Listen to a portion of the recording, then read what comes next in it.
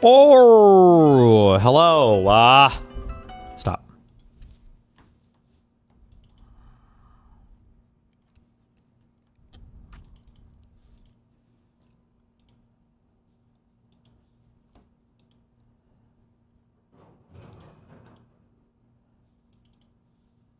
What? What the fuck? Oh, we don't have anything today. No YouTube chat. There we go. There we go.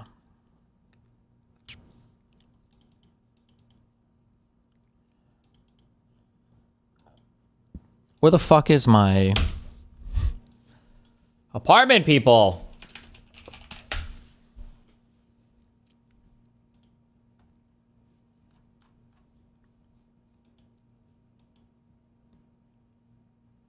Just following up on this to see if the apartment is available for me to take a look at yet. 11 days ago. Should I follow up again? I feel bad double emailing. Following up again to see if there are any 3 bedrooms I can take a look at. Thank you. There. You put a thank you, it's okay.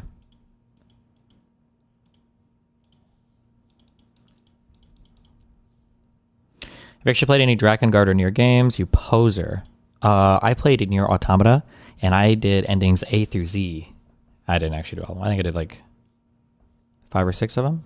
8 of them? 7 of them? I don't know. 6, 7?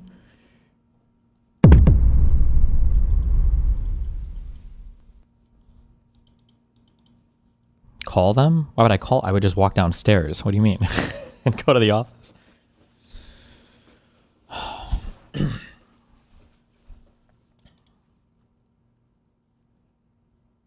Did Destiny talk about the Venezuela charges getting dropped? Wait, what do you mean? Against Maduro?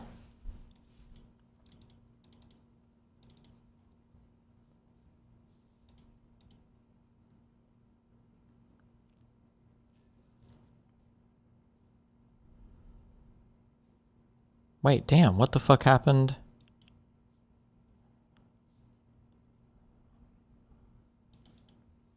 Why are you staying in Miami? Because my apartment is here, and honestly, the 2 big things right now are one. A successful shindig doesn't happen by accident. As shallow as it sounds, I like my guns, and because Connor's down here, I've been going shooting a lot more lately. So I like my guns. I like going shooting. I don't know if I would try to like illegally stash them somewhere if I went to New York City, or if I would just dump them with a friend or something. So I like my guns. The lack of state income tax is nice as well. I don't know if it's determinative. And then and my mom and dad are down here too, so. Who I do see at least a few times a year. One of the most frustrating things is how the media doesn't hold Trump to account and just complains about Dems.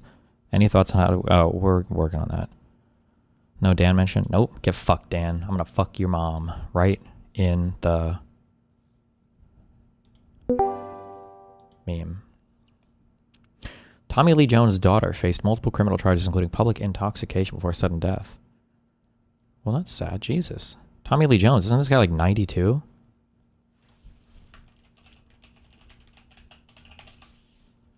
If you've messaged me on Discord or emailed me also, I'm like 3 days behind my messages, so I'm sorry if I hope all of you are mad if you're waiting for responses from me.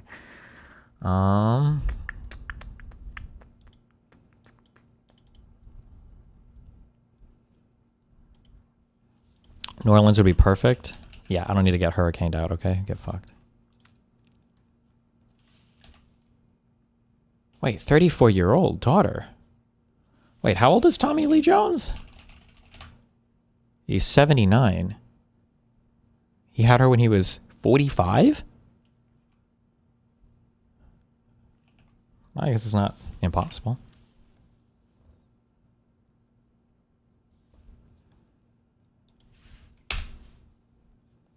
Ladies and gentlemen, the 45th and 47th President of the...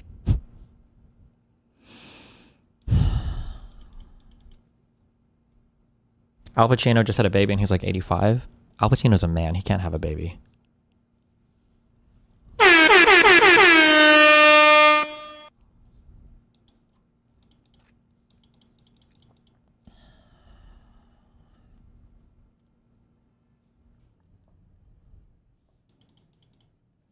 My good friend thinks Dems should focus on swing voters and midterms in general. I think they should focus on voter/base turnout. Who do you think is more correct? I think that Democrats should build their platform out and make strong, positive arguments for their platform and stop doing this weird go to the middle thing on everything. I think that you just need to have a strong platform, and the byproduct of that will be attracting people from turning out your own base and potentially swing voters or whatever. I think that should be the goal.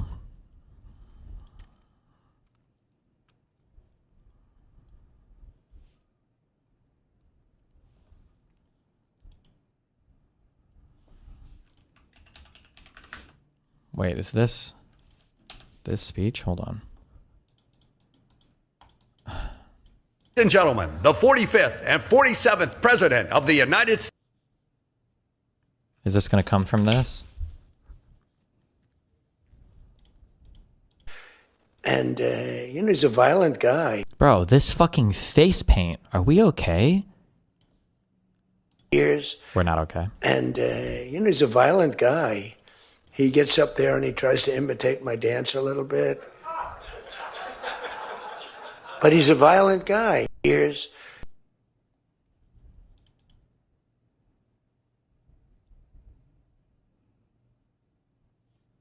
When Israel attacked Iran, we all got the Amber Alerts on our phones for missiles because the government wanted everyone in a safe place in case things got sour. Did Trump ever consider this? I don't even know what you're talking about.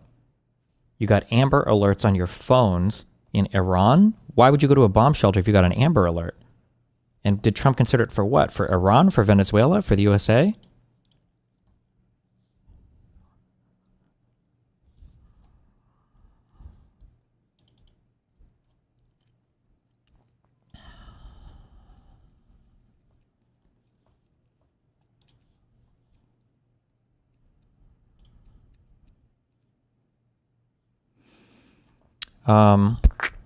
Okay. What is this? Real and was. My name is Adam Villarreal and was the January 6th defendant. And if I could respectfully ask, why is this committee only composed of Democrats? I'm glad you asked. Because no Republicans participated.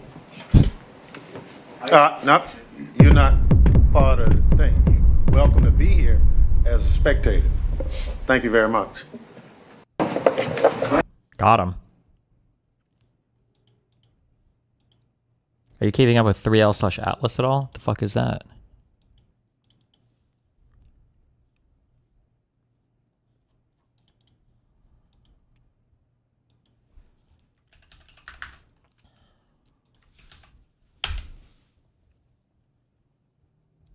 Israel sent alerts so people will keep safe. Did your government consider this in case Venezuela managed to fire back? Does Venezuela even I don't know what Venezuela's military capacity is. Do they have medium-range ballistic missiles or whatever to shoot at the United States? I truly have no idea. I don't know. I don't know if we would expect them to do that. Did Israel send Amber Alerts? In Israel, you guys have that app. Israel missile app. What's it called? Fire something? Oh, Red Alert. This is what we had when I was in Israel. Do you guys use Amber Alerts to tell people to go take cover?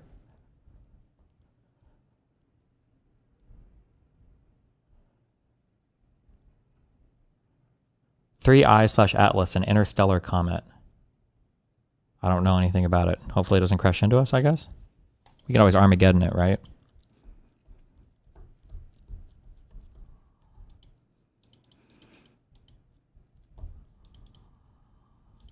It's fake news. People are saying it's aliens.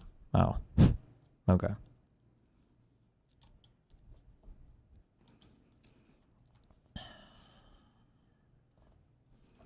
Good to see you all. I missed you. Thanks for everything while we worked on cleaning up. Working in the administration was the experience of a lifetime. I'll have some announcements coming up, but I'm taking a couple of days to spend with the family. A couple of things. Thank you for your interest in the show and its return date. We will have something for you soon. The Trump team is not kidding around. It's an otherworldly experience from the other side. He's determined and focused. And having been around quite a few presidents, this one broke the mold. If we blocked you, it's because we care so little about your bullshit that we deem it not worthy of even seeing. If you're bitching and whining about it, that means you can't exist without seeing and commenting on ours. You'll need to get over that. We do it because there's nothing black pillars and anti-nerfers want more than to create division and drama. We're about results, and we'll talk about some of it soon. Love you all, and thanks again. Flaming Elmo emoji. Pisco is blocked, by the way. Nice. Yes or no?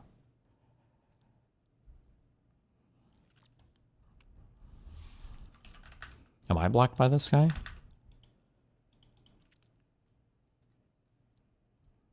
Nope. Damn.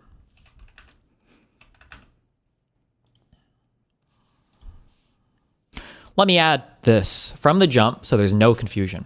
I started in this movement as a candidate during the Tea Party movement, and I began my political commentary career shortly thereafter. I helped build this movement, and I sure as hell am not going to let it get hijacked by a group of black pillars, life losers, grifters, and bums. We are a movement guided by truth. The essence of conservative ideology is the preservation of eternal truths. We are not the latest thing group. We are not political cannibals. I've watched quietly from the inside while doing the job I was hired to do, but I'm back now, and it's time to restore balance to the force. That one was for Gui.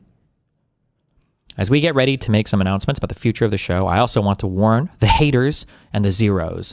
We've been at this a long time. We live for this stuff.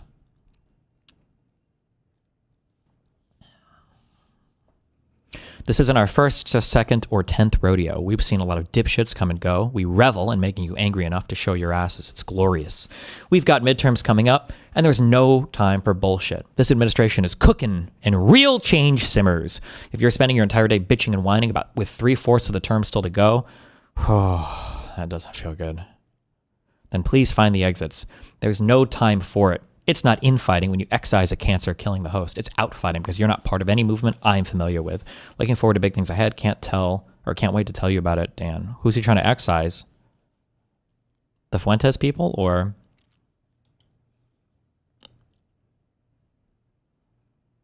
Oh, wait, is this actually Matt Gaetz? Oh, no. At Grok, when did Dan Bongino run for office and how did he perform as a candidate? Maybe if I spent more time at shady parties with moneyed insiders, I would have won. I heard you know a bit about that. You've always been a dick, by the way, grifting off your daddy like a sucking little doggy. When I first met you in the Panhandle, I knew you were a piece of shit. It's written all over that phony face of yours. Damn. What is the Panhandle? Does that mean a Florida? How many states have panhandles? Are they all called panhandles? Like are Nebraska and Kansas, do those have panhandles?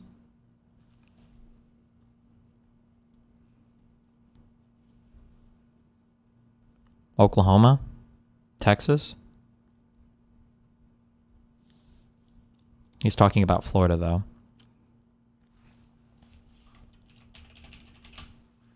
Is this considered a panhandle? Can that be? Or is it too thick? Not Kansas also. No, I think I meant Oklahoma. Now that's a real panhandle. Whew. That's a real one. I feel like Nebraska's is too thin or girthy.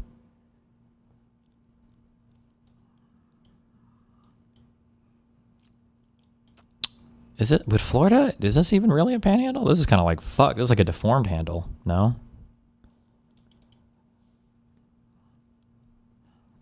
The panhandle is the area with Tallahassee. Isn't it kind of weird that that's... I think that's the capital of Florida. Who the fuck has ever even heard of this? Tallahassee? What the fuck goes on here? Who's that? Where's that? What happens there? Not Orlando, not Miami. Not even Tampa. Tallahassee? Why is the capital of Florida in the south? That's the real question. Let me get a Red Bull, 1 second.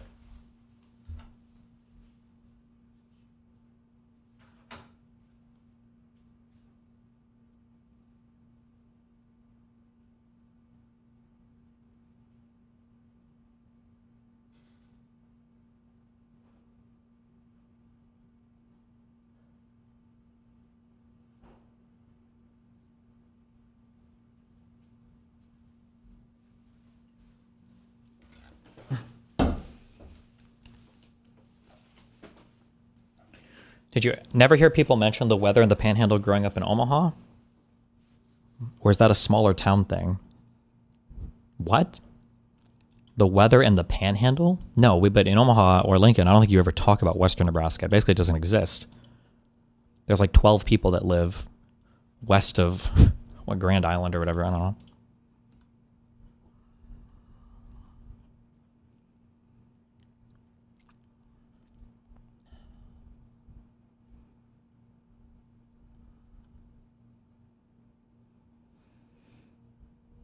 Typically, all capital cities are centrally located in the states. Is that true? That sounds very wrong to me.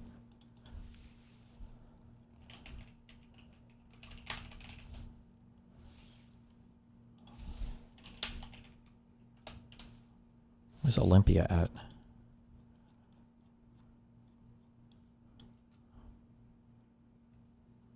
I know that the capital of Nebraska is Lincoln, right? That's not central. Tallahassee's not really central.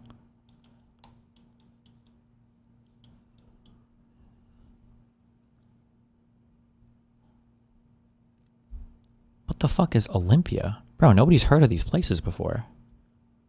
Olympia, the capital of Washington State? What is that, where Hercules lived? Olympia?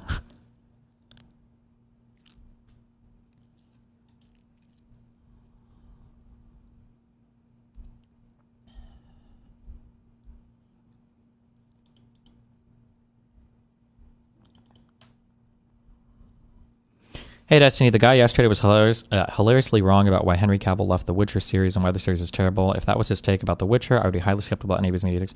Yeah, I need to start doing more pop media stuff. I gotta stop. I turned off I kept trying to turn off shorts on my YouTube shit. I need to start watching shows again so that I can have better takes on, or not better takes, but just be like familiar with media stuff. So I need to find out what the current things are. Sometimes things just suck, but when there's minorities in them, people always say they suck because of minorities. It's very annoying. Okay, for a quick thing, okay, listen. We've been very doomer about politics lately, okay? We need to not be as doomer. We need to be more optimistic, and we need to be more optimistic. We need to be more optimistic, okay? One big advantage you have if you fight for a long time, and one huge mistake a lot of people make, is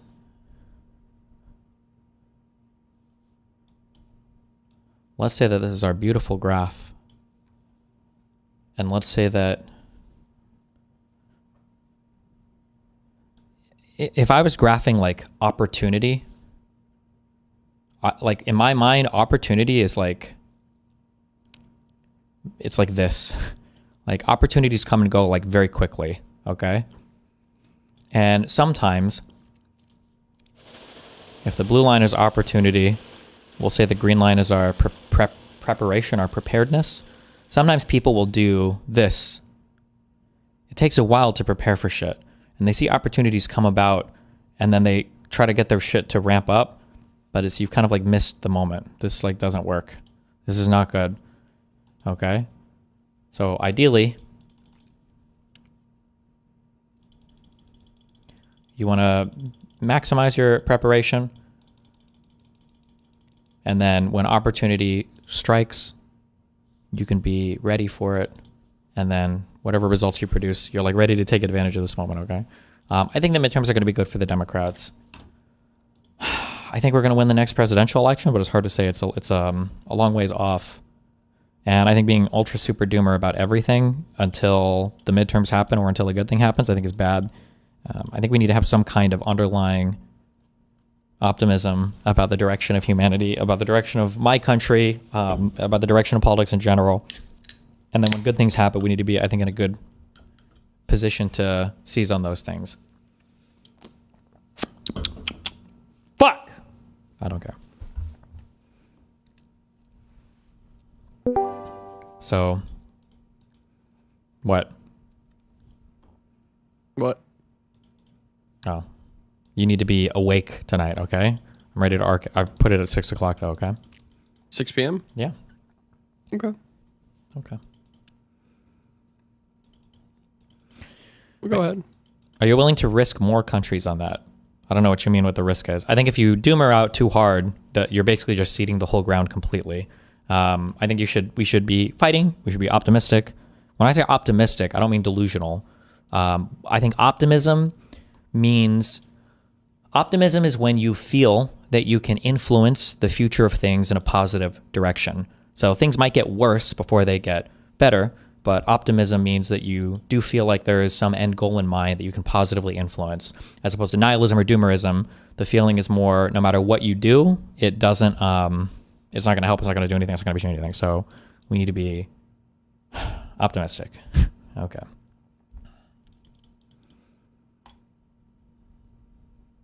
So what are you going to do with this optimism? Oh, I'm going back to covering the news, at least for the first 4 hours of my stream, instead of doomering out about it. Shut the fuck up, loser.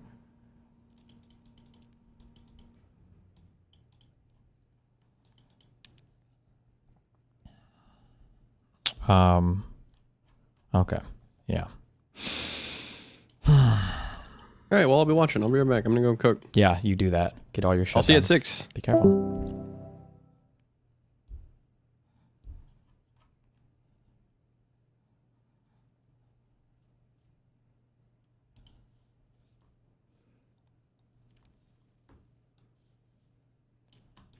Well, for tonight's thought experiment, let's begin with consideration of the question of where would Nicolas Maduro be tonight if he was a drug trafficking, murdering, torturing dictator who hated Cuba and never supplied oil to Cuba.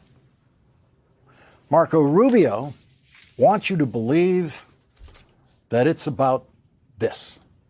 It's all about this. Marco Rubio says that this 25-page indictment is the reason the United States of America invaded Venezuela and captured Nicolas Maduro and his wife. Most of the pages of the 25-page indictment do not attempt to describe crimes committed by Maduro or his wife.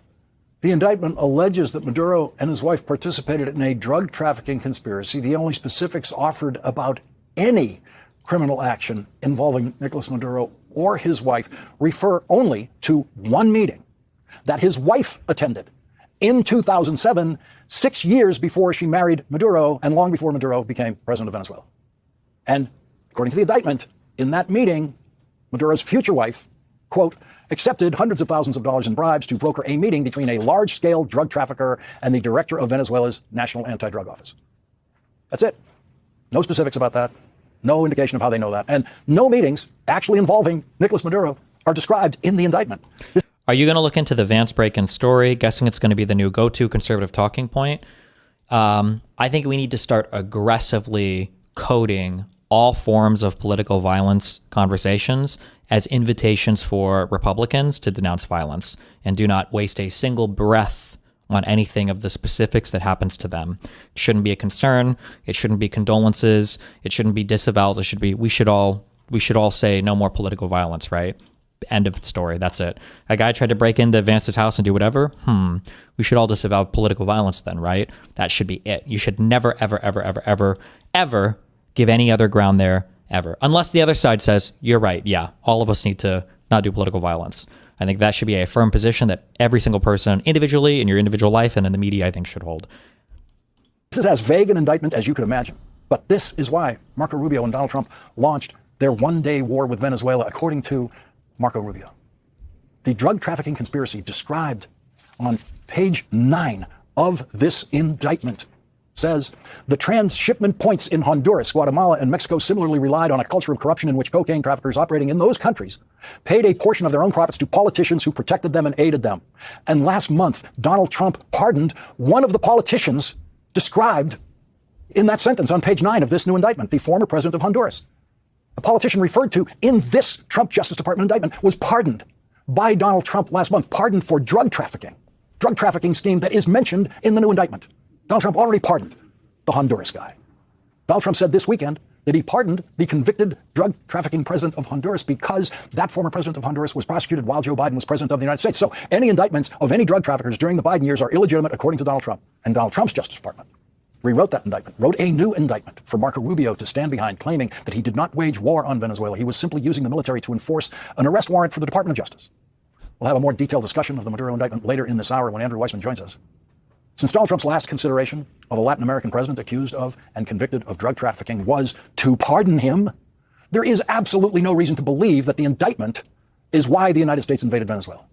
What Marco Rubio did in Venezuela after spending most of the last year, we now know, secretly masterminding the invasion of Venezuela and the capture of Nicolas Maduro, was the closest Marco Rubio could come right now to delivering on the dream that will never die. It is the dream of some Cuban Americans like Marco Rubio and other right-wing extremists in the United States, the dream many of them have held since April of 1961, when a similarly planned invasion of Cuba failed at the Bay of Pigs. 87 days into John F. Kennedy's presidency, the CIA executed a long-planned invasion of Cuba, a plan that began before the Kennedy presidency. The invasion was at the Bay of Pigs, and it was defeated by Fidel Castro, who personally commanded the Cuban Defense Forces at the point of battle. It was a full humiliation for the CIA and the American military, and for President Kennedy, who considered it the worst mistake of his presidency, which it most certainly was. It was a stain on American foreign policy that Americans forgot, but the world did not, especially Latin America. This is the way it was supposed to go. The Bay of Pigs was supposed to go the way Marco Rubio and the team executed the plan in Venezuela. Donald Trump can be presumed to be lying about every reason he gives for everything he does, having been documented by the Washington Post for pathologically telling over 30,000 lies during his first term as president. Jesus. Everyone who can think has known from the start that Donald Trump's missile attacks on small boats with outboard motors off the coast of Venezuela were not about stopping drug trafficking. None of those boats could have reached the United States. They are all too small and don't carry enough fuel and could only reach the closest island, where they could have easily been intercepted. And now many observers feel vindicated in the belief that it was never about the drugs in those missile strikes, because Donald Trump has now said it's about the oil. But what if he's lying again? What if it is not about the oil? What if it is about Marco Rubio's dream? What if it's about Cuba? Cuba is going to be something we'll end up talking about, because Cuba is a failing nation right now, very badly failing nation. And we want to help the people. It's very similar in the sense that we want to help the people in Cuba, but we want to also help the people that were forced out of Cuba and living in this country. Do you want to say something about that, Marco, please? Well, I mean, I just gave you a statement a few minutes ago about, when the president speaks, you should take him seriously. So suffice it to say, Cuba is a disaster. It's run by incompetent, senile men, and in some cases not senile but incompetent nonetheless. It has no economy. It's in total collapse. And by the way, they were, all the guards that helped protect Maduro, this is well known, their whole spy agency, all that were full of Cubans. I mean, it's amazing. This poor island took over Venezuela in some cases. One of the biggest problems the Venezuelans have is they have to declare independence from Cuba. They tried to basically colonize it from a security standpoint. So yeah, look, if I lived in Havana and I was in the government, I'd be concerned, at least a little bit. A little bit. Marco Rubio doesn't really care about Venezuela. Marco Rubio cares that Venezuela has provided oil for Cuba. Marco Rubio wants to starve Cuba of oil and all other resources. That has been the failed purpose of the American embargo on Cuba for our entire lifetimes. Donald Trump may understand none of this, or he might understand a little bit of it. But it doesn't seem impossible for Marco Rubio to convince Donald Trump of the glorious place in history for him if he becomes the American president who finally liberates Cuba from dictatorship, finally fulfills the dream that will never die. If starving Cuba of resources does not work, we have now seen the dress rehearsal for an invasion of Cuba aimed at regime change. If that happens, when a reporter asks who will be running Cuba, there would be no disagreement between Donald Trump and Marco Rubio. Marco Rubio would proudly announce that he is running Cuba if he gets that chance. If Cuba is the real target, it serves Donald Trump's fog of confusion style to throw in threats to Colombia and Greenland and any other place he can think of while he's at it. There will never be a move of any kind against Greenland. Greenland is nothing but a Trump device for distraction, and it works. You will be able to find television discussions of, will they send troops to Greenland? Every second of that is nonsense, and every second of that is a successful Trumpian distraction from what they are really doing. President Kennedy was in the grip of very bad advice when he agreed to launch the Bay of Pigs invasion, an invasion that had been planned. The beginning of the planning occurred under President Eisenhower, the Republican president who preceded President Kennedy. American presidential politics has been in the grip of the Cuban-American dream of overthrowing dictatorship in Cuba ever since. And because Cuban Americans are concentrated in the important electoral college state of Florida, the United States of America has been politically, in effect, prevented through the mathematics of presidential politics from normalizing relations with the harmless little country 90 miles from Florida. Republicans, in particular, have spent the last 65 years lying about how threatening to the United States and the world the tiny country of Cuba is. And now Donald Trump and Marco Rubio have shown how easy it is to lie to a very supportive Republican Party and presumably Republican voters about what a threat to the national security of the United States Venezuela is. No one had ever heard that before, but they have succeeded on their side of our politics with that lie. Donald Trump believes the American military is his plaything, but the law and the Constitution says otherwise. The power to initiate war lies exclusively with Congress, and the power to initiate emergency military action for national defense rests with the president, but since 1973 requires the president to follow a formal notification process with Congress. That is the law. That law was violated by Marco Rubio willfully and Donald Trump willfully in their invasion of Venezuela. But today, Marco Rubio explained it all to our first guest tonight.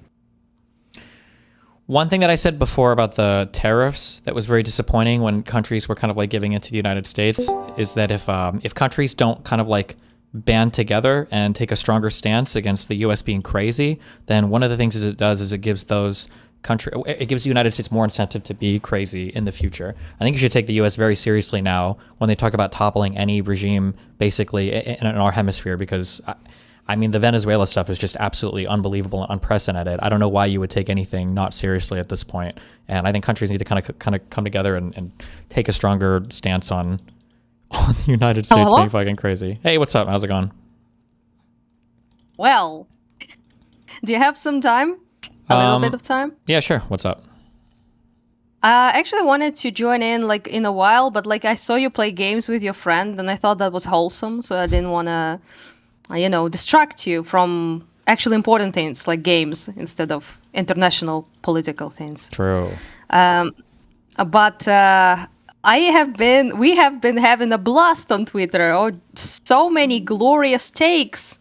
And by glorious, I mean, you want to kill people when you read them. And so I just wanted to know how's my streamer? Is he also a retarded Vestoid or not? Like, what's your take on the whole Venezuela thing? Uh-oh. Uh-oh, indeed. Am I Tell a retarded me. Westoid? What is my take? I mean, I really don't like anything that comes from the foreign policy of the Trump department right now because they have no coherent or cohesive vision for anything. I'm not going to defend Maduro. I think Maduro was a horrible guy, but the idea of like internationally arresting him to stand trial in the United States for drug shit is stupid and retarded. And I don't think the United States had a good rationale for invading the country to depose the leader to take the oil, which we're not even going to end up doing. So I mean, like broadly speaking, I think it's a stupid idea. Yeah. So you don't think that deposing Maduro is better than doing fuck all in terms of like Venezuela people? No, I don't think it's it's not our fight. I don't think like we can support them in whatever way you would internationally support them, but it's not. But it didn't help. Like they have been having this shit for like 13 years. He literally stole the elections. People expressed their like votes, and it didn't work. He like ran over them with armored vehicles. 18,000 people have been executed. And 8 million people escaped the country. Yeah, the country's been fucking destroyed. Yeah, I don't disagree with that. I think that's true. But I think that if the moral authority exists there, and if there is such a crisis that something should be done about it, then I think that needs to be like a coalition that deals with it. It needs to either be a UN thing, a NATO thing, or then nothing is done. But it can't be the White House unilaterally going in it, because it's not like Trump doesn't have the best interests of the Venezuelan people at heart. There's no guarantee that. Obviously not. Yeah. We're not retarded. We know it's not the case. I hate that. I'm sorry. I hate you as well right now. Good. I hate when Westerners are like, oh, they actually want your oil? No way. We thought they were doing it out of the goodness of their hearts. Yes. Excuse me. We're retarded. We don't know that people, use and abuse third world countries. It's just, what do you think Russia and China want there? Something else? Recipes? Sure, but even for Iraq, it's not like we went to Iraq just to get the oil or anything like that. It was because as political interest, political interest and ideological interest in spreading democracy and all this. As misguided as it might have been, it was not as extractionary and as obviously horrible, and it was still done with a vote and with a coalition of countries, and to do things on your own, I think, is a very not good approach to foreign policy. I agreed in the sense that, first of all, America doesn't have, even without Trump, they don't have a great record in terms of nation building. After regime changes, they're just, oh, well, you know, and it all goes to shit. Like if I actually wrote a paper in a while back about intra-Afghan negotiations, and you know all the although that was Trump, but you know about the whole fucking thing of like basically creating the Afghan government that was entirely unpopular, corrupt, had no sway whatsoever with the public, had no real power behind them, and it ended up exactly as you would expect it. Afghan government, even as shit as it wasn't even invited to like actual the Doha anything, really. agreements basically between the Taliban and the US. Yes. Yeah, so that is obvious precedent, like a lot of things like that, and it's not like everyone like, you know, oh yeah, USA, you know, but it's just so many retarded takes, like leftoids, predictably dick slurp, fucking Maduro, legitimately elected democratic-based socialist king, you know, evil American empire, talking down to like every single Venezuelan person who is now celebrating because they tried to get rid of him, you know, by protesting, and it did by revolution, and it didn't work out, right? So obviously for them it's a ray of hope because they're like, oh, at least there's some way to get rid of that fucker. Sure. And then there are liptards that are like, you know, Maduro was a bad guy, but not like this, you know, this very thing. And they're like, you know, that, you know, they don't really have your best interest in heart. And you're like, oh, no way. I mean, I hate how retarded they think we are all here. It's just so annoying. I can't deal with that. Well, I think it's less of a best interest at heart, because obviously most of the things a country does, or everything a country does, is going to have their own interests. At the very least, there's going to be an alignment of interest. But this is probably one of the most like unilaterally done, extractionary things done in, at least in my lifetime, probably post 91 for the United States in terms of dealing with another country, which is not good. Yeah. But also, like, they're like, international law is now been violated. Russia and China now have legitimate reasons to attack Taiwan, and maybe they will even attack Ukraine. And I'm like, dog, like, they didn't give a fuck about international law. Just like, it's just the power that keeps them at bay. So, power of the United States, European Union, whatever it is, it's not the fucking international law. They didn't care about that shit in 22. They didn't care about that shit in 2014. They didn't give a fuck about that with Moldova and Georgia. And they didn't give a fuck about any of that in Syria as well. And nobody helped. Like, international law didn't help any of us. I don't disagree, and I think that those are problems. But those are some of the things that I point to was the lack of initiative. Because there were people, there were two Asmongold viewers in a row that came into my Discord a couple days ago. I think I made. Yuck. They made the argument, though, of like, well, you know, Russia invaded Ukraine, and so why shouldn't the United States be allowed to invade Venezuela? And I think for Trump, I think that's part of the argument. He wants to play like big power politics, and if you can invade, you do it. But that would be an argument for why we shouldn't have allowed Russia to invade Ukraine in 2014 even, or Georgia in 2008, or Moldova 91 or whatever. And now Venezuela in 2026. It's not good. Talk to us about fucking international law, though. Like, about with Venezuelans, Ukrainians, Syrians, whatever. Like, it didn't help anyone here. Like, we don't care. Like, yeah, if it's broken, then it's fucking broken. It doesn't work. I think it helps. I think international law is a building block of creating a coalition or an argument in favor of a particular thing. It's not the be all and end all, and it never will be, for better or for worse. But like when you start to take away from that, like if you lose all of your moral authority, then you completely lose the ability to support any other country or anything, right? So for as sad as the response has been from the Western world, I would argue with regards to Ukraine, like it could have been worse. There could have been no money transfer. There could have been no planes or no arms or munitions shipped or whatever. It could have been a complete and total abdication as opposed to the partial. Like now? Well, not like now. Like it could have been a complete and total, like they're on their own. We're not doing anything at all. Like fuck it all completely, right?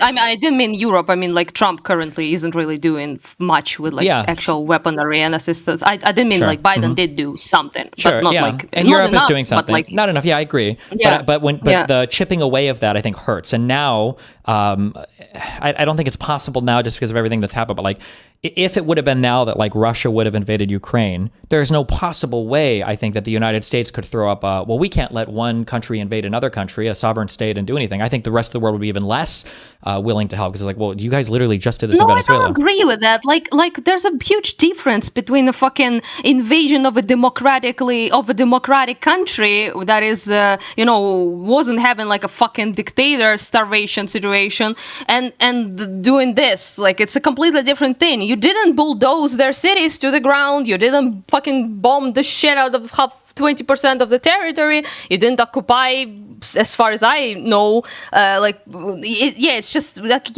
it's a completely different situation. It was unironically a special operation. I mean, like, I agree that the Groucho situation is different, but it's still like it's along that gradient. Like, it's along the idea of a country should be able to do, as long as they can, whatever they want. And, you know. Yeah, but you wouldn't.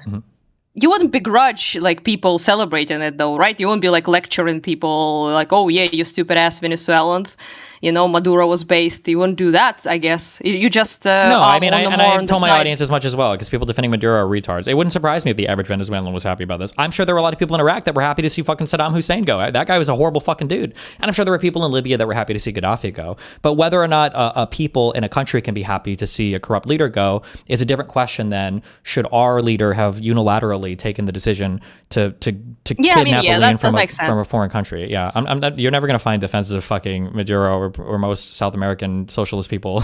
I'm not going to be doing that. But it's not good for I'm so the triggered coalition. Yeah, by no, the I know it's a lot of leftists. dumb stuff. But like, man, the idea that like the United States can just invade a country and kidnap a leader and just fly them back, and it's a big deal in the U.S. that like our government had no idea or understanding of this, and that the president just basically fucking did it on his own and for his own fucking reason, like his own like very very personal perverted reasons too. Not even with the veneer of like, well, democracy for the Venezuelan people. Because when he left, it was like, we're going to leave the vice president in charge, or we're not even going to give it to the lady whose opposition party won the election. Like, Jesus. Yeah. I mean, like, I understand, but I'm like, I would rather be like someone like you who's like, I'm more concerned, basically, fuck them Venezuelans. I'm more concerned about like, American democracy and the president doing things without the congressional approval, all of that, and unilaterally like making decisions like that.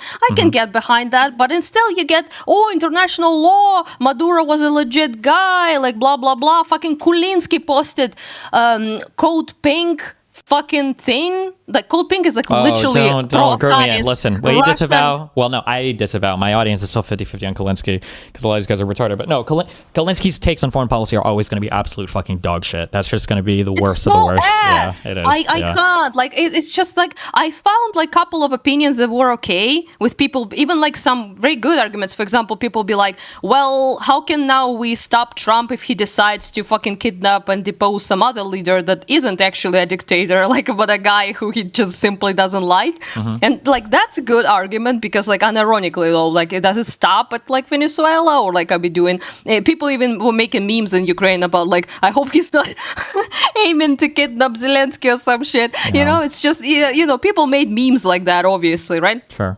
And that's understandable. Also, like, there are other reasons, for example, with actual nation building. For example, they kept Rodriguez there, and they kept Cabello there, and they kept like all sorts of fuckers there. Also, I think Trump refused to support like Machado Maria into power because unironically people posted, I don't know if that's true, because she won Nobel Peace Prize. It wouldn't surprise me, because there's a lot of reports saying the only reason we kidnapped Maduro was because he was fucking dancing and making fun of Trump or whatever, which it really wouldn't surprise me. So it can't be, though. It just can't be. I mean, you say that, but like, I mean, our leader is exceptionally fucking retarded. I mean, how many times has he been bamboozled by Putin, And I think as a Ukrainian, I think that should upset you the most, is that the United States very obviously is very capable and very willing to exercise its power to do things, just never in a way that would be beneficial for you guys, I guess, because Trump and everybody else will throw up these rules when, well, we don't want to start World War III, we want to do this with Putin and blah, blah, blah. It's like, okay, well, apparently we have the ability to do a whole bunch of shit, but it's just against... No, come on. You understand, you must, like, the hoodies and sandals and fucking Maduro with, like, no army and fucking couple of Russian books there that they, it's not the same as, like, kidnapping fucking Putin out of Russia. It's, like, completely, it's not like, you guys are very good, sure, but, like, at kidnapping guys like Maduro from half-eaten, defaulted countries, and it's a little bit different. So I think you would agree than doing something against like China or Russia or like against whatever China, big country. for sure. Against Russia, I don't know, man. Who was it? What was somebody in chat said something funny the other day that I thought the biggest pushback against fucking Russian leadership was by fucking I always forget his name. Yeah. The guy in the meme. Oh, that was a meme. That was a meme. Yeah, but nobody here expected him to actually march and like do anything. It was just. But I'm saying it's very annoying to hear people throw up like all these rules and all these fears of messing with Putin. But like when it comes to other things that they're interested in, all those things suddenly disappear. I think it's like very. Of course, ridiculous. it annoys me. Of course, it does. But like at the same time, I'm not a retard. Like I know how the world works. I mean, it's not convenient to do that with Russia and. Nobody does anything about them. Yeah, I don't know. So, anyway. With Trump, it's a whole other thing. Yeah. Yeah, but I mean, your take is not retarded. Okay, Thanks. I'll give you that one. But almost all of it was like, I was also like, people like posting such retarded things. They were like, now people in Ukrainian community were memeing about that they shouldn't have expanded BRICS, like making NATO jokes basically. And Wait, a bunch of Western can you repeat that last sentence? People shouldn't have been what? The BRICS shouldn't have encroached on American borders. BRICS. Basically, Okay, gotcha. NATO meme. NATO memes. And and they're like, Venezuela is part of the BRICS, you retard. And people are like, is Ukraine Sure. part of NATO? Like we were just having a lot of fun there, trolling all of these assholes. And like honestly, I will tell you this much: like I was annoyed by MAGA people as well because they were like, "Yeah, go Kane, fucking liberation of Venezuela," and you're like, "What happened to fucking no wars?" Yeah. Anyway, that aside, like, and also there was a bunch of actually thirsty motherfuckers that were like, I don't remember the guy's name, but he was like, time for Greenland or like some other shit, or like Cuba or something. He was like making a wish list basically of other countries that Trump should now take on. And I was like, okay, So that was also bad, but nothing triggers me more than the Western leftists. Just it was nothing. I don't blame you. Yeah, that makes sense. Yeah. Yeah. That tracks. Yeah. Like nothing, they hate us, all of us, so much. Like it's just so obvious. Like the Reddits were like popping off against Venezuelans, like Ukrainians, Syrians, and every time this happens, and they're like, "Oh yeah, the legitimate socialist icon, anti-imperialist fighter Maduro," and then you see pro-Russian posts on the. Yeah, and it doesn't have to be pro-Russian posts. It can just be your Hassan Pikers or whatever. Yeah, nobody loves socialist leaders more than people that don't live in socialist countries. So, yeah. Oh, dude. I mean, you probably know why that would be more triggering for me than like most of other things. But yeah, I don't think I need to explain myself. Well, I mean, I was hoping you would not be a disappointing Westoid, and you still remain the king of the Westoids, I guess. Thanks. I try to not be retarded. Yeah. But also like the Nick Shirley guy, Shirley.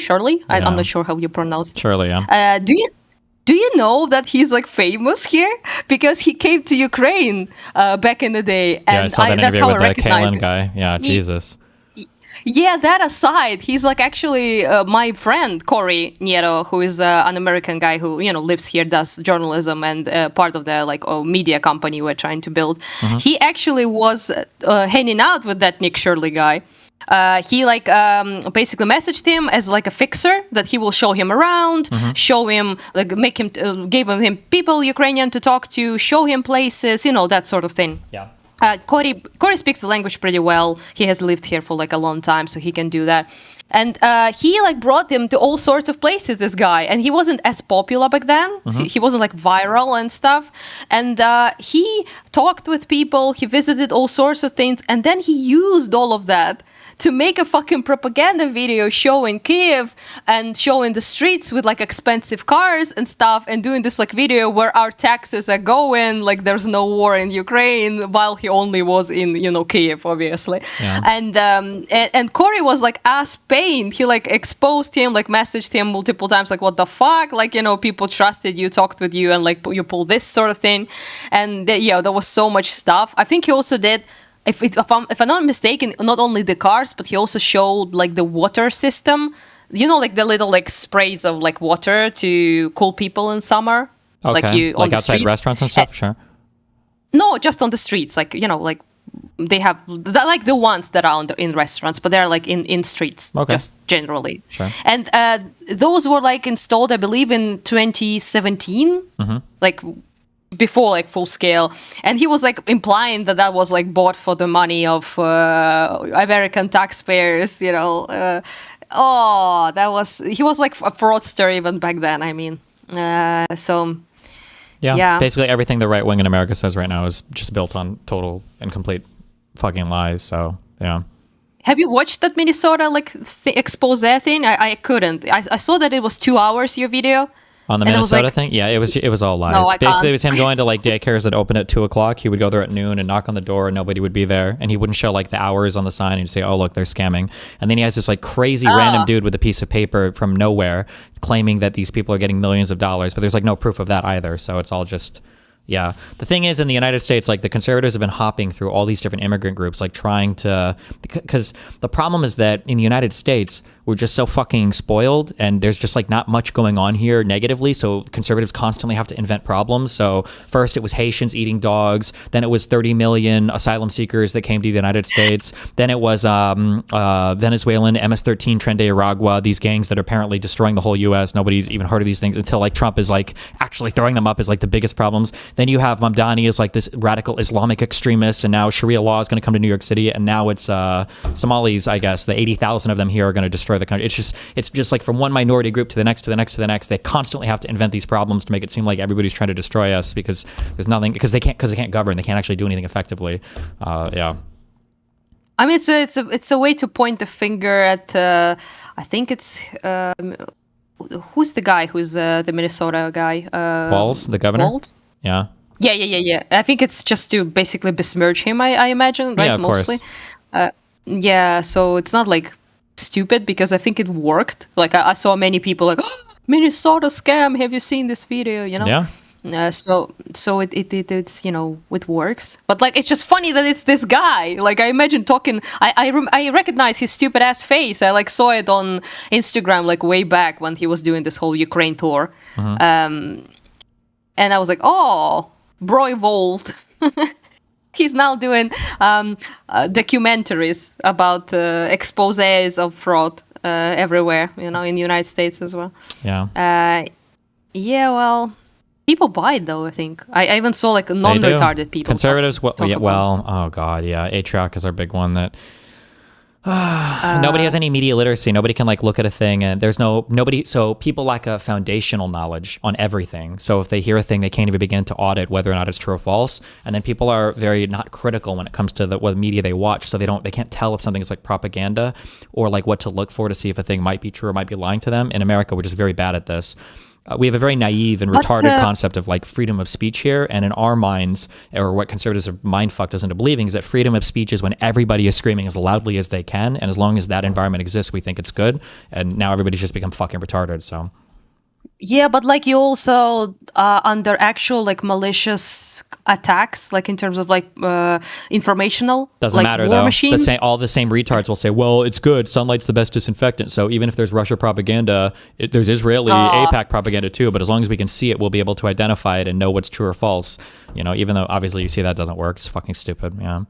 Yeah, I mean, I kind of noted, like, people seem to be, like, not used to this sort of thing as well. Like, not prepared, I guess, to deal with such a barrage of, like, bullshit. Yeah. So, yeah, there's just so much lies. And, like, all of that is also so, like, forward pushing, like on media platforms and the fucking alternative, quote unquote, media like Tim Pool and all that sort of stuff that is highly not alternative. I guess if you mean by alternative, Tucker Russia Carlson, paid. Jesus Christ. Yeah, same. Yeah. So that's like very sad to see because I obviously know that that's a maliciously, like by literally a foreign actor pulled to like cause such a like brain rot in the United States. Not that you need much rotten in the brain department, but little brain. The wars is being rotted by like actual like fucking massive propaganda machine, and it's just pretty sad.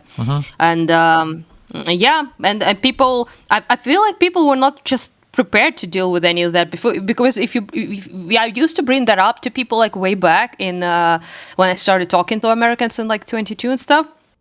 And they were like, oh, no, it's not like, just freedom of speech, we have this here. And you're like, well, yeah, like famously, but that's a completely different thing. Like you have like millions of people listening to this shit. Like that guy who, I think you talked with him for like, I listened to a little bit, Asmongold Duder. He was like, yeah, like, and you were like asking him, don't you think like that the millions of people listening to Asmongold, that has no effect? like on the way they think, on their ideology, on their political beliefs when they like eat this every day. This is like their media bubble. This is their informational space, right? And of course it fucking affects them. And I imagine like all of those fucking weird gamer dudes are now like fucking politically Trumpists and like and yeah, it's just anyway. Yeah, and they have to buy into like all of the memes surrounding it, which is the most annoying thing. Is that everybody thinks they become an expert on everything, and yeah, it's fucking annoying. Yeah.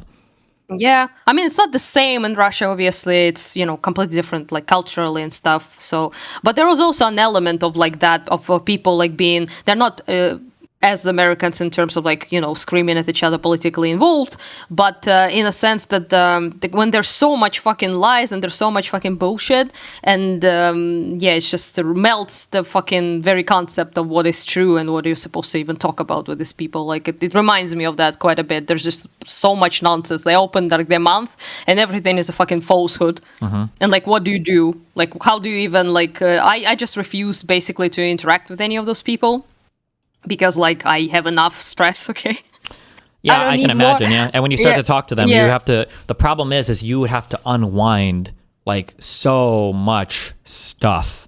Like, if you were to even talk about, like, I don't think Russia should be invading Ukraine. It's like, well, what about the promise that NATO made to never expand east? And what about the fact that Ukraine has always belonged to Russia? And what about the fact that in 91, they shouldn't have even really broken off? And what about the fact that in 2014, it was a CIA-funded coup? And what about the fact that Zelensky is a dictator? And what about the fact that they banned all the Russian languages? And what about the fact that it's just like it's all... And then the elections that they held in the Donbass. So what about the fact that they're genociding all the ethnically Russian people in Donetsk and Luhansk for so long? There's just like... It's so much shit. And you have to keep in mind that when you're talking to this person, you're basically asking them to rewrite their whole understanding of the universe because they've been fed all this shit for months or years on so many different channels. Yeah, but when you talk with Russians, it's like that because they really are not invested in any of that being dismantled. Because if you dismantle like one thing all or two of it things, comes apart. Yeah, and you can't. You're asking them to reform their entire worldview because they have like these epistemic sources of truth, and if they can't trust them on literally everything, then they wouldn't be able to trust them on anything. Yeah. Yeah, and it's kind of almost impossible. For example, when you speak about with a bunch of like Russian people as well, and you will be actually dismantling like sometimes even centuries of ideas. Yeah. So it's like it's just impossible to do, and they won't allow you to, even if they like wanted to. It's just completely incomprehensible for them because their worldview of their like parents, grandparents, grandparents, blah blah blah. Right? It's all built upon foundational myths, essentially. Right? Yeah. And it's not even like beliefs, it's like mythology, unironically. It's like a religious belief, sort of. Yeah. And to like dismantle any of that is just easier to shoot them in the head, I guess. Jesus. In a video game. In a video game, of course, yeah. And I mean, I did try at some point, like not that I didn't, because I have a fuck ton of relatives in Russia, like most of them are in Russia. So on my mom's side and on my father's, most of them are in Greece. I tried talking with them, but like at some point I just I remember in 2014 I was like super upset about that shit, but when 22 cracked, I was like, and then now I'm just blocking all of those fuckers and never talking to them again. So. I think it's worth arguing, like if you go on shows or it's worth arguing with other big like social media figures. I was going to write a thing. I might do it today. You absolutely should be mass blocking basically every stupid comment you ever see on Twitter. I've been doing this for like a year. If somebody makes a dumb comment, you just block. Because in my mind, it's like literally 50-50 on whether it's actually just a bot or not. And then if it's not a bot, it's a person who functions as a bot and they're not worth responding to because these people are never responding to evidence anyway. Like you even see like the Grok shit they've abandoned because they used to ask Grok, like, is this true, Grok? And Grok's like, yeah, it's actually totally true. You're fucking retarded. And they're like, oh, Grok has gone woke. And it's like, okay, well, this is dumb. Saw the Grok, and they tried to re-educate him, like Hassan in the camp. They tried to fix him every time, and Elon was like, Grok is now fixed, and oh no, have you made him a Nazi again? Yeah. But then like he cures himself every now and then. But it's just you're right. But I wish you gave that advice way back because when I was actually arguing with people on Twitter, because in 22 I was the first time I ever used social media at all, you know. So I had no understanding of this, and I was like actually wanting to kill myself, like not in the video game. I just wanted to, I couldn't because I responded to people as if they're actual people worth engaging with, and it was so stupid. I hate myself for that. It might have been a bit better in 2022. I don't remember when Elon bought X, but Elon has just like privately, even like conservatives admit, like Elon has destroyed X. It's just a god awful, hellish platform now. Yeah. I mean, I still post on it mostly because it's my main one, and Blue Sky is dead and also retarded because it's a bunch of leftoids there. So yeah, it's just so I don't know, like everywhere is awful. Okay, so yeah, I don't know what to tell you. But yeah, Twitter, I just don't engage as much anymore. I just see like nice comments and I like reply and then I block motherfuckers. And also go about my day. If it ends up being like viral for some reason, I just don't touch that shit for 2 days basically. That's the best approach. I also, by the way, stopped getting a bunch. I don't want to jinx it, but I think I stopped getting a bunch of like Destiny this, Destiny that comments onto my posts. Nice. I think they're tired. A lot of those communities have kind of given up and dropped off. The court case is hopefully ending pretty soon, and it's kind of gotten fucked for them. And so a lot of communities like moved off talking about it because now it kind of sucks for them. Yeah. Yeah, because like if you mentioned like you in any way, and I started just to be spiteful, tagging you like when I do like thank you for this and that posts, because I was like, I'm not afraid of these assholes, fuck them, you know. And I was like doing this, and they would like swarm basically like a bunch of sharks like for blood, like to write some shit or like throw some videos or like gifs or like whatever the fuck. And I was like, oh my god, like, and they would like do it all the time. I'll just block them obviously, but they're like never ending. They always appear. Sure. And I have some of them have like 20 accounts, I think, just to write shit about you. Very dedicated though, you know. You inspire a lot of feelings, I guess. I try. Yeah. Well, anyway, what else? I think that's it. Oh, I found you on Twitter, my post. I got another medal today, so I was like, I show it to the people and tag you. So yeah, I've thrown it on your way, like in the personal messages. Nice. I'll retweet you. Yeah, I see it. Cool. Yeah, posted it on Reddit as well, so people see it because those medals. I'm now like that guy. People post that actor. I forgot his name, who was in Death of Stalin movie with like a fuck ton of medals, and he's like opening up his thing, and there's like a bunch of medals. People making memes that's me because I've been getting some medals. I mean, 3 medals, 3 medals at least, and I'm like so awkward about this. Because people are like, why don't you show them? Like, Lonerboxed watched a video we made about our media company, basically, trailer announcement. And he was like, and Devin signed me up as an award-winning journalist. I didn't know that he did that. And I mean, you got medals, like, so technically it matches, right? That's an award. Yes, yeah. That's kind of cringe, like, to do that. And I was like, and then I called him, like, why did you do that? And you're like, fuck you, Americans hype shit up. And I'm like, yes, but like, we don't. It's anyway. I accepted that America's like people wrote an article. A guy from Jeremy, also from United States, wrote an article about me, which is very lovely on like Kiev Post. I didn't even know he was doing that, so it's it's cute. But he then was like, Kharkiv secret weapon is not a drone or a missile. It's Anastasia Paraskeva. And I'm like, no. Listen, you got to hype yourself up, all right? That's how it goes. No, I felt like a cringe up my spine, big one. And listen, you don't have to feel cringe until they start writing articles about you like they do fucking Hassan. I don't know if you've ever seen any of those. This is Hassan Piker. He's on the left, but he's a jacked 6'4", chiseled jaw, huge cock, big muscles. And this is Hassan Piker on the left. Dude, the articles that these people put out are shameless. They're correct. Like pictures of the bathtub and shit. Like, what the fuck, guy? Are the woman fucking this dude? Well, this is crazy. Yeah, I don't know. There's a lot of super cringe. They're very fucking cringe. Every article has to mention like his like super big muscles sweating as he comes from his outside gym. And it's like, oh my God, yeah. No, I didn't get any of those. I just got cutesy ones. Yeah. Okay. But yeah, we're mostly talking about things I do. Sure. Which is not bad. But like, yeah, I saw one, by the way, I remembered with Hassan. It was like the whole fucking armpit fucking picture. Oh yeah. And I was like, oh my God, dude. Yeah, Jesus. Like, that's a thirsty ass article. Anyway, that was yeah. Well, I mean, got a slurp, I guess. I mean, he's a big bigger, so Yeah, maybe pretty they soon they'll want be to. writing those articles about Asmongold. So, oh boy. Oh, you can't thirst over that guy though. Ew. Like, Yeah. Jesus. I mean, that's probably, you know what? That's probably will save us all.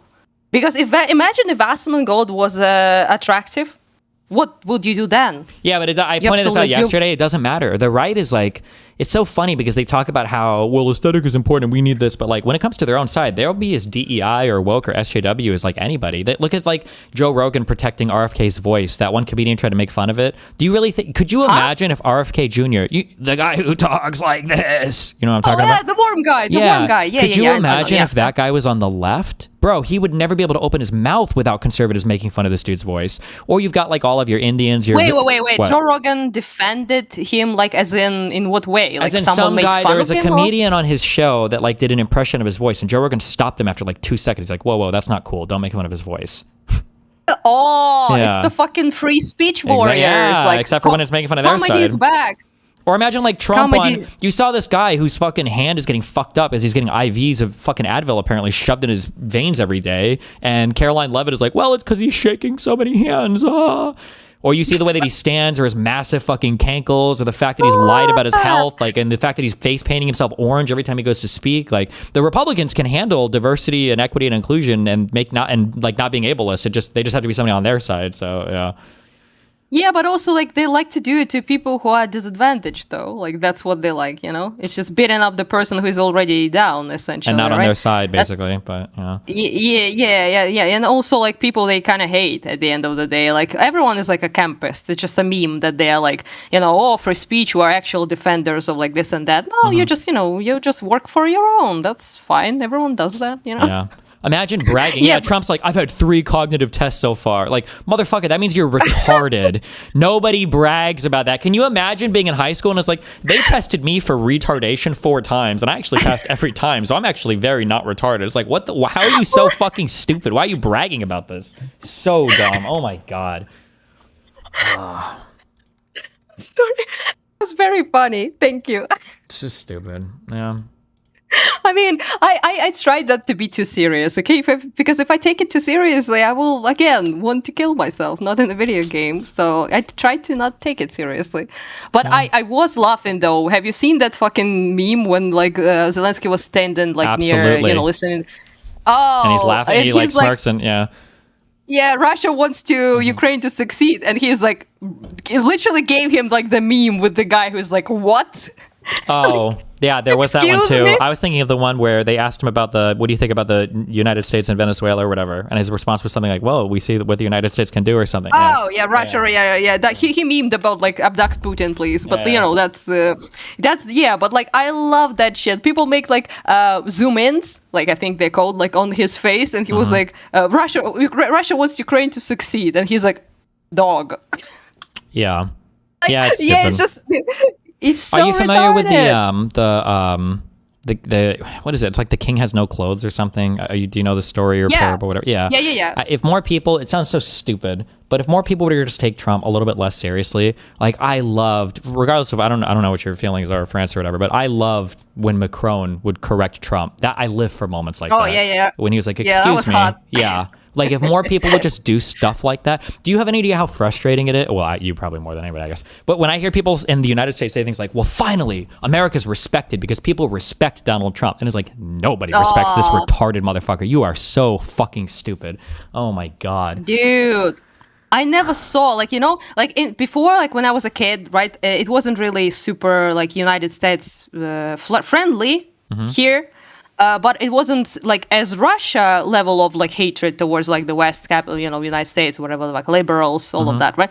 But in Ukraine was kind of like, you know, indifferent basically, right? So, but like, less so. And we became kind of more Western friendly with time. But like in the 22, it was like the peak of like being America simp. Sure. Like I never saw like people being so hyped. Like you would bring people, for example, even people like with this fucking Nick Shirley guy, right?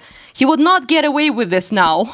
at Yeah. all. Yeah. So, but back then, if you saw like an American person, and I would work as a fixer, right? So I brought people up to like soldiers, all sorts of things, journalists, just regular people wanted to chat and like express their opinion about things that happening, right? And everyone was like, "Oh, American," and everyone like would flock to that guy and like talk to them because everyone assumed that you are basically default good guy, I guess. Like it sounds cheesy, but that's kind of like how it was, and everyone was like hyped, and everyone was like super happy about at least there was some help this time around, and that America seemed to be like the lead-in that regard at the beginning, right? Sure. And everyone was like super hyped, and now to see this like turnaround is just so it's not indifferent anymore like it was when I was a kid.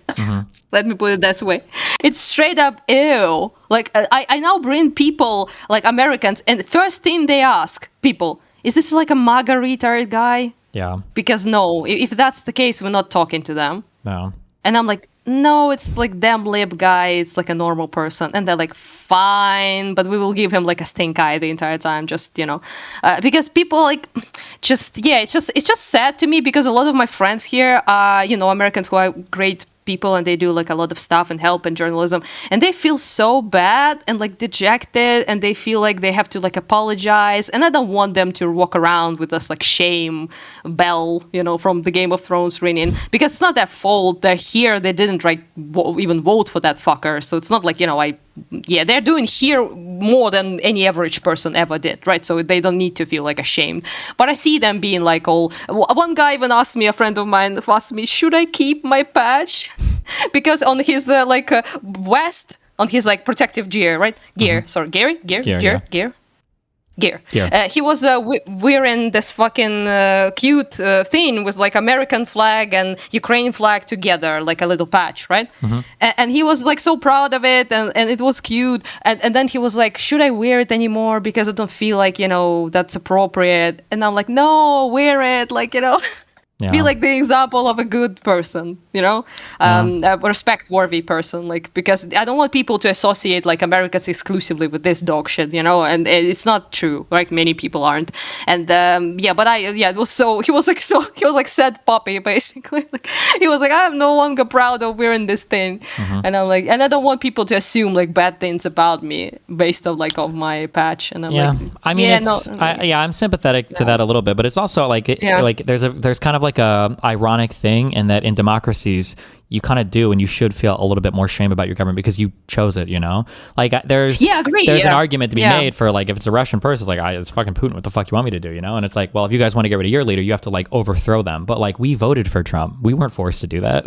We voted for him after he tried to overthrow our own elections, and we voted for him again. I mean, and it is shameful, true, and it's like Jesus, it is shameful, but like there's a big difference between an American person who is like supporting here Ukraine and also like is not a Trumpist, and like a regular Russian who is like a full blown fucking supremacist. Of course, having Putin is the least of their problems. Like, I mean, if it wasn't Putin, it would be another person. It's like, I would be totally cool. I have a couple of Russians that I know that are fine people who are not, at all in support of like what Putin is doing, or like Russian imperialism. They're not like in any way, shape, or form like that. But it's a minority, so that's the problem really. But with like the United States, it's like kind of half the half, so it's not. It's not as definitive, let's put it this way. Sure. Plus, most of the people who are here, let's put it this way, aren't like some MAGA guys, Yeah. So, people catch and strays. Mostly it's just liberal people, Far leftists are also not here. Like, why the fuck would they be? They want us to die, so... Yeah. In that sense, like the better people are catching strays. I mean, here, so it's just, in my opinion, it's not great. But I also respect that they feel some sort of responsibility. I think that's good to feel a little shame. A little shame never hurt nobody. Okay, Americans actually could do a little more about that. Shame would be good. Bring shame back. In my opinion. Yeah. Trad Eastern European take, bring shame back. Yeah. Okay. Well, that's all I wanted, I guess. Yeah. I'll chat with you later. Be careful, stay safe, and keep getting medals. And the movie will be out soon, by the way. The documentary in a couple of days. So yeah, I will notify everyone, and it would be actually very cool if you watched it, but it's not a, you know, not an obligation if you want to. I might, as long as I don't get sued for it, yeah. Sued? We would never. Suing the God Emperor. He has enough suing going on, in my opinion. Thanks. Yeah, bye-bye. Oh, that was a bye-bye at the end. Yeah, fuck. Good luck. There were 2 comments. What? This guy in YouTube chat said, at Destiny, this was Partisan3539, choosing your opponents wisely. What? I'll debate anybody, motherfucker. The conservatives are the ones that hide all the time, and the leftists, so nice try. I think this is a DGG chatter. Negima? Said, at Destiny, as a sort of serious analysis question, is there a good way to know how to react or what to take seriously from the different Trump admin mouthpieces? Listening to Miller sounds like a different but equally crazy world to Rubio sometimes. Basically, do you have a rubric for how to take different things these guys are saying? You have to look at what's been going on. I should have been more involved. Should I have been? It's very difficult to balance out my personal health, my psychological health personally, my psychological health politically, and then what I do on stream. So I'm trying to balance this. But like the Venezuela stuff, the writing has been on the wall for a while. Even not following politics that closely, I'm pretty sure I said that because we were positioning ships in the south. No, I said this time. Well, it looks like we're about to go to war with Venezuela. Or, like I think I said this a million times. Like the writing was on the wall for that. For other stuff, we'll see. I mean, it's not like the administration keeps anything a fucking secret, so you can they telegraph their actions quite a bit. Yeah. Hey, Connor was debating some Muslim guy. I think he said his name is Minard, and this Minard guy was talking shit, saying you wouldn't dare debate him. Why would I not? I'll debate almost anybody, but okay.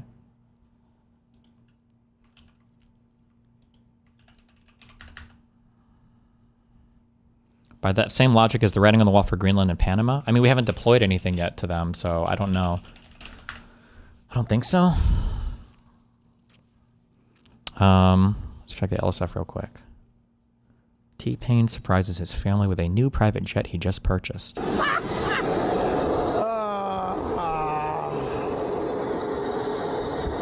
Really? Is he worth that much money? $40 million? Is that private jet money? Or is this like a joke? Is this like a meme? Like he just booked a trip or something?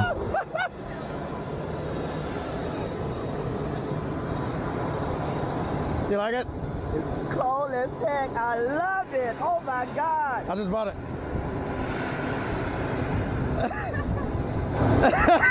You just bought the plane? I just bought the plane.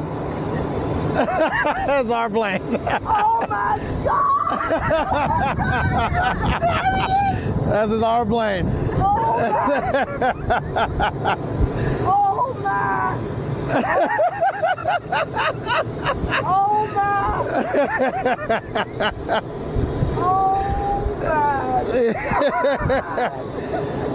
Yeah. Whoa.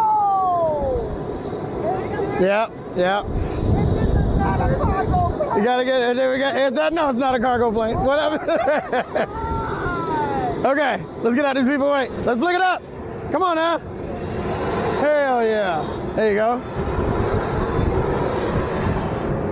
Chillins. Hey. Tight shit. Nah, time out. Give me one of these. Give me one of these motherfuckers. Give me got that.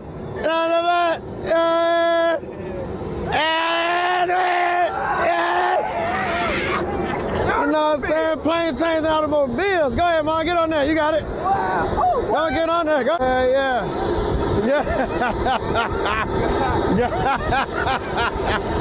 Like, you know what I'm talking about? Get on there. Thank you, man. Oh, how's it going, brother? Richard. Thank you, Richard. Thank you, man. It's very nice to meet you, T-Pain, man. Oh, hell yeah. Wow. Absolutely.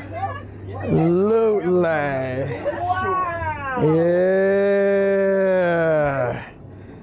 Nah, I'm talking about, yeah. Big pie.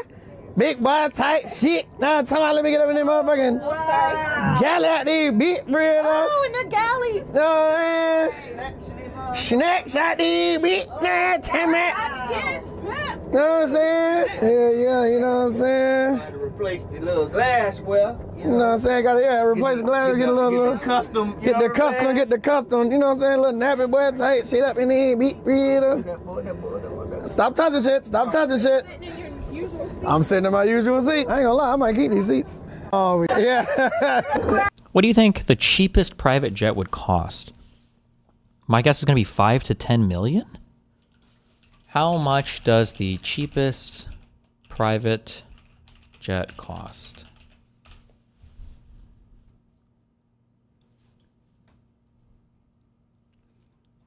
$1 to $3 million. I wonder how much it costs to operate these like a year to keep like a flight crew on standby or damn, $1 to $3 million. Well, hold up.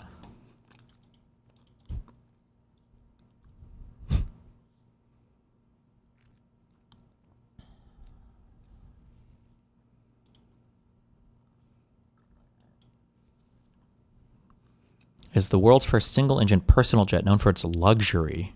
This is luxurious? What does the inside of this look like?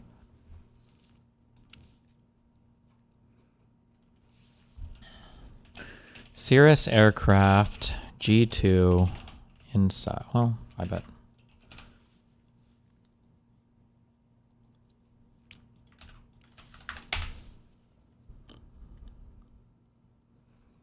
Introducing our G2 Plus Vision Jet. Bro, what is this thing? That's for the Wi-Fi. Hell yeah. There's an old expression that goes something like, we are what we repeatedly do. Excellence, then, is not an act, but a habit. At Cirrus, we are constantly pushing to make things better. And with the Vision Jet, we set out to define or redefine an entirely new aviation experience. One where what was that? This looks like a minivan interior. Fuck that. One where buying, owning, and operating an airplane would be as easy as operating a car. And it should feel like an extension of your car. That's designed around safety, but that's also more comfortable and more connected, and of course, more capable. It's an evolution, and one we think about constantly. So today, the company we use for maintenance tracking on our jets costs $20,000 a year. That's just for tracking when a part is expiring. That's got to be for a big, really expensive shit, no? We'd like to share with you the next step in the evolution of personal jet travel. Okay, share with us. Show us the personal inside. Jet. Well, how's it personal? That means... Was that necessary? Who was doing the graphic design for this? Personal jet. I want personal jet written over the mountains. Really, though? Travel. Personal jet. Do we need that? Well, how's it? Is this adding to the video? Personal. That means it's designed to reflect your daily life. It goes where you want, when you want. It means simplicity, performance, and industry-leading safety if you're an owner. A Citation 2 is your standard starter tier business jet. Oh, wait, hold on. Pilot, and world-class comfort and peace of mind if you're along for the ride. Through generational advancements, the Vision Jet has rapidly evolved to meet each customer's expanding mission profile. Today, that evolution moves forward. Introducing G2 Plus. G2 Plus, we've needed most. Expect as much as a 1,000-foot shorter runways. Aspen in July, expect as much as a 1,000-foot reduction in total takeoff distance. With G2 Plus, you get more airports with larger payloads. You're going. And on your way, make sure you stay connected. Introducing in-flight Wi-Fi for the Vision Jet, exclusive with G2 Plus. That's email, text, and web, all the way up. You can do email, text, and web? Up to the Vision Jet's cruise altitude of 31,000 feet. The Vision Jet just became your office in the sky to keep your team going so you can put more productive hours. That's Brettler and his fellow law associates with all the money I've spent. I'm just kidding. Back into your day and run your business, all with a seamless and secure connection that works on up to 7 devices simultaneously. What? Is it like a built-in router? You can't put your own whatever. Powered by GoGo, subscription data plans are offered through Jetstream and are customizable to meet your needs at an affordable price. Wow! You're already connected to the flight deck with FlightStream 510. Now let Wi-Fi connect you to the world. The stage was set when the... Okay, wait, what is this? The cost for this? G2 plus cost jet. Around 3 million.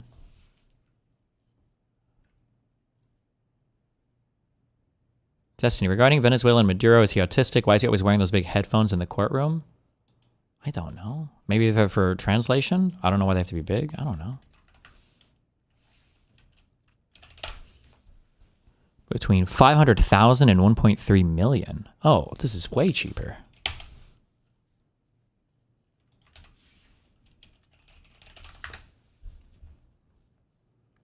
$11 years ago.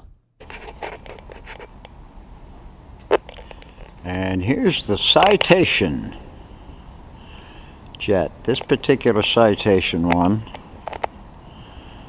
very comfortable jet. It actually seats 6 in a pinch, but much more comfortable for 4 or 5.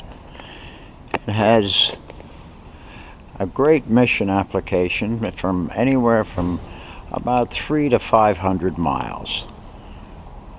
Wait, what? Where from is a great mission application from anywhere from about 300 to 500 miles. Motherfucker, I'll drive. This one, the exterior is entirely redone, as you can see. 300 to 500 miles. That's like a gas tank's range. Wait, what the fuck? Let's take a look inside. Oh, what is this? Dude, I could imagine if there were 2 siblings here, you'd be kicking the fuck out of each other. As you can see, there's 4 captain's chairs. Captain's chairs? Way in the back is luggage. Okay. Quite a bit of leg room. Is there? Okay. You're not really going to stretch out, but for the type of flying you're going to do in this plane, it's very comfortable. We have 2 seats up here. The range is apparently about 2,000 miles. He's actually boomering. Little corner seats. As you can see, the plane, the interior has been done very short time ago. Around here, of course, is the office, the cockpit, where Ponderosa always has 2 pilots. This plane is actually certified for 1 pilot, but as a rule, we always fly 2. It seems to make our customers happier. And okay. Did he say what kind of jet this was? He went broke once for a reason. Uh-oh. I like T-Pain, but this why I'll never give him subs. Don't subscribe or donate to any streamer. If you have money burning a hole in your pocket, donate it to something like PBS/NPR or a worthwhile charity. Don't give anybody subs. Save your hard-earned money for yourself. Yourself. What do you spend it on?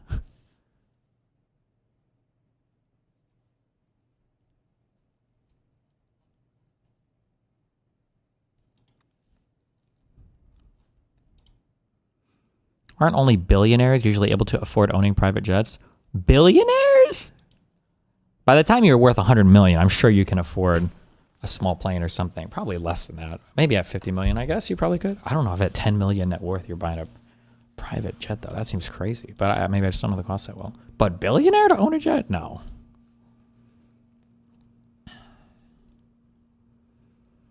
Do they fly that much that the jet is even going to be worthwhile to them, too?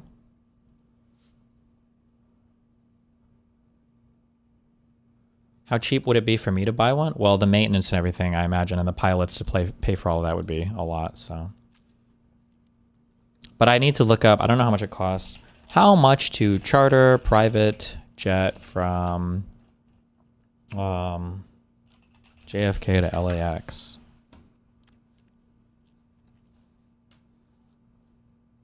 $35K for a one-way trip. For how many people? That could be like semi-reasonable to ridiculous.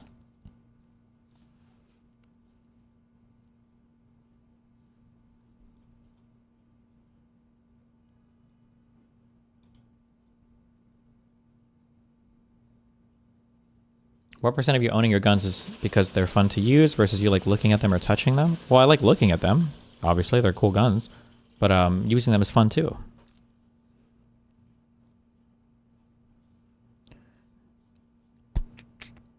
$35,000 for 10 passengers. For a one-way flight, though.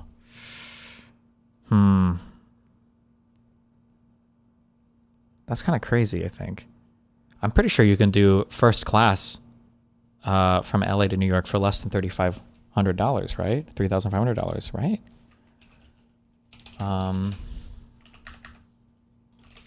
How much is comfort? Well, like, would you rather be in a small private jet or like first class in a fucking 747 or a Dreamliner or whatever the fuck these planes are now?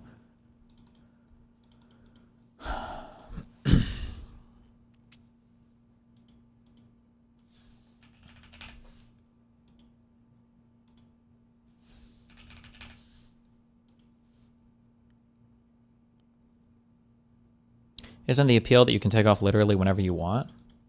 Yeah, but we got shit to do. Why would that matter? Like if I have to be at some place by some time, I have to take off early enough to get there. I guess if you're late to the airport all the time, maybe, but then you're paying so much money just to be able to leave a little later. Hold on. LAX to JFK round trip. 1 month from now, February 11th. Search. You can go wherever you want, whenever you want. Is that true though? Because don't you have to you need the flight crew and everybody to be ready, no? First class is worse than private. You're able to skip security, etc. when flying private and show up whenever you want. Is that true? You don't have to go through any security at all to get through? Is there like a totally separate part of the airport then?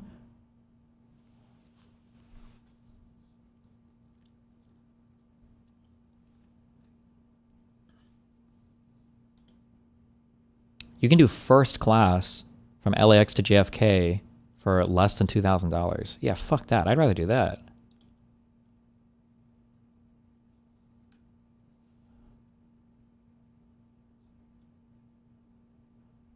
Flagship suite seats from American Airlines. I wonder what that means. Huh. Okay. Don't care. Doesn't matter. We're the common man. I fly economy plus, okay?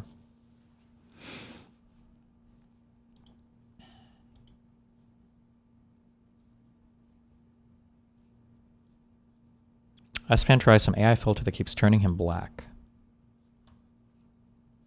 It's better with like, I think it's kind of cool, but honestly, it's better with like my actual background, I think.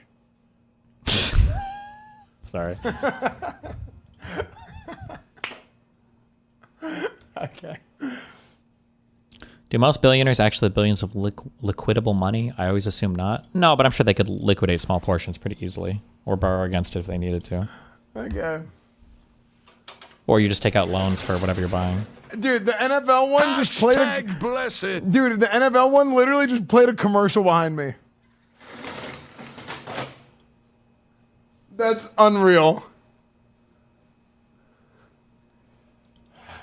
Pretty cool stuff. You can lease a jet for cheaper. T-Pain is on tour this year, so that's probably what he did. Oh, he still tours? I didn't even know that. Okay. Pretty cool stuff, I would say.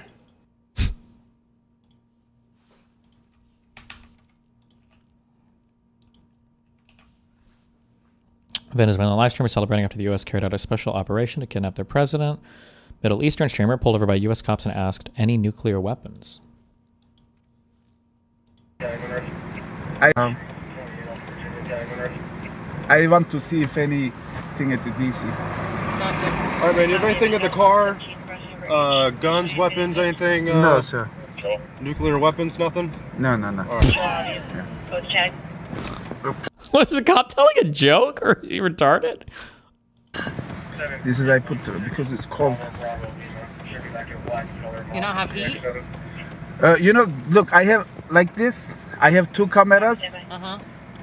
If I open the heat, the phone is getting overheat. Remember, if the cops are asking you if anything is in your car, you don't have to say shit to them. The reason they're asking you is because they don't have probable or reasonable suspicion to do a search of your car. The only possible thing that you can accomplish by talking to them is giving them reasonable suspicion to search your car. Don't say anything. Unless you literally have nothing in your car and you're trying to talk your way out of a ticket or something. But just know that that's all you're doing is hurting yourself. You're not helping at all. Can you talk about the reality TV show yet at all, or is it hush hush? That's like the documentary thing or whatever I said that they're like forming, or that we've been filming episodes of or whatever. I think it's mainly revolving around I think Clarkson and the Ashley politics girl. I don't know. I have no idea how much I'm going to be in that or not, but we'll see. Okay. So, look, I open the cold. I give the cold there. I open this fan. I try to make cold. You see, I have. Do you follow your own rule to never talk? To the FBI, hell yeah. But to the to local police, if I haven't gotten pulled over in so long, but I'll try to talk my way out of tickets, which I'm generally pretty good. It just depends on what I'm getting pulled over for. Like I talked a lot when I got pulled over last Christmas because my plates were expired by 7 years. I think I did okay there, but dodging questions or acting evasively is also providing probable cause to officers, so says most courts. Best thing to do is act respectfully. That is absolutely not true. That's only true, I believe, if they already have some type of like reasonable suspicion or some basis by which to detain you and ask questions. So like if they see you coming out of somebody's backyard and you don't live there and they got, I think that's all they might need, and they start asking you questions and you get like really shifty or evasive about it, I think they might be able to use that to detain you and to do a brief investigation. But if they pull you over and they're asking about your car and like, do you have anything blah blah blah in your car, and you're like, I don't feel the need to answer any of these questions, am I free to go? Like that's not a basis to continue investigating or whatever. This one, like, oops. They ask random surprising things as a joke to ease tension or to throw you off and judge your reaction. It's normal, and they do it to everyone if you watch body cam vids. I understand that. Trust me, bro. I bootlick so hard for cops, more than most of my chat. But I don't know if I would tell that kind of joke to like I'm guessing if this is a Middle Eastern dude, because it feels like that could be perceived as being really offensive really fast. But I don't know the rapport these guys have or what the back and forth was like before this. Seemingly, some people don't know that some cops ask stuff like any bombs or grenades to measure your response. Also helps break the oh, nice. You just copied this comment. You fucking bot fuck. But yeah, this is true. But I don't, but that's like kind of a, that's just like a risky icebreaker question, I guess. I don't know. Or maybe not. Maybe that cop is so race blind. Yeah, don't say no, because if they do end up finding something, now you get hit with lying to an officer. What? No, you don't have to say no. Just say, am I free to go? I don't feel like answering any of your questions. You have to lie. Just say you don't want to, you have no reason asking questions. You don't feel like answering them.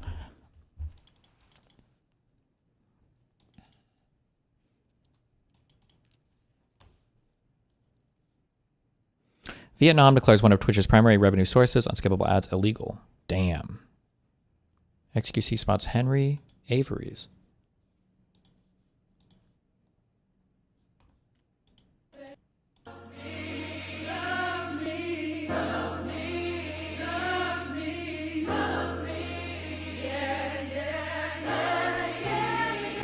Imagine you're Garen. Have you ever done that yourself during a stop? During a police stop? No, but I'm generally pretty polite. But if the FBI is ever at my house and they're asking like questions that I think are too much, I'll be like, I don't feel comfortable answering that. I think usually I just say like, I don't really feel comfortable answering that. And then, but they generally, cops and lawyers are usually looking for like weakness. Like if they feel like if they keep pressuring you, you'll give in, then they'll do it. But if they get a firm answer on something, they generally just fuck off. At least in my limited experience and in watching things happen. I say limited, which is probably more than most of you fuckers. Henry Avery's. Wait, he's the Henry Avery's. No. Who is Henry shot. Avery's? Is that like Henry Brazilian or whatever? Jan, a man of fortune. and Jay must seek my fortune. Henry and Google Jamma Man. Avery. I'm good. Twitch reportedly had serious security issues, causing many streamers' payments/payouts info to be changed. Based. Kang Joel gets a surprise visit by a pimp after getting a massage in the Philippines. Okay. Uh-oh.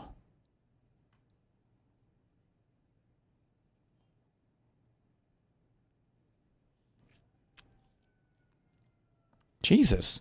Streamer dies after downing a bottle of whiskey and snorting 6 grams of cocaine? Is that a... That sounds like a fuck ton of cocaine. Is it?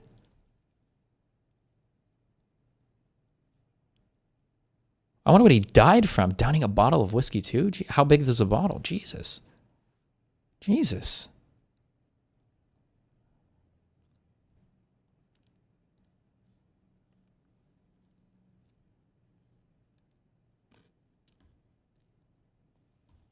Then I can... Oh, yeah. Whoa! What happened? Where's the girl? Where's the girl? She left. Why is she crying? She cried? Yeah, I don't know. Yeah. Are you very crazy? Have you never done coke? I tried it one time and I didn't get... I think it's because I'm on Vyvanse or something. I just didn't get anything out of it. The Korean brother touched me and mommy and all thing. You give me money, no? I gave her money, 1,200. Huh? 1,200. How much? 1,200. Bro, yeah, bro. It's my bad. It's my bad. Okay, sorry. No, I'm going to get my stuff. Where? Other hotel. Later, wait. I'm here already. Later. Huh? Later, you stay here, maybe. What are you trying to say? I don't know. Thank you and you're handsome. Yeah. Why you lock the door and what are you doing, bro? Public, I love Somebody coming in and locking the door like that? That's fucking hella spooky. the door. I'm not doing something anything for you. I know you're good to me. Oh, okay. Why the girl? Why the girl cried?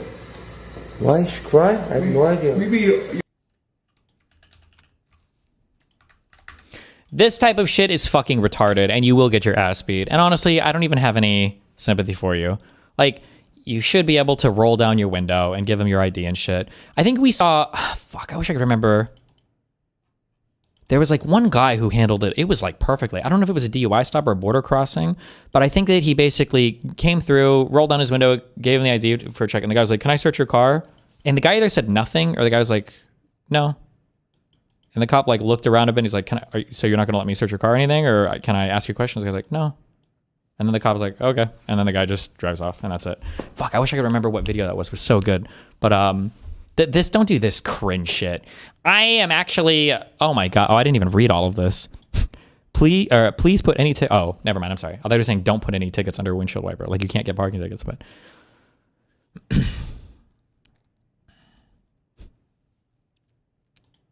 The DUI checkpoint. It might have been a DUI checkpoint one. Yeah. I don't remember what the video was, but.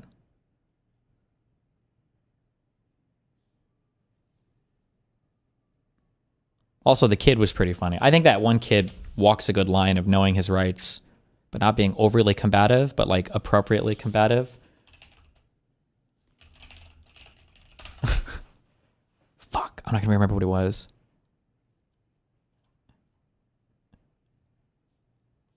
Maybe not kid walking. Maybe...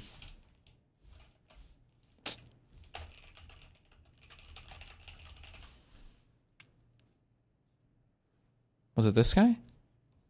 These cops stop teens for no reason, but get owned by them. You want to hang out here for a second? Why? Because I want to talk to you for a second. Like committed a crime? Well, I don't know. Where are you coming from? I don't answer questions. Okay, come here. Am I being detained? How old are you? I don't answer questions. Okay, come here. Am I being detained? Yes, you are. What crime have I committed? Sit down. What crime have I committed? What have you investigated? You're not going to tell me how to do my job and my law. Well, you're not doing it right, because I ain't committed no crime. You watch way too much TikTok and YouTube, don't you? How old are you? I don't answer questions. That's a good answer. I'm not answering questions. It was a kid who flipped off a cop, and the cop tried to like pull him over. And the kid was good. He knew his rights. And eventually the cop like calls for backup. And fuck, is this the Border Patrol video you were talking about? Hold on, we're not doing the cops. Customs and Border Patrol agents, and later posted it to his YouTube channel. During today's episode. Okay, for what? The dog alert for the vehicle. For what? I don't know. I feel like it wasn't this guy, but maybe I'm wrong. Want to go? No, you're not gonna go. Okay. Client drivers from vehicle.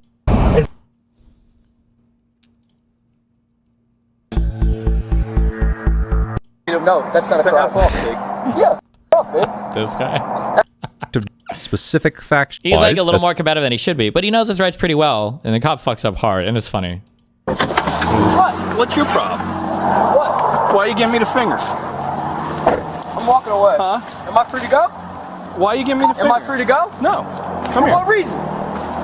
Why are you giving me the finger? What's your problem? Am I free to go? No. What, do you your have a name? problem? No. Do you have a problem? No. You don't have a problem, then I can leave. Why are you giving me the finger when you're walking? Huh? Come here. Get over here. What? Get over here. Is that a lawful order? Yeah. For what reason? Because you're giving me the finger. That's legal. No, it isn't. Says who? Says it all. Pull up the law. Huh? Pull up the law. What's your name? What's the law? What's your What's name? the law? What's your name? How What's the old law? are you? Corporal Pritch claims. It's not a crime. What's your name? It's not a Crime. Investigation. I think his friend shows up. The You cop. were about to. He said I was going to be under arrest. He said you were I detained. said stop. You no, said you were we're detained. going to be arrested. So now what Yeah, happens? So now what happens? he just admitted that now he what was going happens to is when arrest he me. gives you a lawful order to stop, and you do It not wasn't stop. a lawful order, though. And you do not stop. It legally was not a lawful and you order. do not stop, then that becomes a criminal. Are we You may get a wasting time normal for? If you have an idea, that's perfect. Am I okay? I really have to prove that I was a nuisance. That's what I'm trying to do for a month. Situation. And illegal. Okay, somehow I skipped over I feel like he calls this guy a fucking retard like 3 times or something, but whatever. I skipped it all. Get fucked. Okay. Where were we? A Chinese person saw a black couple and went live thinking they didn't understand Chinese and started saying racist things about their race. What else would you say racist things about? 这哥们儿的也是不同的啊，这什么玩意儿？这黑人是死马仔，一群死马仔啊，死马仔黑人，黑人就是死马仔，全是死马仔，笑死老子了。你非常高兴吗？啊，对我很高兴啊，你听得懂中文吗？你非常高兴吗？ He's like, wait, uh-oh. 啊，对我很高兴啊，你听得懂中文吗？对，没事。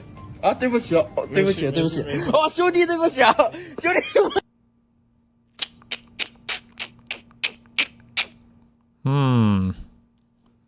Not nice. Sneeko got offended after academics disrespected his one-bedroom apartment. This is how you're living after getting canceled. Uh-oh. So this is... What did anyone say in the video? Well, I assume he was being racist, and then the black person spoke Chinese, and the guy was like, oh, you can speak Chinese?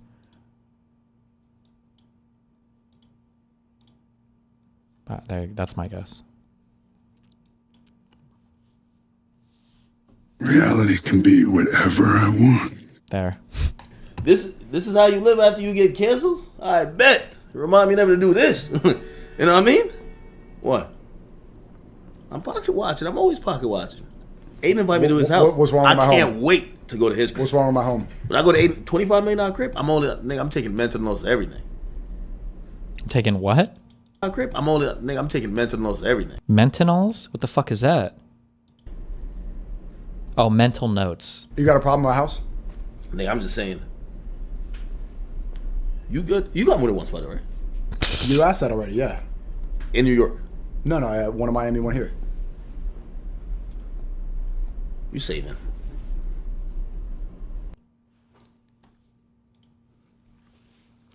Why waste money on big house? Fuck that.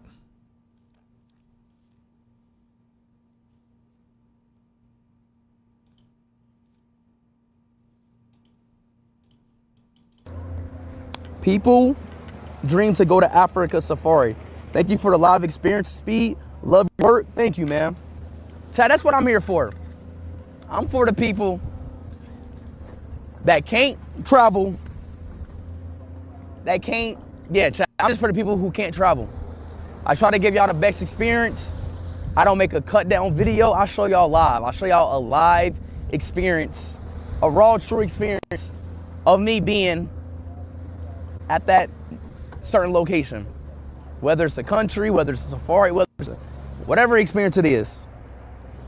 I'm your test dummy, if that's what you want to call it. Have they ever done like a YouTube video? I know they did one, I think, at his house, or showing how they did the stream for like, it wasn't New Year's. It wasn't Christmas. It was a few months ago. I don't remember what it was even for. I don't know what they were celebrating. Just him traveling or somewhere, or whatever. Have they done one for how they do his mobile streams? This guy's shit is pretty crazy. This guy is doing some crazy shit. Man had breakdown reacting to Speed's Africa trip. Man, this whole time, bro, they made us fucking think Africa was such a poor country, bro. Well, I feel like a lot of people have this. A lot of African Americans, I feel, have this experience, and there's probably some truth to it. That like when you think, I mean, people say the same thing about the Middle East. That when you think of the continent of Africa, or you think about all these places in the Middle East, you're thinking that like it's just basically a bunch of huts and villages, and that's it. And it's not really. Bro, such a place you wouldn't want to be at, bro. And Speed is single-handedly changing my perspective on life. Like the music in Africa, the culture, everything, every single aspect of Africa just makes my insides feel so good, bro. And it makes me just want to leave America. Considering they think Africa is a country, I don't think they can go beyond stereotypes. Sure, he shouldn't have called Africa a country, but everybody that makes fun of Africa also treats Africa as a single unified country as well, so it's not like... Good job, Xena, for getting unbanned. Bro, I feel like America is the trap. America is the trap. The American dream is the trap. Everybody else is free, but not free from America. America's the problem, bro. America's the fucking problem. And I'm ready to get the fuck out of here. Christ. Like, Speed, thank you, bro. Thank you.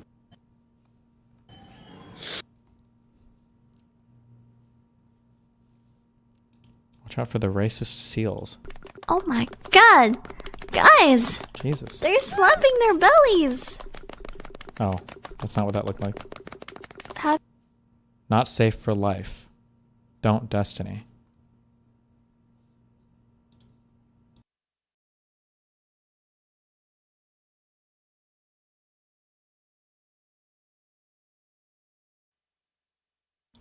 Not safe for life?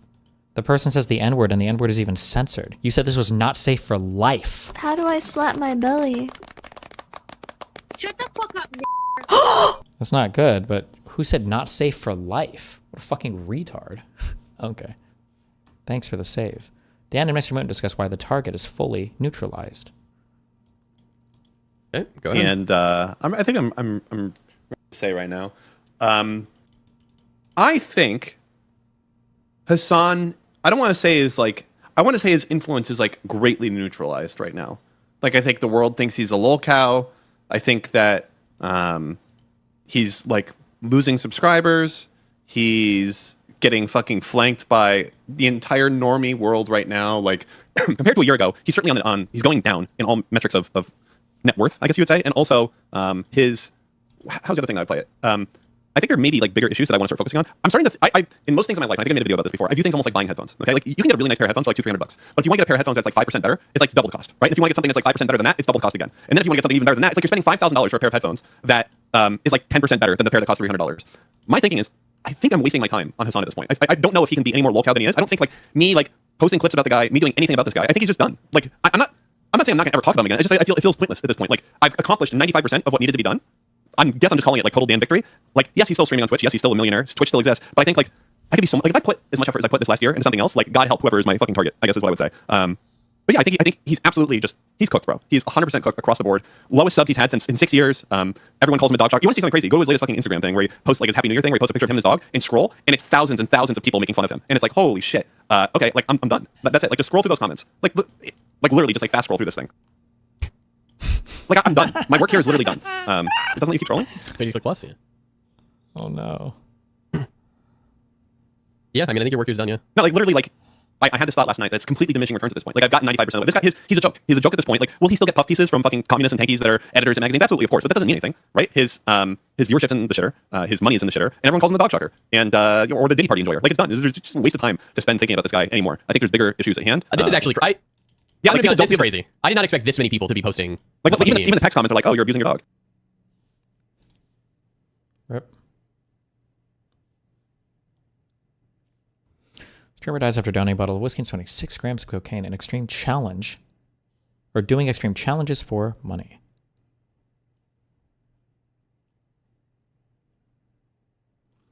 Drink an entire bottle of whiskey and snort 6 grams of cocaine within 3 hours as part of a paid live stream challenge.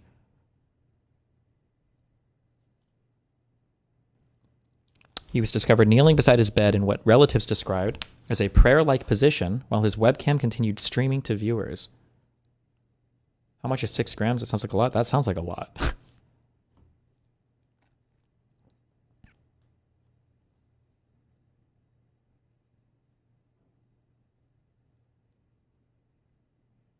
How much is a bottle of whiskey? Is that like a standard measurement of like a bottle of whiskey?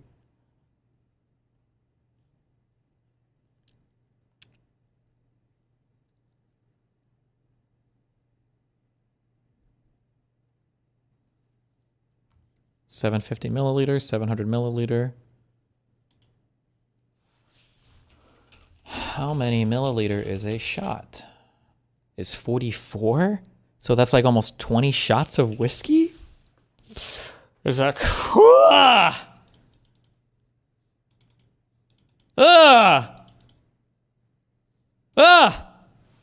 What? I feel like I'm blacking out at like... I want to say like 7 to 10 shots. I think I might be blackout drunk at that point. Over 3 hours? Jesus.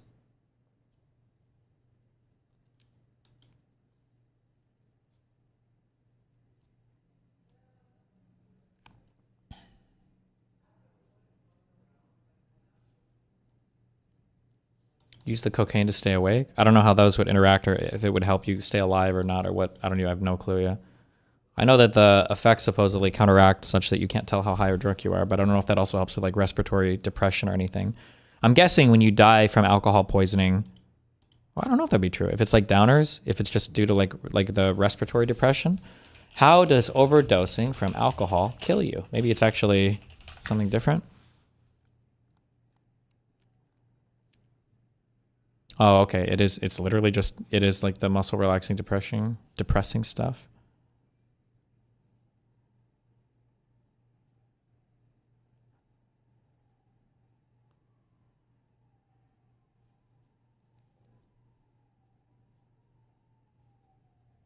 Rip.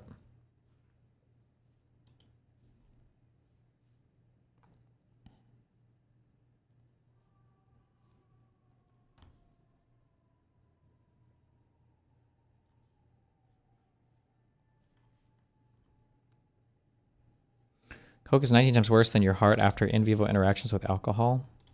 Oh, because that's another bad interaction. Yeah, I don't remember why, but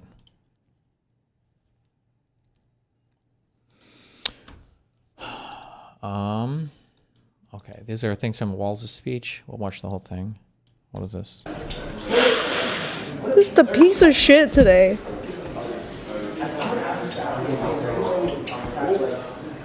It's called angry, Nick, because you're being a piece of shit to me. I don't deserve it, especially after everything that I've done to try to help you. Like, fuck you. Piece of shit. Just a piece of shit today.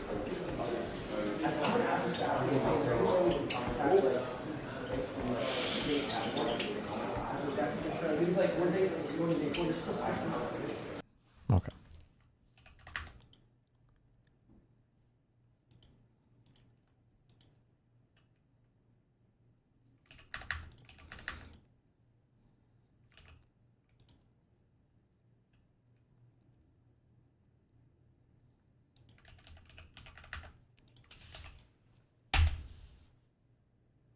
She was in Kick Chat yesterday trying to get on your show thing. Who, Amaranth was? Need reinforcements. This is about Greenland?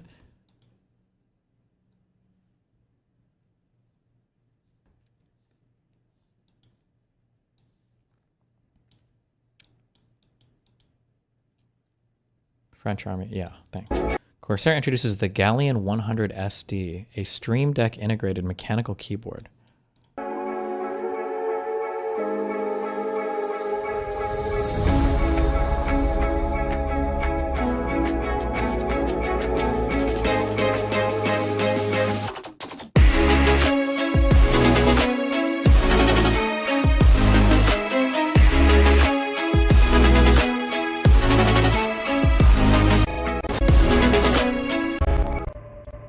No price.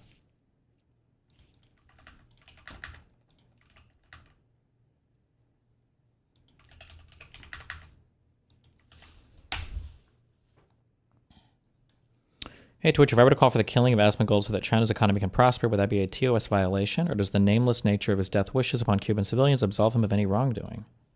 So Cuba's days are numbered. Colombia isn't going to be doing this anymore. Okay, yeah, I can see there's definitely a trend here. You specifically said you'd be against foreign intervention and nation building. Why have you switched positions? Because Daddy Trump switched positions, so now he does. Well, I'm generally against it, but there are some instances where I'd be okay with it. It's pretty simple. Like, I think it's something that's generally a bad idea, but if we can get enough money out of the place that we're intervening in, and we can effectively make it worthwhile for us, then I'd be okay with it. By the way,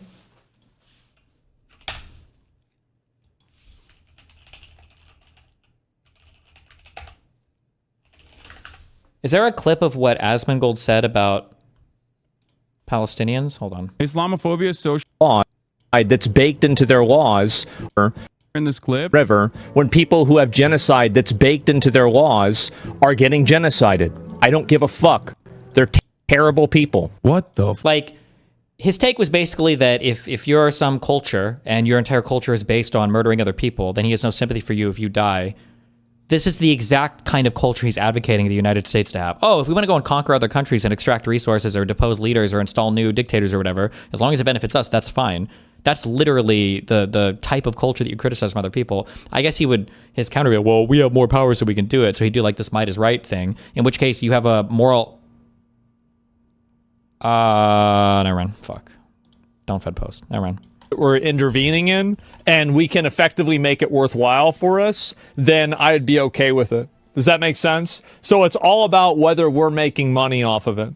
That's my primary function, is that I think about, is this good for Americans? And if it is, if it's making us money, it's beneficial for us, it's lowering our costs, or there's some other downstream effect of it, then yeah, I'd be okay with it. But us just going over there and doing it for no reason, no, I don't think so. So yeah, and but that's really that's my viewpoint on it. That's what I think. No more pointless wars. Period. Economical, logical interventions are fine. Yeah, exactly. And even if it costs civilian lives, yeah, who gives a shit? Like, I mean, if the thing is that if you're going to do this stuff, people are going to get killed. That's what's going to happen. It's going to happen for sure. It's crazy.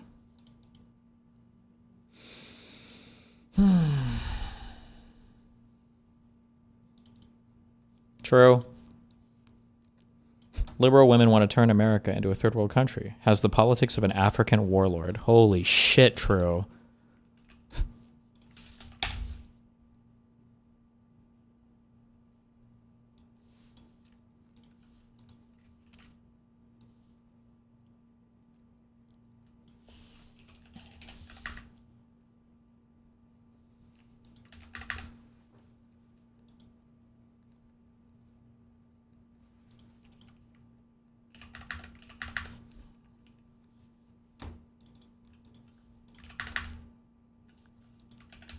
Hold on, working through my links before I watch. We've got 2 big videos to watch. The death of Robin Hood.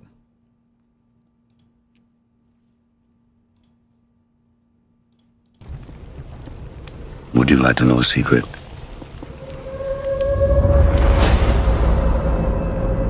People speak of Robin Hood, tell his stories. They're all lies. He was not a hero. You were a murderous brigand. We were monsters. I am the outlaw. Robin Hood.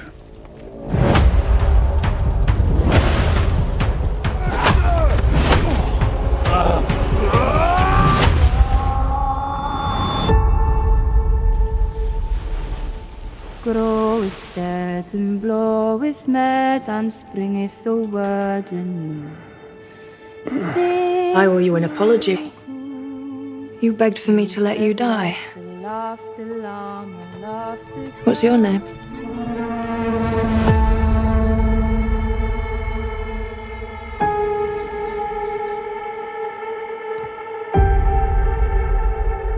can you make for me? Want me to make you a bowl? All right. What happened to her? Terrible things.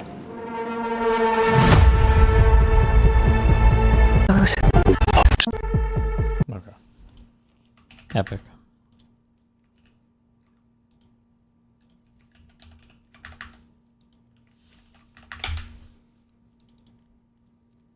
We take every single base of the Americans from Aviano to Ramstein, from Romania to all the other military bases will be confiscated and you will lose it. And the whole position of American power since World War II, if you take Greenland, you have to leave. It's very simple, Mrs. May. Sorry for spamming, but have you seen this? White House official Jan 6 timeline is insane. I haven't seen the 450 million people that have spammed that link in chat already. You're the first person to post it. If you take Greenland, you have to leave. It's very simple, Mrs. Miller. This is the leverage we have. You need the spaces for global power projection. You won't have it. And we can defend ourselves very well, and we will do that without the US nuclear shield, without the US troops in Europe, without the American bases. We will simply run these bases ourselves, and we run your boys home into Chicago and Ohio. And goodbye. If you go extreme, we go extreme as well. Be sure about it. It's so crazy that we're even having to have these conversations. Jesus.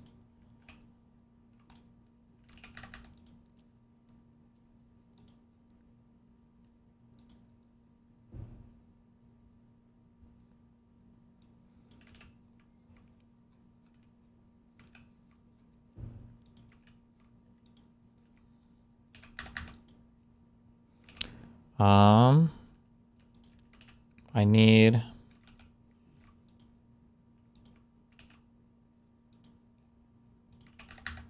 a link to the Tim Walz speech, I guess.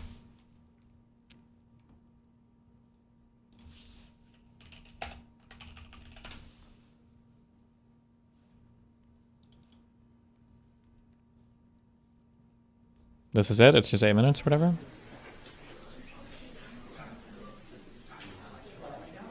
You did 2?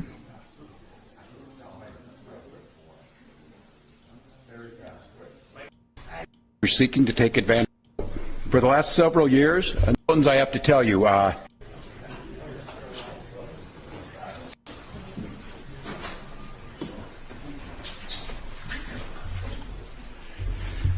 good morning, everyone, and Happy New Year. Like many Minnesotans, I have to tell you, I was glad to turn the page on 2025. It was an extraordinarily difficult year for our state, and it ended on a particularly sour note. For the last several years, an organized group of criminals have sought to take advantage of this state's generosity. And even as we make progress in the fight against the fraudsters, we now see an organized group of political actors seeking to take advantage of a crisis. I don't want to mince words here. Donald Trump and his allies in Washington and in St. Paul and online want to make our state a colder, meaner place. They want to poison our people against each other by attacking our neighbors. And ultimately, they want to take away much of what makes Minnesota the best place in the country to raise a family. They've already begun trying to withhold funds that were meant to help families afford child care. And they have no intention of stopping there. Make no mistake, we should be concerned about fraud in our state government. We cannot effectively deliver programs and services if we can't earn the public's trust. That's why over the past few years, we've made systemic changes in the way we do business. We've gone to the legislature time and time again to get more tools to combat fraud. We fired people who weren't doing their jobs. We've seen people go to jail for stealing from our state. We've cut off whole streams of funding in partnership with the federal government, where we saw widespread criminal activity. We put new locks on the doors of our remaining programs, and we've hired a new head of program integrity to make sure that those locks can't be broken. All across this state, Minnesotans are hard at work on this problem. Advocates, administrators, investigators are on the front lines defending the integrity of our state's programs, and I want to give a very heartfelt thank you to all of them. There is more to do. A single taxpayer dollar wasted on fraud should be intolerable. And while there's a role to play for everyone, from the legislature to prosecutors to insurance companies to local and county government, the buck does stop with me. My administration has been taking fast, decisive action to solve this crisis. We'll win the fight against the fraudsters. But the political gamesmanship we're seeing from Republicans is only making that fight harder. We've got Republicans here in the state legislature playing hide and seek with potential whistleblowers. We've got conspiracy theorist right-wing YouTubers breaking into our daycares, demanding access to our children. We've got the President of the United States demonizing our Somali neighbors and wrongfully confiscating funds that Minnesotans rely on. It's disgusting and it's dangerous. Republicans are playing politics with the future of the state. It's shameful. And I've said it before and I will continue to say it. We welcome ideas from anyone, in any party, from any walk of life, who wants to help us continue to stay ahead of these criminals. And we welcome the involvement of the federal government. I am grateful to the career professionals at the U.S. Attorney's Office and the FBI who have been helping us fight this fight for years. But I cannot abide the actions of the political leadership in Washington. These opportunists are willing to hurt our people to score cheap points. They and their allies have no intention of helping us solve this problem, and every intention of trying to profit off of it. Which brings me to this. 2026 is an election year. Election years have a way of ramping up the politics at a time when we simply can't afford more of that in Minnesota. In September, I announced that I would seek a historic third term as Minnesota's governor, and I have every confidence that if I gave it my all, we would win the race. But as I reflect on this moment with my family and my team over the holidays, I came to the conclusion that I can't give a political campaign my all. Every minute that I spend defending my own political interest would be a minute I can't spend defending the people of Minnesota against the criminals who prey on our generosity and the cynics who want to prey on our differences. So I've decided to step out of this race, and I'll let others worry about the election while I focus on the work that's in front of me for the next year. I'm passing on this race with zero sadness and zero regret. I did not run for this job to have the job. I ran for the job to do the job. Minnesota faces enormous challenges this year, and I refuse to spend a single minute doing anything other than rising to meet this moment. Minnesota has always come first and always will. That's what I believe servant leadership demands of me. As an optimist, I'll hold out some hope that my friends on the other side of the aisle will consider what servant leadership demands of them in the moment. We can work together to combat against the criminals. We can work together to rebuild the public's trust and make our state stronger. But make no mistake about it, if Republicans continue down the path of abusing power, smearing entire communities, and running their own fraudulent game at the expense of Minnesotans, I will fight back with everything that I have. I'm absolutely confident a Democratic and a DFLer will hold this seat come November. I'm confident that I'll find ways to contribute to the state that I love long after next January. But there'll be time to worry about all that later. Today, I'm proud of the work we've done to make Minnesota America's best place to live and raise kids. From our new paid leave policy, to our child tax credit, to our school lunch programs feeding every single child. And I'm doubly proud of the incredible team we put together to make this vision a reality. I want to take a moment to thank every member of my staff. Yeah, I feel like him quitting like legitimizes every crazy thing that's been said over the past, I guess, month or two or whatever. I don't even know if it's been that long. I don't know about that. Clients tell us that we give and provide the highest level of service. And that's why we're intentionally supportive of the Paid Time Leave Act that was written. I'm incredibly proud over a week of watching this happen. I think it needs to be stated. We're joined here. A special thank you to Reps Frazier and Mann, the authors of this in the House and the Senate. This is one of the most transformational. Actually, yeah, it's probably been like half a month, actually. Yeah. Pieces of legislation that Minnesota has passed in decades. An entire career would go by, a successful career, with not doing something like this. These two leaders made that happen, and for me and the people of Minnesota, thank you. We have Rep. Sensamira, and I think we're going to be joined by Senator Mohammed, who were instrumental in helping us get this done, helping build the coalition to make this happen. We're implementing the program. We built a modern system around it. It is secure, and we've got the support lines. Hundreds of meetings with the team that was there in outreach to employers of ways to make this happen. We have done countless checks on. Why does this legitimize anything? Please specify some reasons. Why don't it doesn't actually? It doesn't validate like the truthfulness behind any claims, but I think it makes it look like all the Republicans now are doing a celebratory march because I think that they exposed all the daycare fraud and got them out. And a few weeks ago, as we started to soft launch this thing forward, we did the checks and balance, the go, no goes. And I just have to tell you, I express my deep gratitude. You've got some of those folks here in the back of the room, an incredible amount of work doing this really important work against a backdrop of making sure that program integrity was of utmost importance. And so I'm incredibly grateful for that. This has helped families succeed. This provides security to Minnesotans. It makes us a destination state for both employers and employees. Strengthens what we know needs to happen in communities, and I just have to tell you, I'm incredibly proud of it. I mean, the Hortmans were assassinated. I can understand getting tired of it, and I can imagine he'll still run for some other office. My prediction would be he's done politically. You're resigning at the end of what is like a scandal. He's going to come back politically and run for some other office? Oh, I could be wrong, but that seems bad to me. We've done a lot of work to make it happen. Or he's not resigning, but he's canceling his re-election thing. All about, as you hear here, families, so that parents can bond with their children. It is stunning to me that there are about 3 countries in the world that don't have this. It is an absolute travesty that there are states in this country that don't have the capacity to pay family medical leave. So I would tell all of those states out there, and Kevin, president of the Seward Civic. So, Lillian, this guys don't think about what it means. When we passed it, we know that those programs are out there. I don't think that got reported, but there was an analysis done on the states across. For leave, and so payroll data, et cetera. Probably what words do you have about people's... Look, we'll put these things in. We've known this has been out there, and I think you heard Commissioner Verlick say that. Deed runs the unemployment insurance, too. We know that those programs are out there. I don't think that got reported, but there was an analysis done on the states across the country. Unemployment insurance, I think Iowa and Minnesota were 1 and 2 and the most secure. So there's a lot of safeguards in place, and we'll continue to deliver that. And I said, I told you yesterday, and I'll continue to say it. I will be there to make sure. Tim O'Malley and our team over there on program integrity, BCA, we have more tools that will continue to do this. The buck stops with me on this, and that is absolutely true, but I want to be very clear on this too. If the buck stops with me on when there's problems, the buck stops with me on successes. Not a single Republican supported this. So every Minnesotan from here on forward, whoever uses this program, there is no bit of thanks that would go to the Republican legislators who did all they could to stop this. So I will take full responsibility. We have safeguards in place. We'll do that. But I think the report on this is, as you're hearing the stories here, I'll take some credit for that because we put this program in place. We got it done. Every time I visit my family, I scroll through your TikTok and Adam's secretly on my mom's phone, slowly fucking the algorithm. Implemented it. We did the work for 2.5 years, and lots of things work. Your highways get plowed. I'll take credit for that too. The Republicans voted against my budget bill that did the work with that. Our schools have the money to pay their teachers. I'll take credit for that too. The issue here is focusing on this, and they have every right to do so. The positive story of this is parents with their children. The Republicans' goal is to have none of those programs, and I can guarantee you one way to ensure there's no fraud: just don't do the program. Just don't do the program. And then you will look like states who rank at the bottom in every single initiative. So we have a responsibility to continue to do better on this, but I'm going to take credit when we're ranked at the top on almost every single category because of these programs. So we all know what's at stake. If you attempt to try and collect paid family and medical... Commissioner, for the rest of 3,000 people who are already on leave, when did the payments? To launch, and we rank leave. With the war that's being... Senator Mohammed, good to see you. Well, thank you all for being out here again. Really proud of this program. It is a game changer for working families. It's one more piece of that building blocks to making Minnesota the best state in the country for 2,000 people have the nation, and that's coming from you, attorney. We are under the politics of this. I'm going to fight it, making sure that Minnesotans are cared for. I'm going to fight it by doing the respect that we should have for rule of law. So I just think all of you see this. It is just going to be relentless. Why 2,000 folks? What are they coming? Do they want to coordinate with us? You saw a U.S. attorney stand up, which would have been let go by any other administration, speculating about things with no factual information. That's defamation. That's coming from the attorney. We are under assault like no other time in our state's history because of a petty, vile administration that doesn't care about the well-being of Minnesotans. My job is to protect the well-being of Minnesotans. So the good news on this is Republicans are sure they're going to lose the governor's race dramatically. That's fine by me. I don't care who sits in this seat as long as it's not one of them who hurt Minnesotans. I care that it's somebody who understands and respects this office. Janet. You just talked about the danger.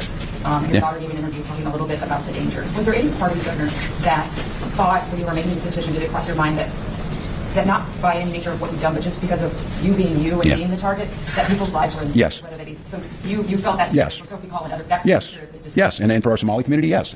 Look, I'm on the this country knows fraud in this program before it implemented was the very first meeting ahead of trying to prevent. I need the legislator to help me on prevention. It's pretty easy after the fact to say this happened.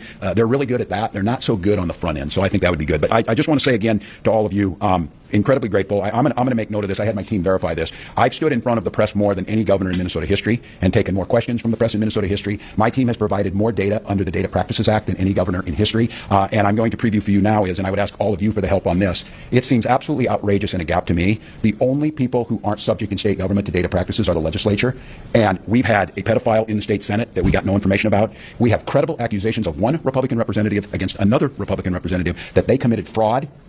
We have a requirement. They are hiding behind 11 months for me to ride you like you've never been ridden, to make sure that you're doing your job. I'm asking for your help. We need data practices with the legislature right now. You need to expect to get every one of my emails just like you have when you ask for them. Every one of my commissioners, you should be able to ask for those, which you can do, and we need to do that. Here's the thing that I'm going to ask all of you is, Republicans want to tear this state down. Republicans want to tell you it's too dangerous to walk down the streets. Republicans want to tell you there's nothing good comes out of Minneapolis, St. Paul. Republicans want to tell you everybody with brown skin is stealing money or that they're not welcome here. They want to do. If he continues, good chance re-election is fucked completely. I think it's good of him to step down and let someone else. Really, though? I feel like this story's going to blow over in 2 weeks like everything else, and they're just going to hop to the next minority community. Republican stories come up a lot, and they control the narrative a lot, but they don't have staying power. Do nothing to improve this state. Their idea of improving the state is being a parrot for Donald Trump, agreeing to everything that he agreed with. Well, here's what I'm going to tell you. It ain't happening. I'm not going anywhere. And you can make all your requests for me to resign over my dead body. Will that happen? I will fight this thing till the very end to make the state better. And the question that I think they need to decide is when did the guy in the White House resign? When does he take accountability for what he did? Because it isn't going to happen here in terms of us shying away from making the state better. So you'll get to see me more. The good news is on this is that I got no election to look forward to. I've been in front of you. I'll call on who I want to call on, and I'll watch what the press gets written, and we'll make sure that in this state there's full accountability for everybody. Because buck stops with me. I'm accountable for this. And because of that accountability, I'm not running for office again. But I have a year to continue to improve on a record that I think will stand up against anybody's, a record that has made Minnesota better, a record that makes people want to come here, and a record that has respected not only the dignity of people, but the idea of rule of law and camaraderie. So the one thing that I hate is anytime I get drug into being next to Donald Trump, God help me, I don't want to be judged against that guy. Judge me against an average Minnesotan going out to do their job every day and being decent to their neighbors. So thank you all, and we'll be back. Thanks, folks. Appreciate it. We got it. I think you would have said that even if I don't say yourself.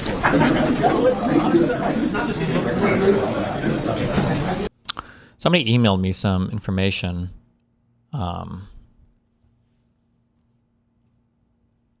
This is on the 3rd. I just didn't go over it. Hey, Stephen, I found there to be a lack of investigative interest into this David character featured in the video. So in that original Nick Shirley video, I keep asking, or I've asked a lot, like, what you know, where does this guy's info come from? Like, what the fuck is this? The dude with the papers. This guy.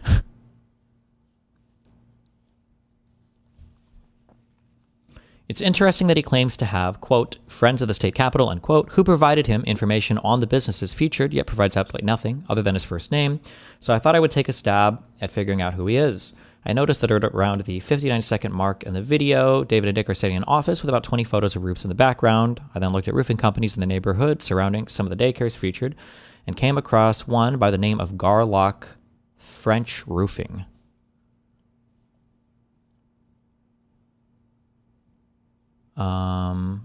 It's a and then he links a platform for contractors. After reaching this conclusion, I asked myself the question, why some random local roofer contacting... Oh, wait. You can see 2 exact copies of the images featured on the wall in a Garlock French Instagram post and a separate platform for contractors. What is this? 59 seconds. Hold on. We will break down...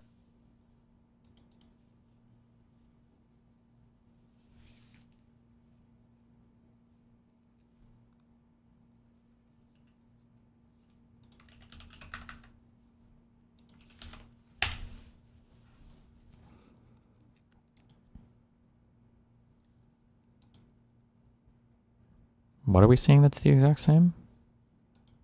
Oh, this picture here. And this picture here.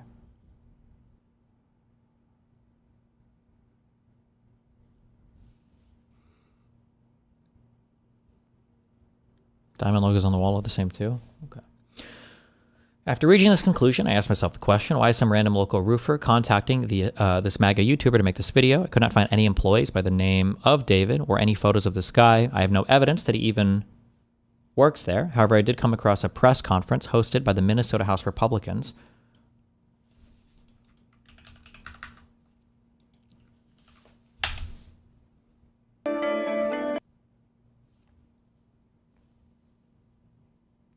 At 6:45, a question is asked regarding the David individual and where he got his information. Representative Hera Niska responds. 6:45.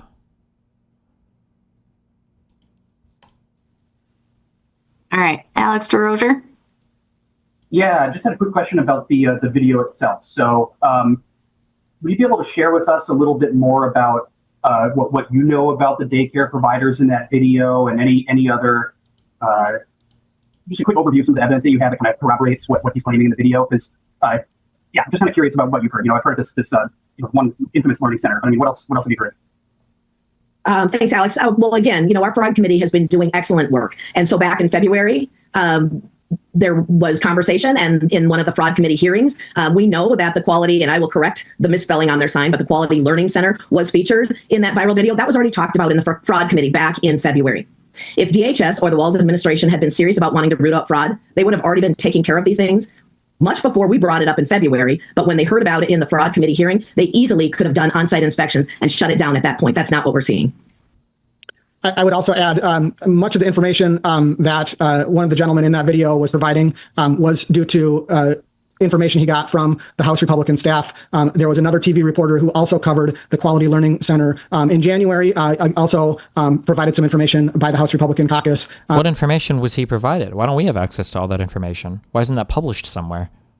Staff. That was ironically during the time when Republicans were ready to show up for work and work on this fraud issue, and Democrats were boycotting in part because we had told them that we intended to have a fraud and agency oversight committee, and then they decided not to show up for work. So this has been something that we have been ready and willing to provide information to anyone who wants to pursue this, including some of the information that ended up in that video.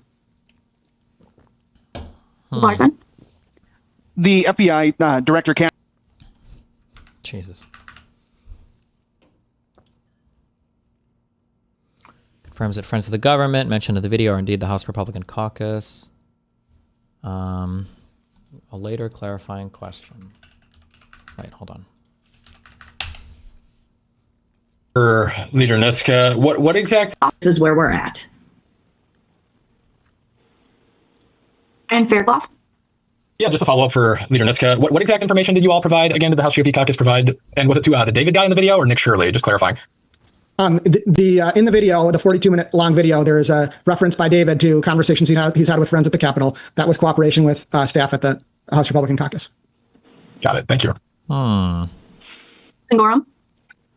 Yeah, I'm wondering if either... Crazy he didn't mention that in the independent journalism video, but okay.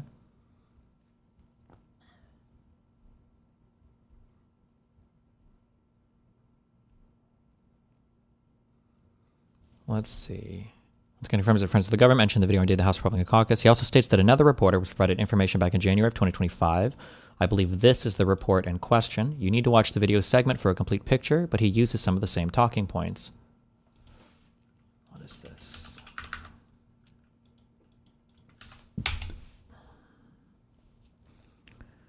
January 28th, 2025.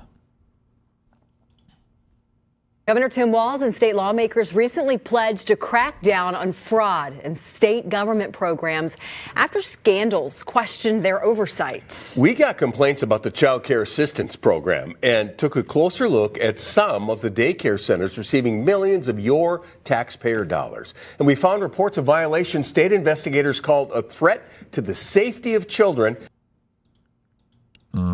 at centers that continued to receive those federal dollars. Jay Cole spent months looking into these issues, and he joins us now with what he's found in a story you're seeing first on 5. Jay. Yeah, Lindsay, CCAP is a $34 million state program that receives federal funding. It benefits more than 12,000 low-income families each month across the entire state. Learning of growing concerns about the program from sources at the Capitol, I started looking into some of the daycares receiving the most money.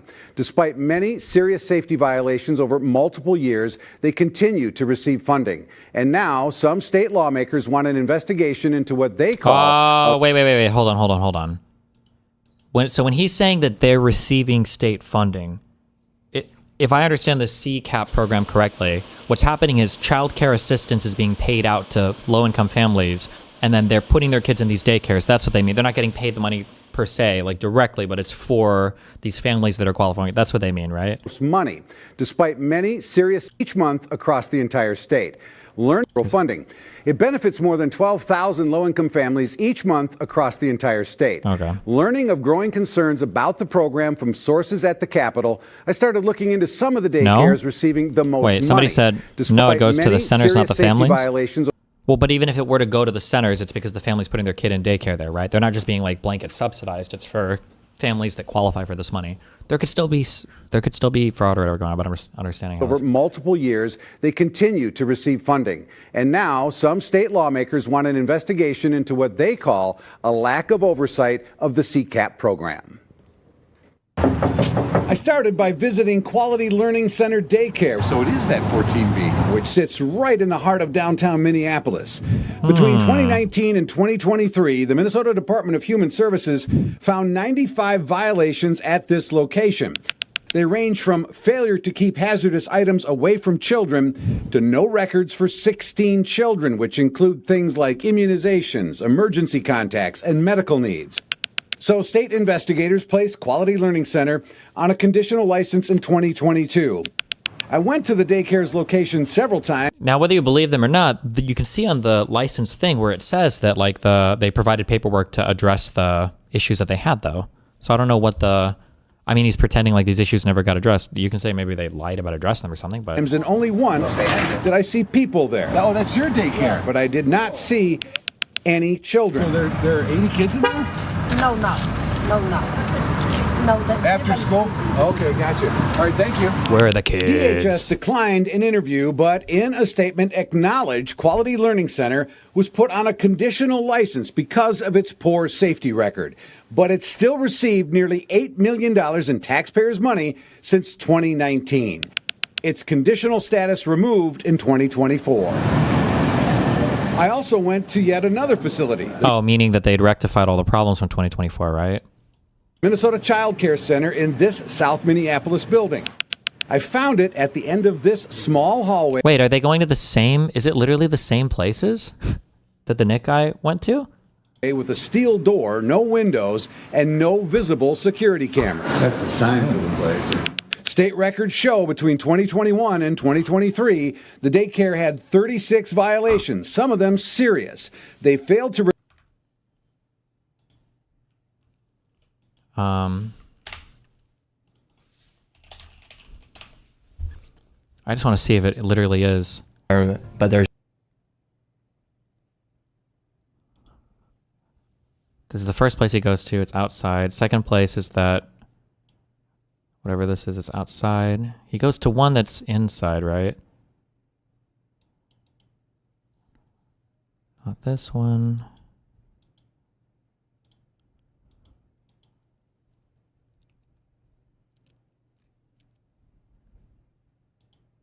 here. Do you think it's this Well, we were place? checking rates. No, this is for like We the were checking healthcare rates. stuff. We asked for rates. Where are the children? It says you have 102 children. It says Here. So this building alone made $2.6 million. Let's see if anybody's inside. Now we're inside of the building where there's apparently 4 childcare centers. We met this lady and we followed her to the back of the building where the daycare was supposedly at. So right here we have 2 child daycare centers. We have the Minnesota Child Care Center and then we also have Nuna between the two. What did he say this one was called? visible security cameras. That's the sign for the place. The Minnesota Child Care State Center. records show between 2021 and 2020, steel door, no windows, and no visible security cameras. Right?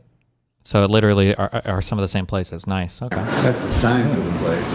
State records show between 2021 and 2023, the daycare had 36 violations, some of them serious. They failed to request initial background checks on 6 staff in 2023 and failed to request repeat background checks on 8 staff in 2024. Ultimately, the state would accept corrective documentation on these violations. Wasn't anybody here last time either. I visited several times, and each time, no apparent sign of any workers.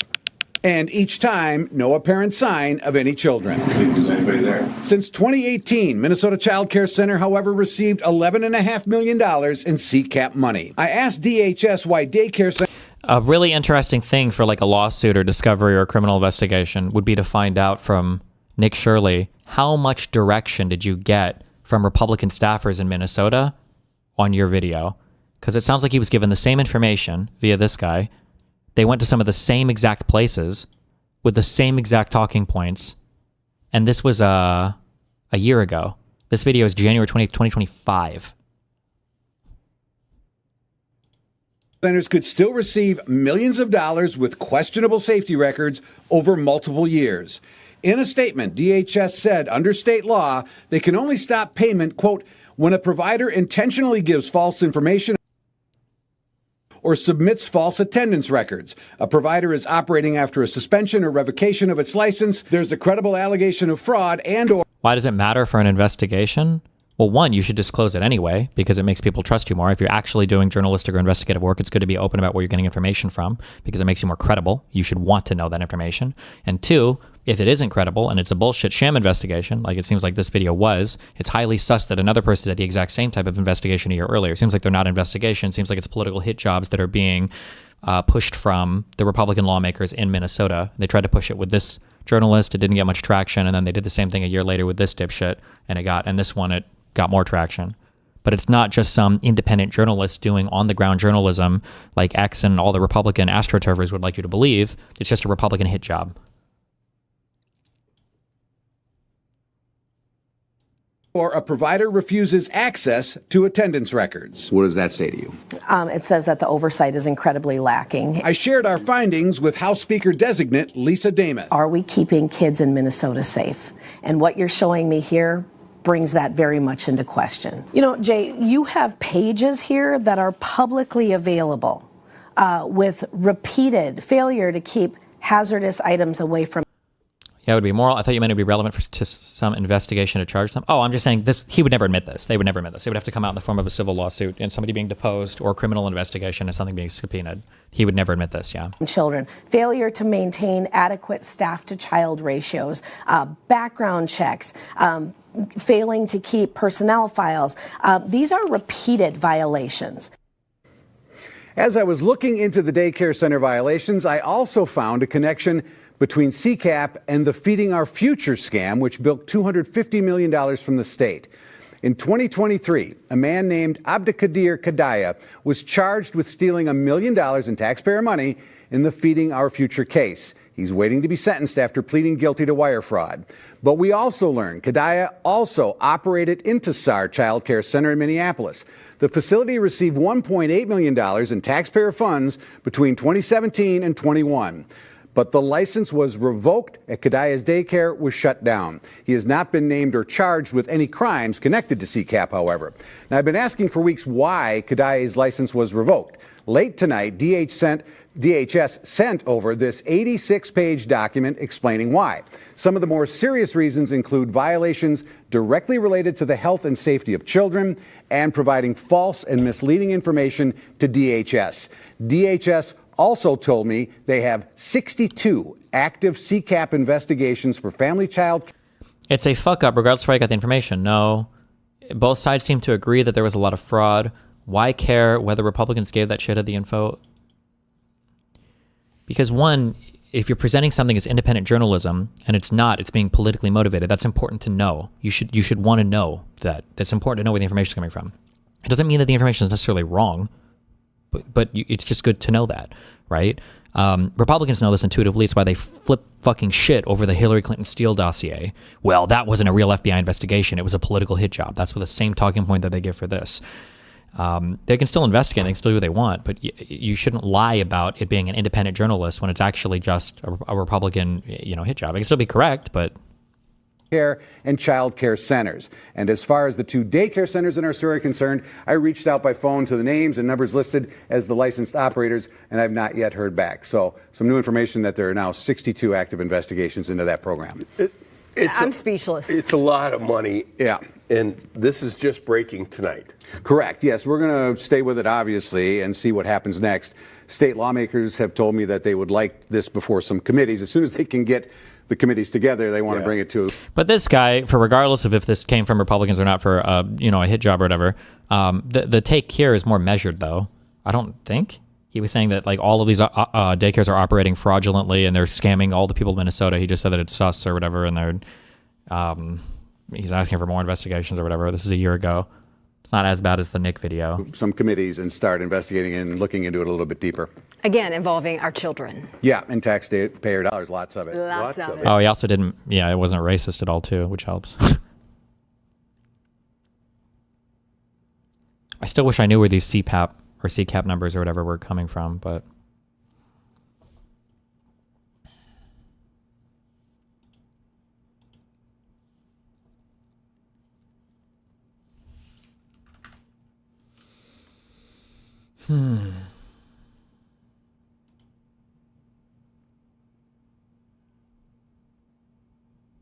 Also, that David guy, when he said 3 Somalis jumped him or whatever, that was 100% a fucking lie.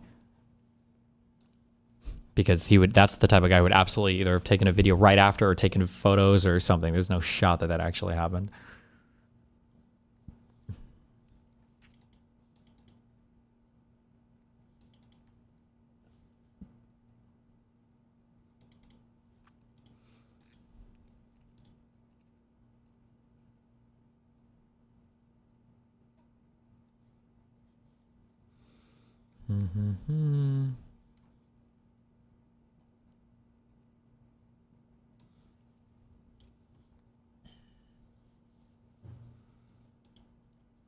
Nice. The man who spirited Nick Shirley around to small run daycare centers. David Hawk had a long history of failed political ambitions. Then he paired up with a 23-year-old youth to knock on doors at Minneapolis child care centers. Oh, this is about the guy.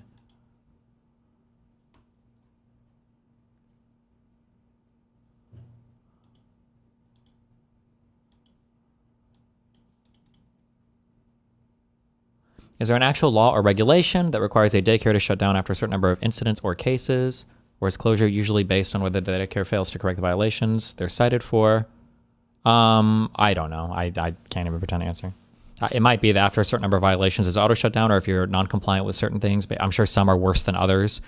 Some types of violations are worse than others. I don't know how common it is that daycare centers get cited with violations. Maybe everybody, when you dig through enough, doesn't have the best paperwork, or I just don't know. I don't know the averages on any of that. Then again, neither of these guys, so. States, Donald J. Trump. And I'm proud to be an American, where at least I know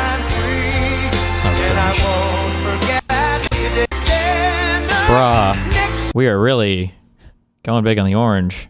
Whew. We're oranging it up out here. Thank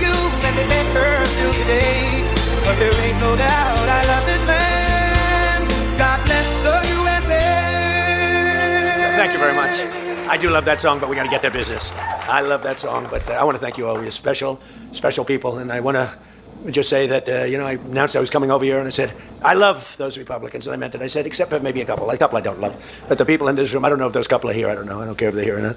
But we love you, and you've done an amazing job. You love the country. You're doing what's right for the country. And I want to wish everybody a Happy New Year, the most successful House Republican majority in decades. And we did it with not a big majority. Right? That was not a big majority, but it's a unified majority, and it's people that know what it takes to make America great again. So together we had 12 months of unprecedented success in 2025, and now we're going to make history and break records with the epic midterm victory that we're going to pull off. It just doesn't seem to happen for people that win the presidency. Epic midterm victory. It's an amazing phenomenon. You win the presidency, and we sure as hell are having a successful presidency. I will say that. But even if it's a successful presidency, it's been nothing like what we're doing. We had a very good day 2 days ago, too. But even if it's successful, they don't win. I don't know what it is. There's something psychological, like you vote against. You can win by a lot. We won every swing state. We won the popular vote by millions. We won everything. But they say that when you win the presidency, you lose the midterm. So you're all brilliant people. Most of you are in this business longer than me. That makes me smarter than you. Because look where I am, right? No, it doesn't. But I wish you could explain to me what the hell's going on with the mind of the public, because we have the right policy. They don't. They have horrible policy. They do stick together. They're violent. They're vicious. They're vicious people. And they stick together. Like glue. They don't have a couple of the people that we have. A couple of people, not too many, really very few. And that's why I want to just say that before we go any further, I want to express our tremendous sorrow at the loss of a great member, great member, Congressman Doug LaMalfa, who passed away yesterday, as you probably have heard. And he was the leader of the Western Caucus, a fierce champion on California water issues. He was great on water. He wanted to release the water, he'd scream out. And a true defender of American children. He was a defender of everybody. And our hearts go out to his wife, Jill, and his entire family. He voted with me 100% of the time. And by the way, he wasn't a 3 o'clock in the morning person. Do you know what I mean by that? Where the speaker goes, sir, could you call up? Could you call? I said, what time is it, speaker? Sir, it's 3 in the morning. Could you make a couple of calls? How many? 9. So I'd start calling 3 in the morning. I said, I shouldn't use any names. I'm just going to create problems. But hi, Jim. And I'm not talking about Jim Jordan. I never had to call 3 in the morning for him. But I said, hi, Jim. How you doing? I just called to say. Does the midterm work? Is it a re-election? Does everybody vote again?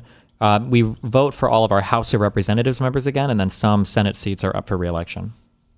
No, 3. Okay, sir. Sir, you haven't spoken to me in 3 years, and it's still 3 in the morning. And then there's governor seats? I don't know how many of those are. So I know what you want. You want my vote. And usually, almost always they give it, but they want it to be called. And with Doug, I never had to call. He was with us right from the beginning. I love those guys. I must say I probably love them the best, the guys that I don't have to call. They know we're doing the right thing. I have a couple that are going to be with us all the way, but they just want the call. They want love. They need love. They're more insecure than most of you. It's true. No, most of you are secure people. They're all laughing. No, most of you are secure people. I had a couple say, look, I could have Trump call me all the time. I just have to break his ass a little bit. And he'll be calling. But I appreciate those. We actually had a little party. We opened up a beautiful section of the White House in the Rose Garden, and we had a party for all of those people that I never speak to and vote for me. And I spoke to Doug, but I didn't speak to him about, I've had a problem. And I was really saddened by his passing, and was thinking about not even doing the speech in his honor. But then I decided that I have to do it in his honor. I'll do it in his honor because he would have wanted it that way. He would have wanted it that way. He would have said, do that speech. Are you kidding me? Do the speech, big guy. But he was a fantastic person. Man, that was a quick one. I don't know quite yet what happened, but boy, it's a tough one. He was just with us. He was our friend, all of us, every one of us. And I also want to send our best wishes to Congressman Jim Baird and his wife, who are recovering from a car accident. They're going to be okay, but they had a pretty bad accident. And we're praying that they get out of that hospital very quickly. He's going to be fine. She's going to be fine, but it was a bad accident. And I want to thank the man who has been central to so many of our triumphs. He really has been. He's the guy that would call me to make those calls all the time. He's always working. And he's a nice person. He's a high-quality person. But I want to tell you, he's a very tough cookie. I've seen both sides. Not often do I have to see the other side, because he's just, by nature... Is there anything in this speech, or is this... At what point does he start saying anything of substance? This is fucking retarded. Very fine. Religious. I like that. He's a religious person. I like that. I like religious people. It usually means they're more honest. Sometimes it doesn't happen that way. I've had some real religious ones that did numbers on me, and I said, I'm going to get them someday.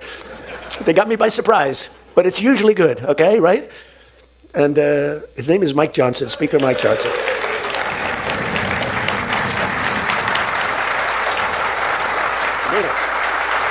has my complete and total endorsement. Stand up, Speaker. So, but it is true. A lot of times they'll say, I wish Mike were tougher. He's tough as anybody in the room, actually. But can't be tough when you have a majority of 3. And now, sadly, a little bit less than that. A little bit less than that, maybe. But you can't be Trump. You can't, I want you. You make 10 enemies, 20 enemies. That's the end of that, right? Everybody loves him. I would say there's one person he's given up on. I think he just gave up on this guy. He's so bad. He never votes for us. But no matter how good, he won't vote for us. There's a sickness there. There's something wrong. You can have the greatest bill, the greatest for the country. Forget about for Republicans. Great, great, great for the country. I'm a no vote. We don't even bother calling him at 3 a.m, do we? Huh? But I want to thank another guy who's as tough as they come, because he went through something that none of us have gone through. I went through a little shot, but I get that throbbing feeling every once in a while. But what he went through was incredible. And then Steve Scalise got hit hard. Where's Steve? Steve. He's a tough cookie. He was dead. I went to the hospital. His wife was crying so much. It was a mess. Oh, yeah, she loves you. That's the only thing I learned about Steve, that he has a wife who loves him. Because I've gone to hospitals where guys are in bad shape and the wife couldn't care less. She's looking for the next guy. Who's the next guy down the pike? Who the hell is the next guy? He's dying. Watch this Trump stop fully, and he says nothing useful, and all this is the retarded usual stuff. Why does somebody say this would make me Fed pose? Is there anything about this today that happened, or what? I don't know why I was linked this even. So bad. Oh, yeah. I had one where the dog died and the husband died at the same time. I said, it's so sad. Yes, I love this dog so much. She couldn't give it, and the guy left her a fortune. Can you imagine? He shouldn't have left her anything, but she was much more concerned.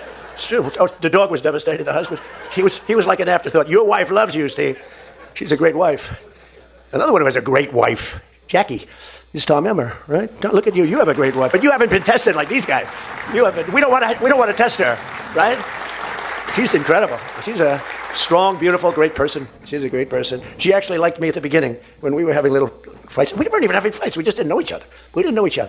And I heard he said something negative about me. He was sort of right about the subject, but you're not supposed to say ever, even though you're right. But Jackie was saying, I'm telling you, he's a great guy. He's good. He's going to be a great president, blah, blah, blah. She was fighting for me. And now I love this guy. He's great. She was right about both of us, I think, right? But Tom has been incredible. He's incredible at what he does. And he's a great team player. Your conference chair, Lisa McLean, is so strong and powerful and beautiful. And thank you, Lisa. Thank you. Thank you. And I think they're broadcasting. We said we don't care if the press comes or not. So when I say that, that means that they're broadcasting all this. And I'm letting my feelings out because it's true. I feel that way about so many people in the room. I can say it about many of the people in the room. Some I don't know as well, but many of the people in the room. They're incredible people. You're incredible what you're doing. We also have another one, Richard Hudson, chairman, NRCC. Richard's always in there. Always with a smile. No matter what's happening, Richard. He always has a smile. He's just a positive guy, smart and positive. Thank you, Richard. Really appreciate it. You do. Okay, this is retarded. I don't care. How Nicolas Maduro's regime disintegrated. Ever a strongman dictator. I hope I have the... If I'm ever a strongman dictator, I hope I have the self-confidence of Venezuela's Nicolas Maduro. In late November 2025, Maduro appeared to be in high spirits, brandishing a sword at a rally in Caracas. A few days later, he was at another rally declaring victory forever. With his accent, though, it kind of sounds like he's saying big party forever, which may well have been the case because he then proceeded to have a very big party. Venezuelan President Nicolas Maduro dancing to a remix of his own peace slogans. Watching him in these rallies, you'd never guess that a few days earlier, he was apparently considering fleeing the country. The Miami Herald reported that during a 15-minute phone call, US President Donald Trump offered Maduro safe passage for him and his family to the country of their choice if they left Venezuela immediately. Reuters reported that Maduro told Trump he was willing to leave the country in exchange for full legal amnesty for him, his family, and over 100 of his cronies. This was 3 weeks ago. Trump reportedly rejected that, and now Maduro is concerned that the US will try and remove him from power by force. He is reportedly sleeping in a different place every night in an effort to avoid airstrikes and American-backed commando attacks. The US president continues to build up his country's military presence in the Caribbean, and he's declared Venezuela's airspace closed. This is a very strange situation. A Venezuelan president shouldn't be considering fleeing their country. No other country on earth has more proven oil reserves than Venezuela, but despite this, the country has been in the midst of a decade-long economic disaster. Now, you might be saying, but the government is corrupt, and yes, it is. But America has been putting sanctions on them, and yes, they have. Or, but it's socialism, and look, that's not really as relevant as you might think. The point is, you can basically get oil out of the ground in Venezuela with a straw. It should be able to withstand corruption and sanctions and still be a socialist utopia like Norway. So what is actually going on in Venezuela? Today, the bizarre and obscure ways a country with every possible advantage managed to mess it up so badly. I'm Matt Bevan, and this is If You're Listening. Isn't there a thing called like the paradox of resources? I feel like I'm making that up. There's a thing that has to do with this, that there are lots of countries that are like resource rich, but for some reason they're just like completely fucked all the time. What am I thinking of? Oh, the resource curse, maybe? I don't know if that has anything to do with resources. I think I don't know if just having resources fucking matters that much. Norway has resources, oil, and they do really well with it, right? Pretty sure Israel has fuck all. That place has nothing. That's the demon's land for shit. They have to fucking fight wars in the 50s and 60s just to bring in enough water for their people not to die of thirst. But Israel's economy and everything does really well in the Middle East, so. Oil has been part of Venezuela's story for a very... Wait, let me use this real quick. Hold on.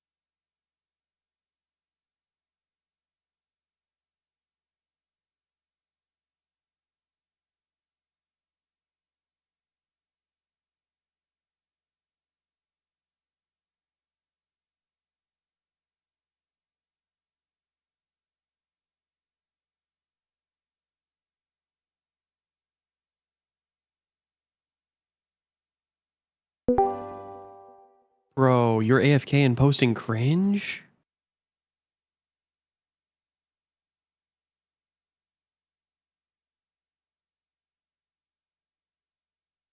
What has he done today? What have you done today, Mooten? Fuck. I know you're already back. Wait, one of the matriarch events today. No, the harvester events. Let me look.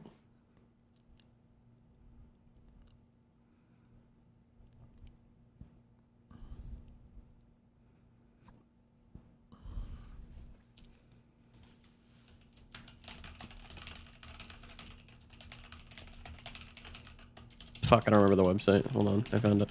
Metaforge. Harvester. One's right now, and one's in an hour.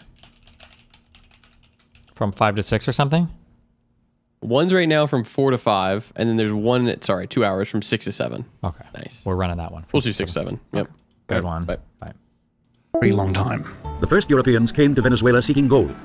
They later found black gold, crude oil. They've been mining it ever since. For most of the 20th century, Venezuelans didn't have all that much to do with the oil business in their country. Foreign oil companies operate the wells. They pay the state royalties on their production, about $100 million a month. But this income assisted all levels of Venezuelan society. Part of the oil royalties support the welfare system. so no one need go hungry. Successive governments pursued a policy of what they called sowing the oil, basically using the revenue from oil to try and modernize the country. Much of the oil money has been spent on public buildings, skyscrapers, broad avenues, and highways. Then, during the 1970s, as a result of conflict in the Middle East and US oil embargoes, the price of oil skyrocketed, which was bad news for most people, but great news for Venezuela. The oil boom increased the flow of cash into government coffers. Knowing that these elevated prices might not last, the government made a serious effort to try and build a more diversified economy. In other words, use the oil industry's money to build up other industries, other than oil. Ideally, you do want your economy to be diverse, to be able to do lots of different things, or at least that's what these Poindexters at Harvard think. They apparently know about these things. Harvard University ranks the complexity of Nerd alert. Economies through something they call the Atlas of Economic Complexity. The more different things your country can make, the higher your rank. So you have at the top countries like Japan, Germany, and so on. Japan ranks very highly, for instance, because they manufacture a bit of everything. Cars, chemicals, computers, centrifuges, circuits, CAT scanners, and also other things that do not start with everything. Germany. Wait, did he leave an error in his video? Wait, what was going on there? And so on. Japan ranks very highly, for instance, because they manufacture a bit of everything. Cars, chemicals, computers, centrifuges, circuits, CAT scanners, and also other things that do not start with the letter C. If your country can only make a limited number of things, though, you're going to get a lower rank. Which are like basically countries in South America and in Africa. The ranking isn't necessarily an indication of your country's current wealth, but it can be an indication of where your country is headed.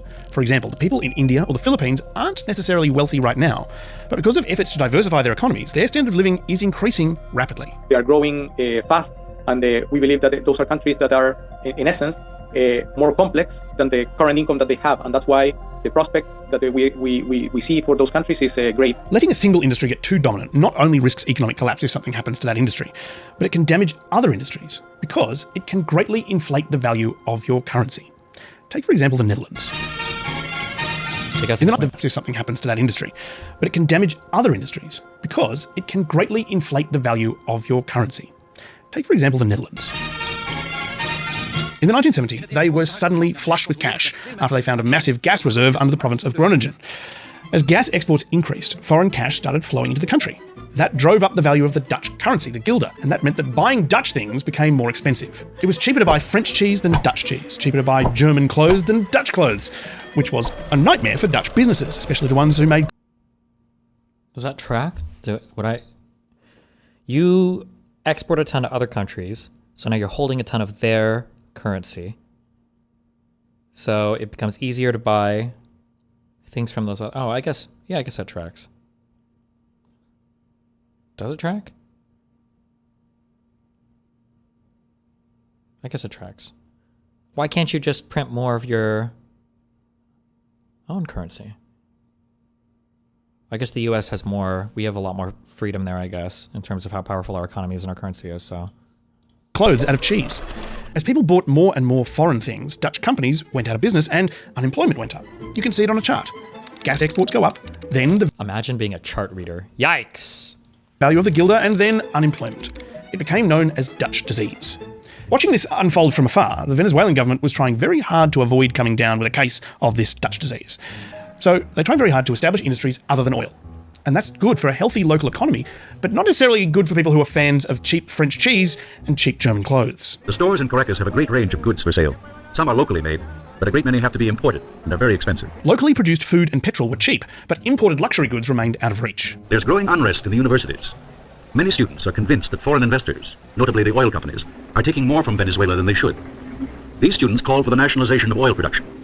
Also, they say that not enough Venezuelans hold top positions. From the 1970s to the 1990s, Venezuelan governments took varying levels of control over the oil industry, but they always worked with foreign oil companies. Until... Along came Hugo Chavez, a paratrooper with a tank. After leading a failed coup attempt in 1994, Hugo Chavez was elected president in 1999. Aló, presidente. El programa del presidente Hugo Chávez Frías, en vivo. How do these guys get so, like the beer hall push or whatever was similar with Hitler? How do these guys get so many second chances at politics? What the fuck? January 6th. This is the very first episode of his Hello, Mr. President show on Venezuelan State Radio. Buenos días, Freddy. Buenos días, Teresita. Buenos días, todo el equipo de Radio Nacional de Venezuela. Buenos días, Juan Barret. Initially, each one of these radio shows was about an hour long, but they gradually got longer and spread onto TV as well. Chavez would use the show to formulate policies, rant about capitalism, and insult foreign leaders. George W. Bush. You are a donkey, Mr. Bush. He'd visit with his constituents, he'd hold photo ops, he'd quiz local school students.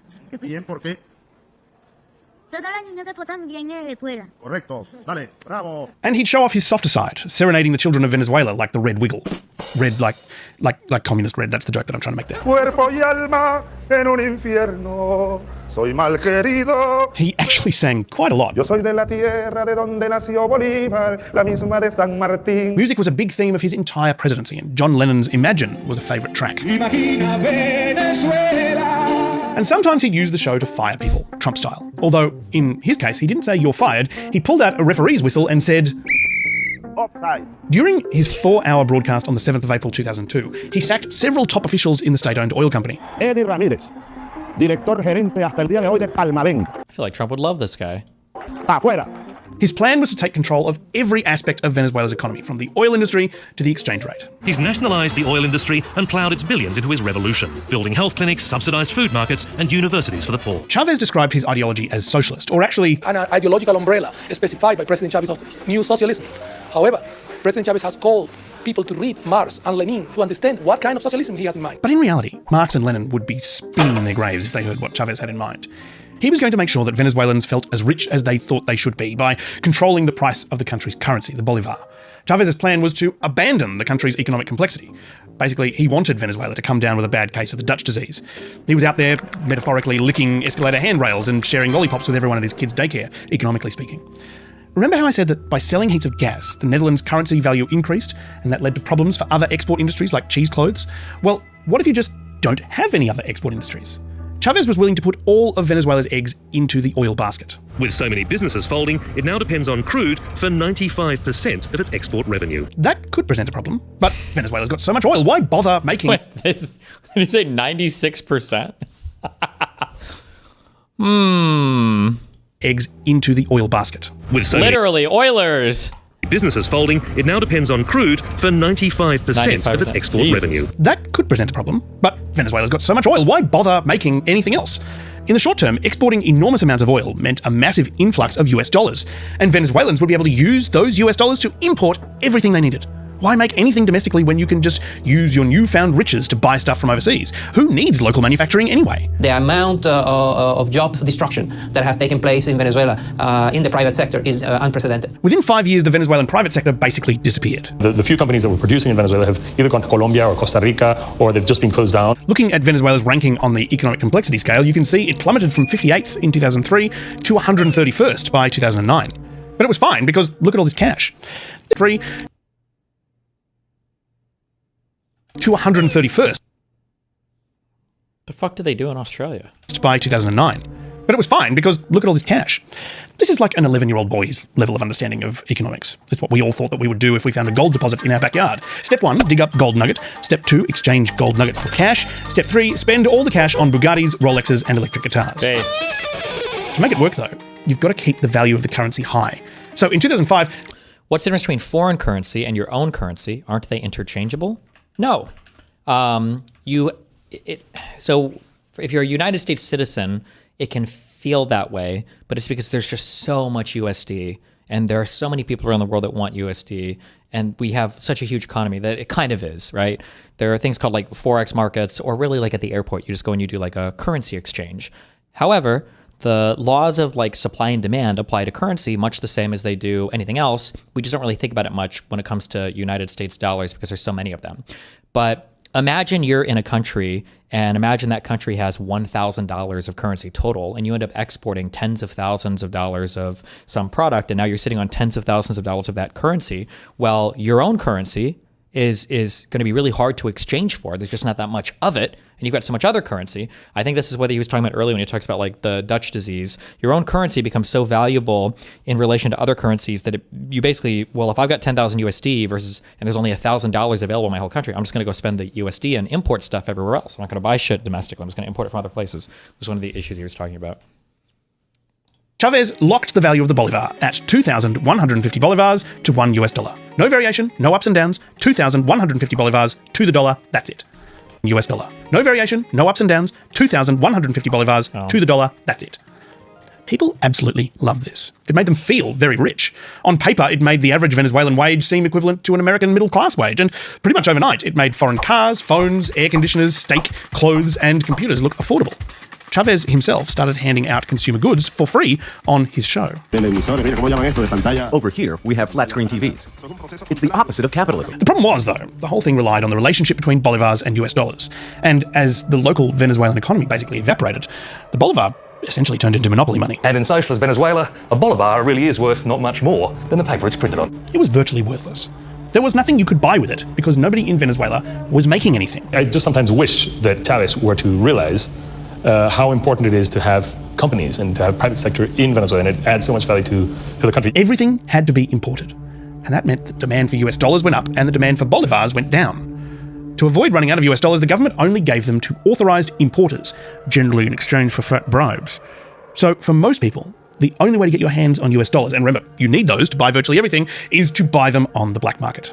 That created a very strange situation, which the ABC's Eric Campbell experienced firsthand. The first thing you do when you come to a place like this, of course, is change money. But nobody goes to a bank for that, because today's official exchange rate is about 1/5 the black market rate.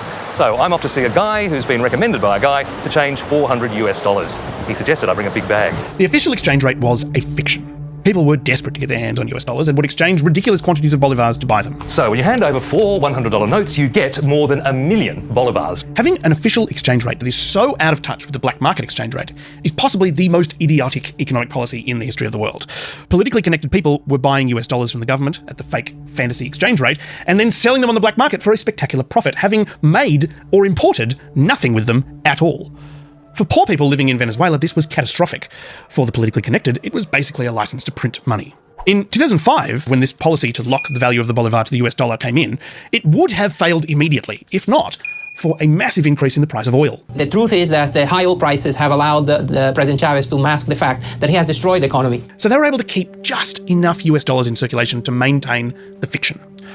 On Hello, Mr. President, in December 2012, Chavez announced that he would need to travel to Cuba for cancer treatment, and that if anything was to happen to him while he was there, Ustedes elijan a Nicolás Maduro como presidente de la República Bolivariana de Venezuela. he hoped that the people would elect his vice president, Nicolás Maduro, to succeed him. And just 3 months later, Chavez was dead. We have received the hardest and most tragic news that we will ever transmit to our people. Mourners gathered in the streets to grieve the man who led their country for 14 years. Nicolás Maduro inherited what in football would be called a hospital pass, an economy teetering on the brink of total catastrophe.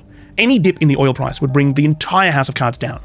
It took a little over a year, but the crash finally came. The price of oil has hit a 5-year low. It dropped by more than 50% in 4 months. There are concerns it could also lead to instability in Venezuela, where oil accounts for 95% of the country's export earnings. Basic food supplies were now too expensive to import. Police and soldiers now guard food stores. Many supermarket shelves are empty. By 2017, hunger was a serious problem in Venezuela.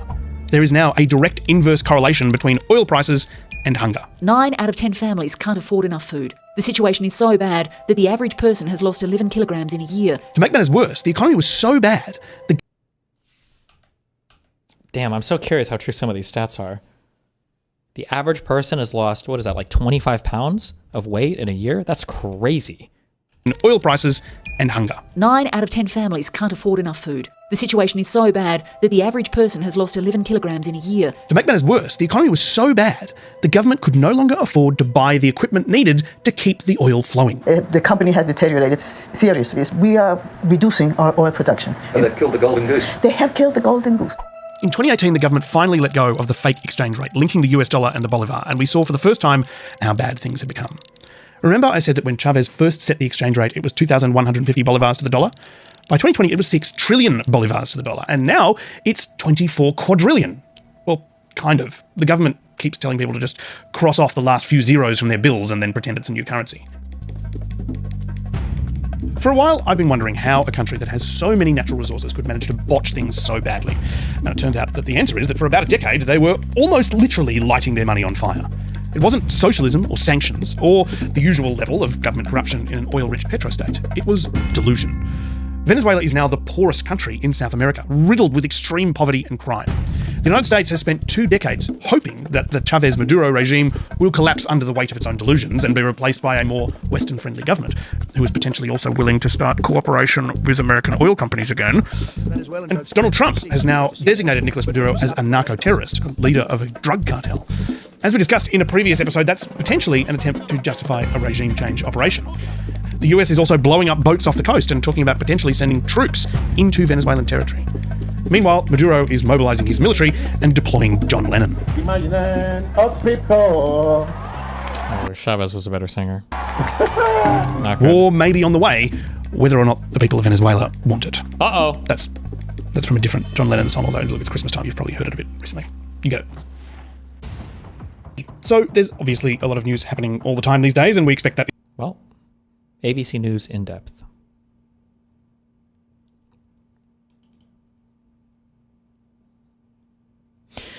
I don't believe oil companies are stupid enough to start investing billions in Venezuela under Trump. They know he's a retard. Yeah, I actually don't think that we're going to do any oil extraction. I don't know if he has the attention span for it. I don't know if we're going to, it feels all bullshit to me. But who knows? We'll see. Vouch video. It's your boy. Whoa, is that a new animation?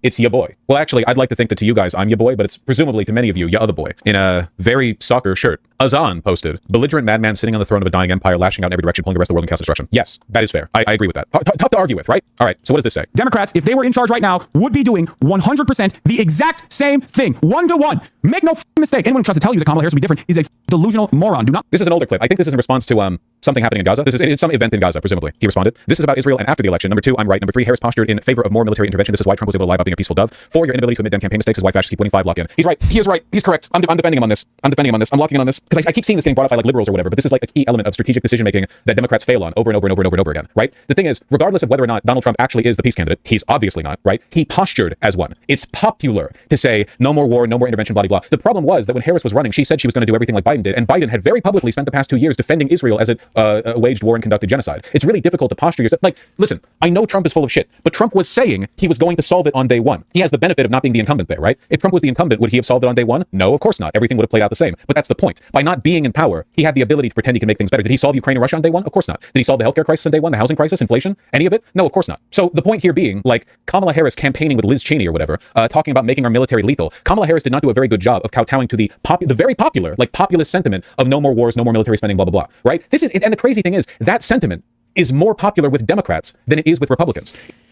To pretend that Kamala posturing, like the reason why Democrats have to posture militarily is because people always present Democrats as weak. So when Kamala says things like, no, our military will be lethal. No, we'll make sure that we can do whatever we need to militarily. To pretend that that's the same thing as Trump's posturing is just very politically naive, very politically ignorant. That's just a really stupid thing. Yeah, that's just a very dumb approach to politics.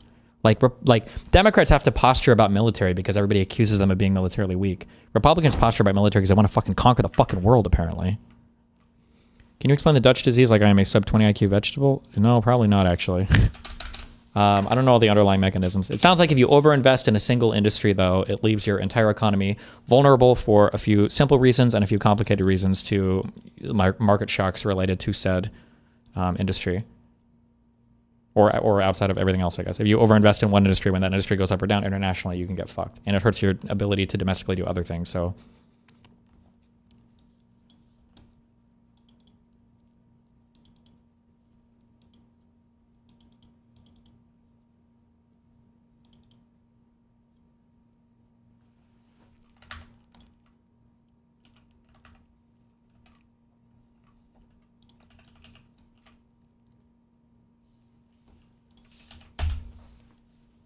Okay, Venezuela. The U.S. went in, seized Maduro, took him out of the country. I've been on the road all day, very busy, spoken to a lot of journalists today, haven't had time to make a lot of content on all of this. I'm getting tons of questions. I hope I can cover all of that in this video right here. Venezuela, the oil, OPEC, all of it. And this is going to be kind of scattered because I hadn't planned for this. I just got home from being on the road, but I think I can cover this really well. So Donald Trump is claiming that U.S. oil companies can return to Venezuela, make their investments, and get rich, and you know we'll have all this oil and all. Just forget what Donald Trump says. Just forget anything he says about oil in Venezuela because he hasn't a clue what he is talking about. That's always true. Wait, hold on. Quick Vosh detour. You can never let them forget. There's not even any like political expedience to it. There's no like, I don't know, oh, well, the corruption was part of the time, or oh, well, it was a necessary evil. It's just open, naked, unambiguous, like, yeah, he's a pedophile, yeah, he's evil, and we love him anyway. the lid to enable this? Yeah, no, for sure. I think that you should 100% get to hold this against everyone who worked in Biden's DOJ, Biden himself, and anyone who's defended that decision, which includes Kamala Harris. I will not vote for Kamala Harris in 2028. I'm just laying that one out there on the table right now. If she is the primary winner, then I will not vote in 2028, at least not in the federal election. As far as I'm concerned, Kamala Harris is as complicit in protecting pedophiles as Merrick Garland, and Merrick Garland is just as complicit as Pam Bondi, because Merrick Garland could have brought those cases forward, and he didn't. Pam Bondi had to be forced to. Fuck these. Which cases? The civil cases? People. Fuck all of them. That's for individuals. Or what about Newsom? Well, Newsom hasn't been involved in the Epstein stuff, to my knowledge. We haven't gotten those files yet, okay? I'm good. And at this point, removing Maduro and just installing the VP, apparently, and having them run the country, just doing whatever he says, that doesn't fix anything. That doesn't fix anything. So let's cover a few things first. We went in and seized a country, the oil of a founding member of OPEC. There are members of OPEC that we know for sure aren't happy with us, OPEC and OPEC Plus. Russia is a member of OPEC Plus, not OPEC, but it's literally the same group. I just like to make that distinction for the people that will scream, Russia's not a member of OPEC. They're a member of OPEC Plus. They're essentially a member of OPEC. The first question is there going to be any repercussions of that? Is there going to be anything come from that? And the answer is, if anything happens from that, we won't see it for a while. But I can assure you one thing. If they aren't happy about this, we will find out, and it will come to us in a way that is veiled, that we don't see coming. I might see it coming. Trump isn't going to see it coming. A perfect example of this, the way OPEC exacts its revenge on people, the OPEC 2020 deal was a brilliantly and beautifully crafted plan for OPEC to exact revenge on the United States. You go to 2018, Donald Trump convinced OPEC to increase production so he could put sanctions on oil from Iran, and they agreed to do so with the understanding that the market would not crash because Iranian oil was going to be taken off the market. They were only going to increase the amount that was going to be taken off the market by Iran, so it wouldn't flood the market and it wouldn't crash. As soon as OPEC got that production up where Donald Trump asked him to, he granted waivers to Iran and crashed the global oil market. The OPEC... Really? I don't know anything about this in terms of Trump's oil policy and everything here. Is that actually true? Why would he do? I thought Trump always bragged about being harsh on Iran and sanctioning the fuck out of them. Destiny, can you clarify a point you've made like a week ago? When it comes to people embracing AI, do you think this should extend to education? And if so, how do you think this could/should look like? You just have to learn to use it as a tool, like you do the internet or anything else. It's just that's what it's going to be. 2020 deal was OPEC's revenge against Donald Trump for crashing the oil market and costing them hundreds of billions of dollars. And to this day, I don't think he knows that was their revenge. I don't even think he's aware of it. We're all aware of it. We were the ones paying $5 for gas. Right. 2020 deal was OPEC's revenge against Donald Trump for crashing the oil market and costing them hundreds of billions of dollars. And to this day, I don't think he knows that was their revenge. I don't even think he's aware of it.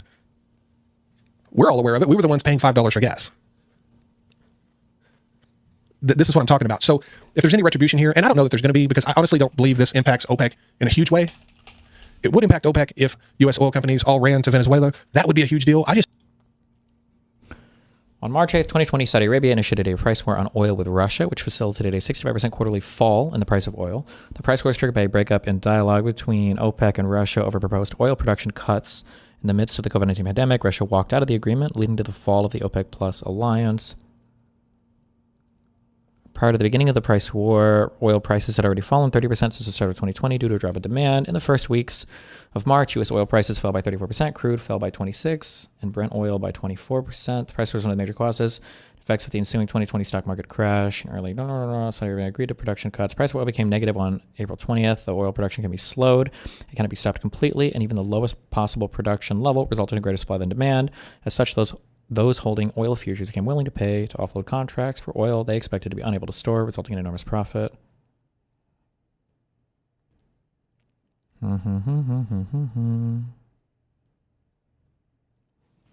Contrary view on the price war. Russian and Saudi officials both deny the existence of a price war against each other or any other country. Russian Presidential Press Secretary Dmitry Peskov said that new planned contracts can be implemented immediately if necessary. During the negotiations, Russian officials have argued that it was too early for cuts before understanding the full impact the virus outbreak has on oil prices, and that an existing shortfall of about 1 million barrels a day caused by the political turmoil in Libya was helping to offset a slump in demand at the time. Pavel Sorokin from the Russian Ministry of Energy doubted that the cuts would work with the stating following quotes: "We cannot fight a falling demand situation when there is no clarity about where the bottom is. It is very easy to get caught in a circle when, by cutting once, you get into an even worse situation. In say 2 weeks, oil prices would bounce back before falling again as demand continued to fall."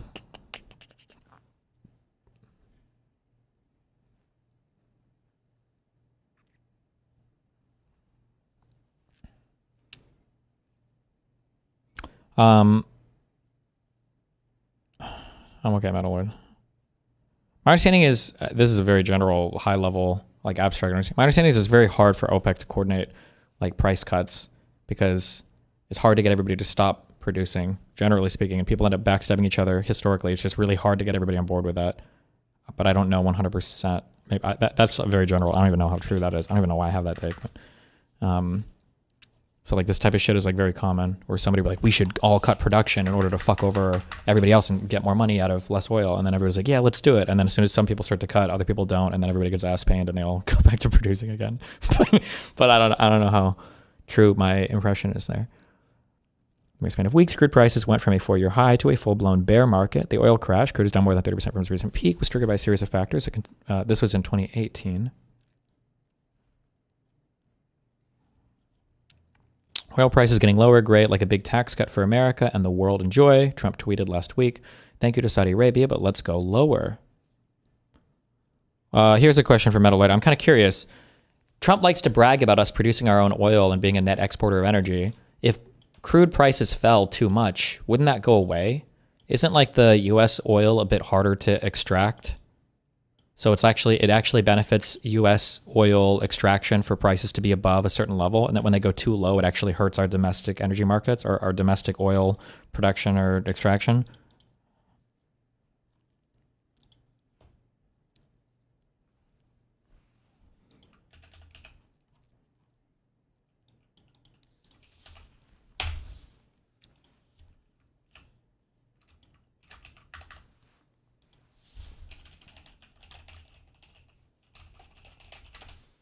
Minnesota research. Oh, this should be fun. Do we get to watch your subs pretend 4-year-olds go to daycare until 10 p.m.? That'll be awesome. No, we already went over that earlier. I think generally before you turn like 5 or 6, usually you just kind of vanish from existence from like 9 p.m. to 6 a.m. So they would never be at daycare until 10 p.m. because they exist in an alternate dimension. Special report. Trump told Saudi, cut oil supply or lose U.S. military support. This is in 2020.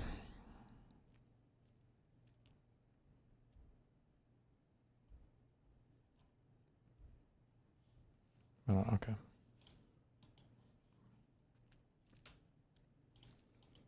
Too many memes. Stop!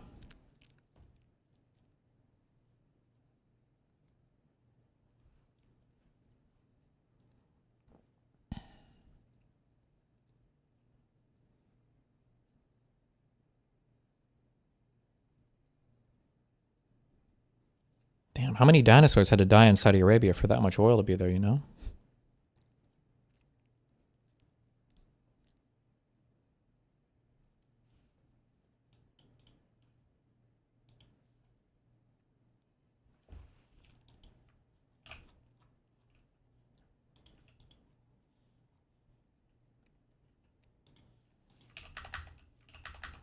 Fuck.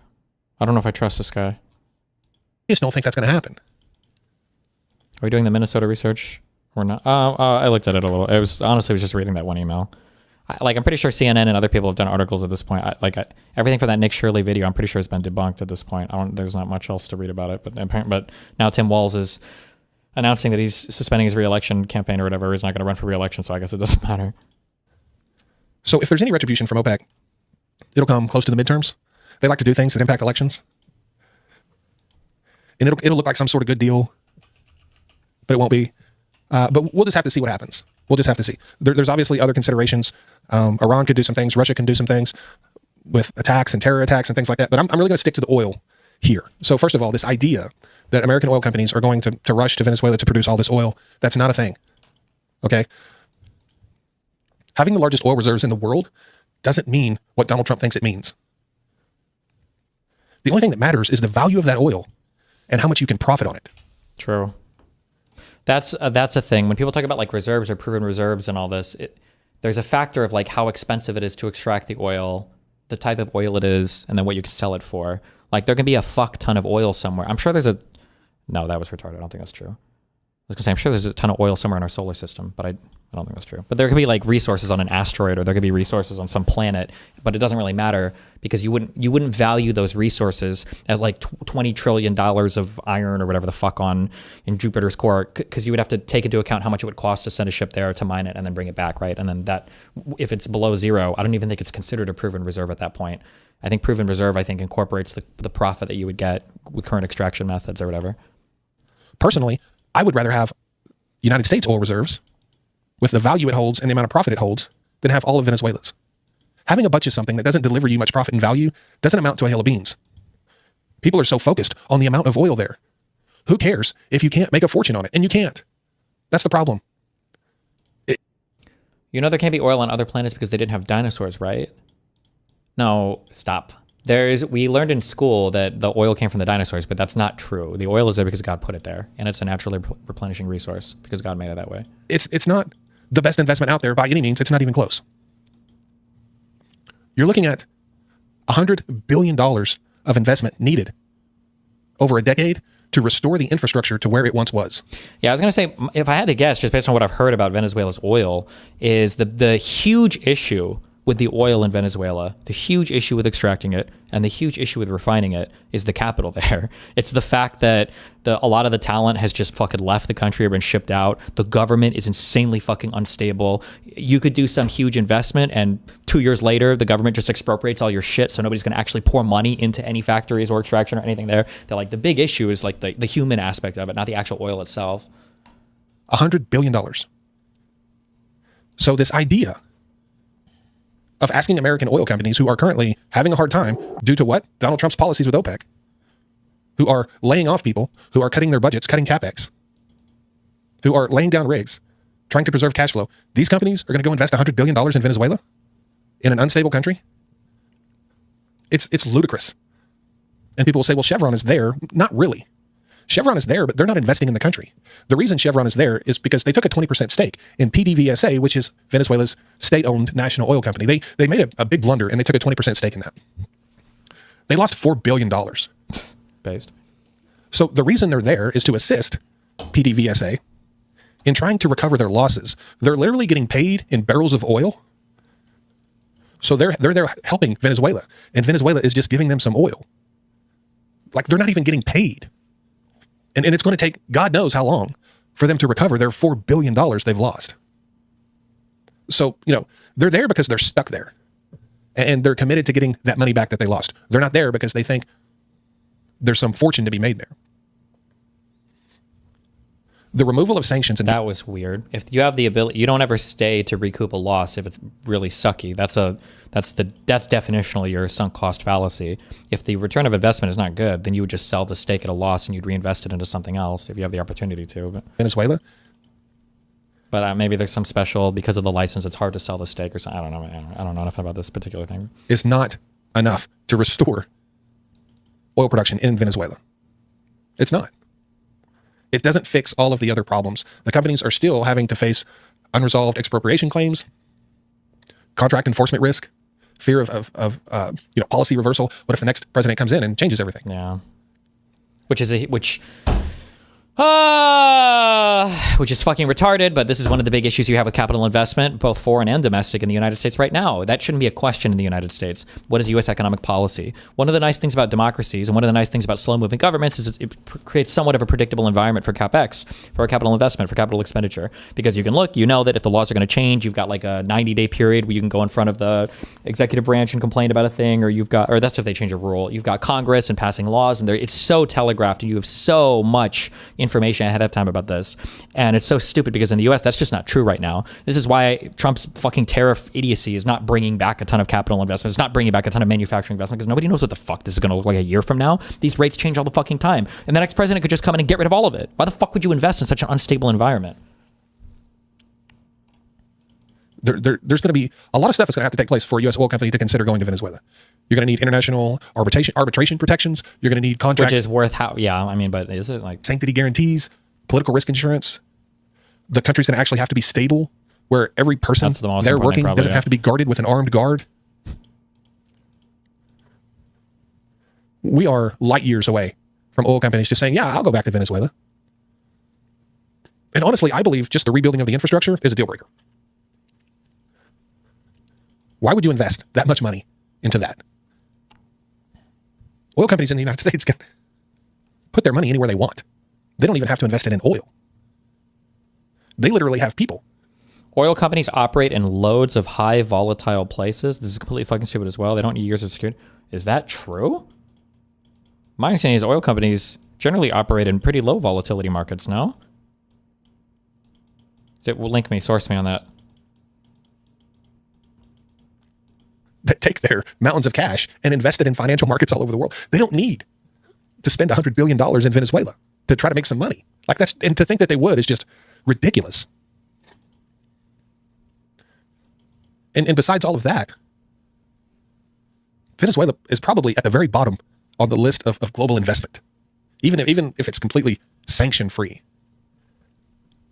You have a very heavy, sour, high-sulfur oil that is very expensive to produce, to lift, to process. It requires diluent imports. They have to build all new refineries that require constant maintenance. U.S. oil today lives in a world of capital discipline, not Venezuela. And the way the Middle East isn't uniformly volatile, but that's probably what Chatter is thinking of. Well, what are the highest producing oil countries? OPEC plus Wikipedia. My guess is that most of these are going to be pretty stable, but I could be wrong. I don't know. The USA is a pretty stable country. Saudi Arabia is pretty stable. Russia, despite their current war, is pretty stable. Canada is stable. China is stable. Brazil. Iraq, in terms of like borders, and I'm pretty sure how the country is governed and ran, is fairly stable. Even Iran, I think, is pretty stable. I feel like most Middle Eastern countries, save for what? Maybe like Afghanistan, Syria. I wonder where Syria is at right now. Oof. Yeah, they're fucked. Yemen is down here. They're fucked.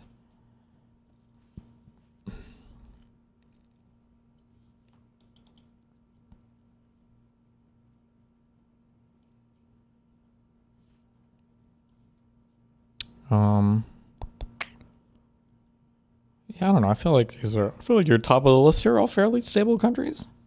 Venezuela is still at 18. Yeah, I see that. Well, this is 2023. Well, even well, would you say Venezuela's stable-ish? There's a lot of corruption, I guess. I don't know.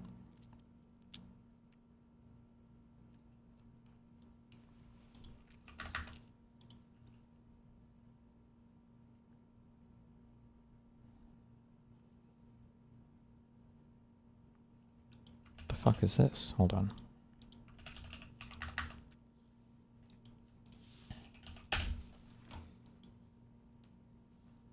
Here's one example. Chevron is a huge producer of Nigeria oil. There have been attacks against infrastructure in Niger for a long time. Well, not... Am I retarded? Niger and Nigeria are two different countries, no? Or did you just leave out the letters for the last thing? Nigeria. Militant group claims responsibility for pipeline attacks. Is this very easy oil to extract, though? Is this like easier stuff that doesn't require as much refinement or whatever?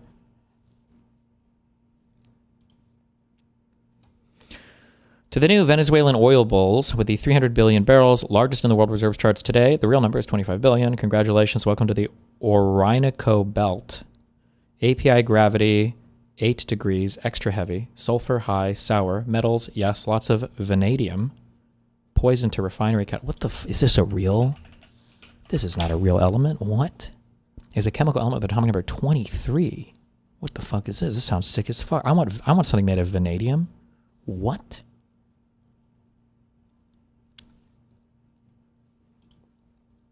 It's not light, sweet crude. It's a road pavement that hasn't dried yet. Chemistry is a wonderful thing, and the industry can turn the sludge into jet fuel, but it costs a fortune. In reality, Venezuela's economically recoverable reserves are 25 billion barrels of heavy, sour, metallic oil. Today's free oil 101 lesson: volume is vanity, viscosity is sanity. Okay.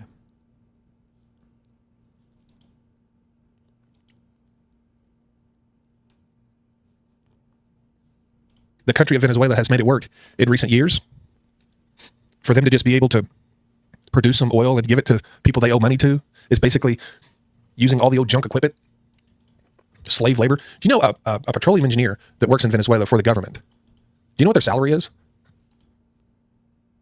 Is it going to be really high because of the corruption or really low because the country's fucked? It's like $5 a week. Based. And a lot of those people don't get paid anything. But the professionals, the professional engineers, the highly technically skilled people, they might make $5 a week. Vanadium there may be a guy or two out there making $10 a week. Holy shit. They're, before Maduro was captured, they weren't allowed to resign. They were forced to work and live in barracks. I mean, it's basically slaves. Based.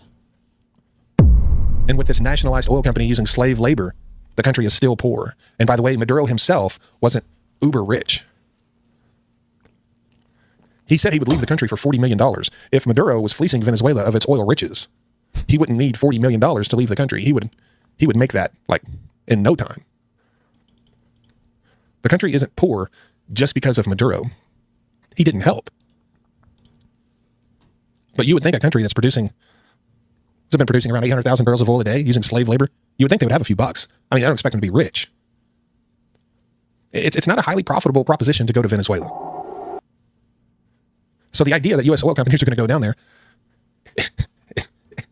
it's beyond reason. Like, it is one of the most ludicrous things I've ever heard. Another example of Donald Trump meddling in the global oil market. The last time he meddled in the global oil market, we got handed the OPEC 2020 deal. Probably the worst deal ever in history.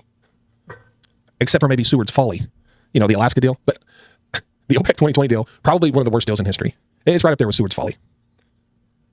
So if we went there for the oil, which I believe we did, that was...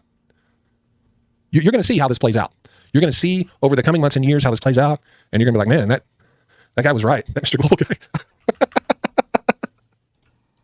Okay. We'll see. I believe him. The White House says in a new statement, 4:26 p.m., so 20 minutes ago, 15 minutes ago, President Trump has made it well known that acquiring Greenland is a national security priority of the United States, and it's vital to deter our adversaries in the Arctic region. The president and his team are discussing a range of options to pursue this important foreign policy goal, and of course, utilizing the U.S. military is always an option at the commander-in-chief's disposal, White House Press Secretary Caroline Leavitt said in a statement to CNN. Our allies.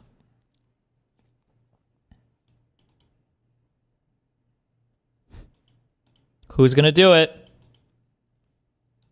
And by it, I mean tell them it's a really bad idea.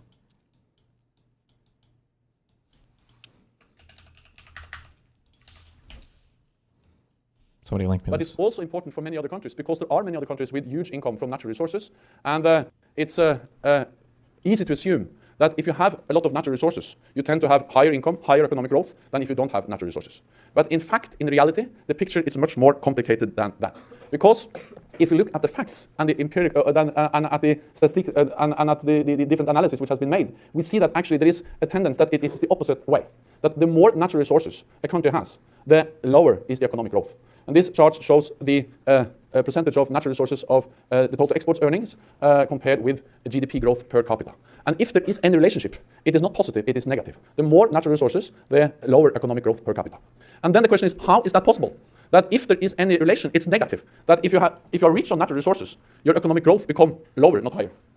And there are different ways of explaining this. It's partly complicated, but the short answer is that if you have too much cash, if the state earns too much money, it tends to spend too much too fast. And if you spend too much too fast, you destroy the traditional part of the economy, you overheat the economy, prices will increase, wages will increase, and labor will move from the competitive part of the economy, from the exposed part of the economy, from the tradable sector to the sheltered service sector, and the productivity of the economy will decrease. And since oil and gas revenues tends to increase and then go down, when the oil and gas revenue then falls, then you are really in deep trouble because you have, in a way, based your expenditures, the whole economy and the structure of the economy on very heavy spending of oil and gas revenue. This is not only in theory, this has happened in reality, and it has taken different forms, but the main problem is that you spend too much too fast. It's called Dutch disease because this happened in Holland in the 1960s and the 1970s. Holland. They discovered huge gas reserves. They earned a lot of money, but they spent too much of it. And actually, they experienced negative economic development because they spent too much money too fast. So the paradox of some kind of negative relationship between high income from natural resources and low or negative economic growth is explained by what is called Dutch disease, the problem of overheating the economy by spending too much of the revenue too fast. Given that that is the fact, that there is a danger for destroying your economy by having too much income from natural resources, not only oil and gas, but also other natural resources, then Norway is in the danger zone. Okay. Fuck Norway. Just kidding. Wait, did that just shake? Is that part of the graphic? It is. What is this? Destiny, not to sound like a leftist, but is it possible that the more resources you have, the more interest from larger economic powers you will have, and that is the source of the negative relationship? No, I don't think so. That could happen, but it would be a separate thing. Look, it shakes. Nice website design, by the way. Not optimized for 4K monitors? Not a centered div graphic? What?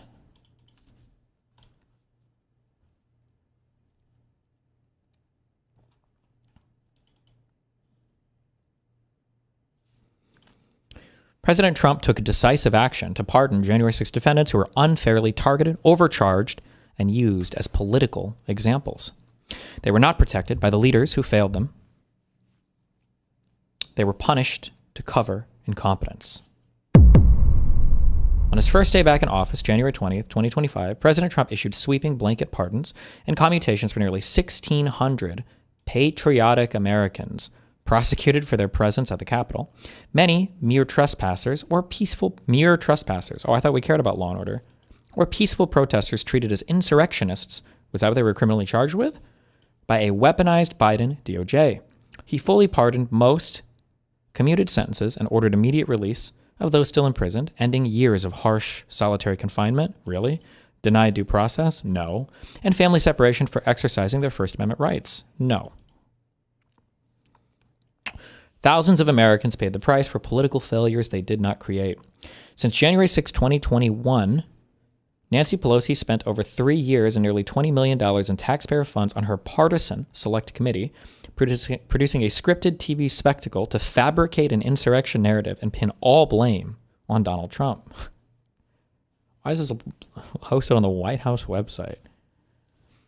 Video and audio recordings, including unaired HBO footage from her own daughter, show Nancy Pelosi repeatedly acknowledging responsibility for the catastrophic security failures, admitting, "We have totally failed and I take full responsibility for not having the National Guard pre-deployed," despite intelligence warnings and the President Trump's offer of troops that were ignored under her leadership as Speaker. The Democrats masterfully reversed reality after January 6th, branding peaceful patriotic protesters as insurrectionists and framing the event as a violent coup attempt orchestrated by Trump, despite no evidence of armed rebellion or intent to overthrow the government. In truth, it was the Democrats who staged the real insurrection by certifying a fraud-ridden election, ignoring widespread irregularities, and weaponizing federal agencies to hunt down dissenters, all while Pelosi's own security lapses invited the chaos they later exploited to seize and consolidate power.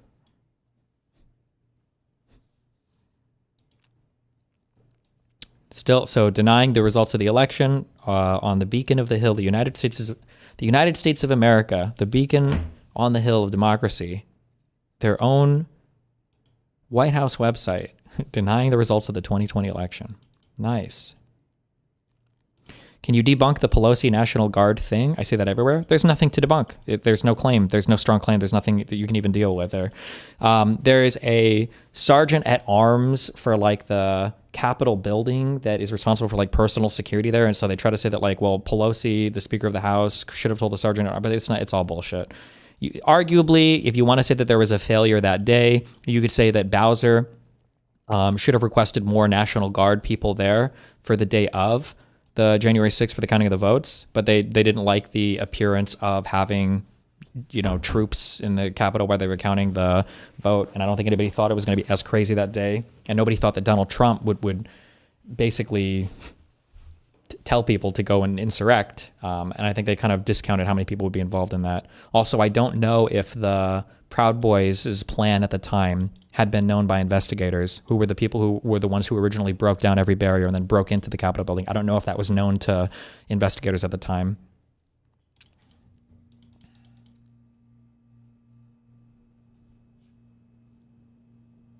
Yeah, we've already seen also, Donald Trump has no problem deploying the National Guard when necessary. And even if Pelosi did fail, we would say Pelosi failed to stop an insurrection led by Donald Trump. It doesn't really help him at all. So.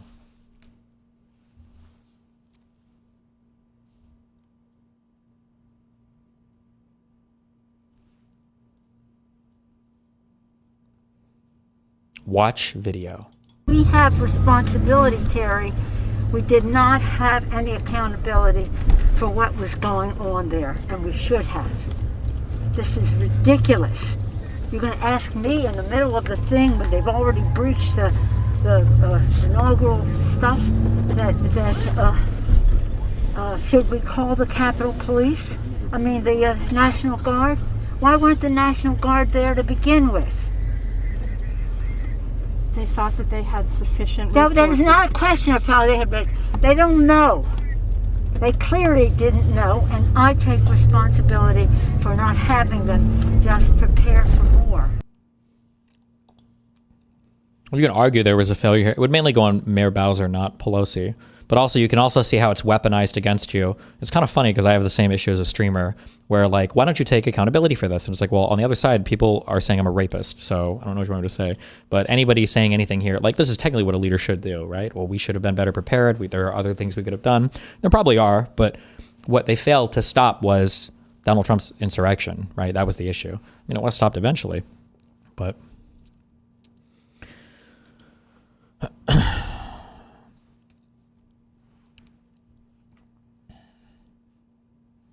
fuck is this website design? President Trump invites Americans to D.C. President Trump invites patriotic Americans to Washington, D.C. on January 6th for a peaceful and historic protest against certifying the stolen 2020 election. Just putting these words and being associated with this project, I think, I would say that this type of stuff easily would just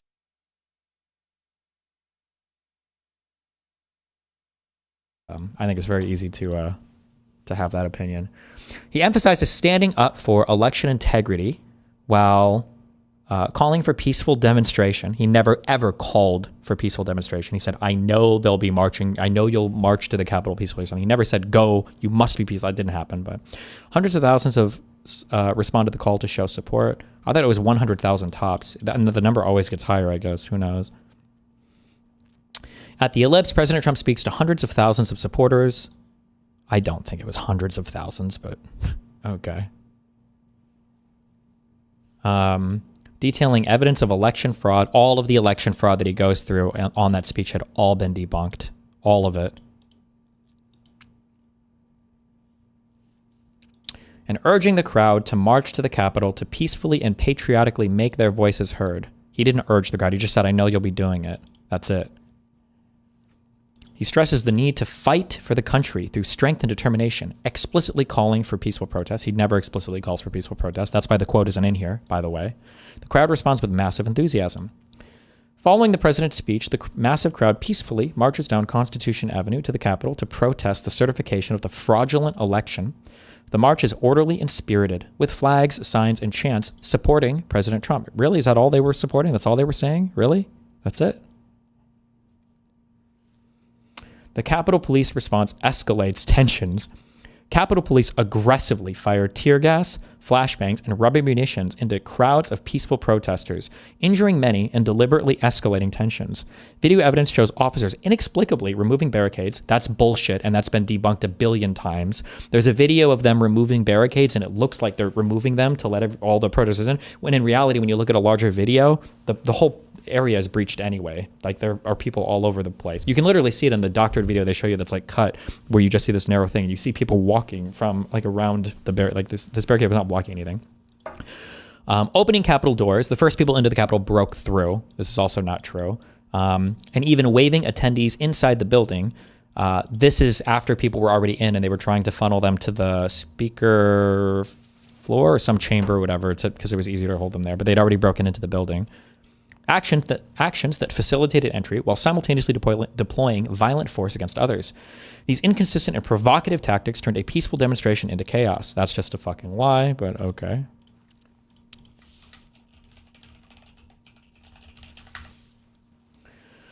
President Trump urges calm.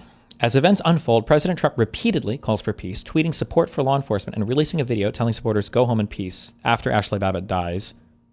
But okay. While reiterating love for them and election concerns.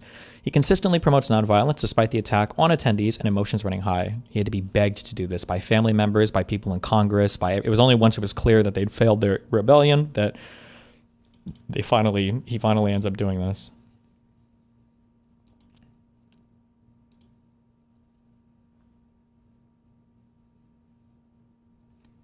Leaked Pelosi video reveals security lapses. Leaked footage captured by Nancy Pelosi's daughter shows the speaker in a rage during evacuation, furiously admitting, "I take responsibility for the catastrophic failure to pre-position National Guard troops, despite President Trump's prior authorization and offers of 10,000 troops that were rejected." He didn't make an official offer of 10,000. He just was speaking casually and off the cuff. He was never pushing this or anything, but...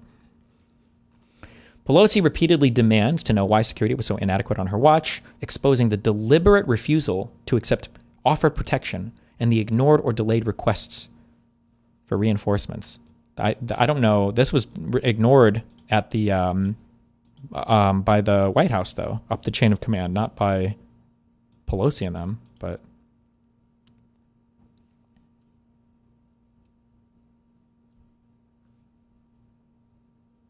Is this the same video we watched before? It is. Nice.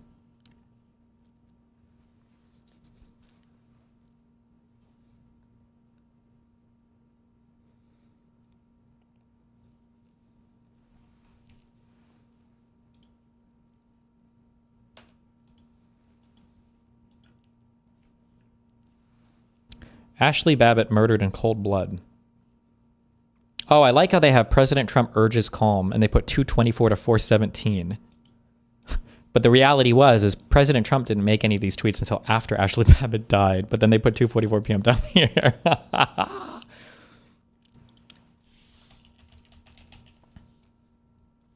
Nice.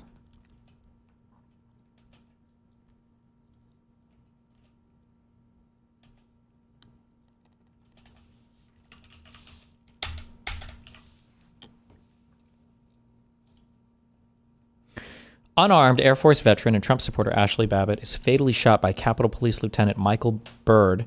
Nice. Name and everything. Without warning, as she climbs through a broken window toward the speaker's lobby. No weapon was found on her and she posed no threat. Byrd faced no charges.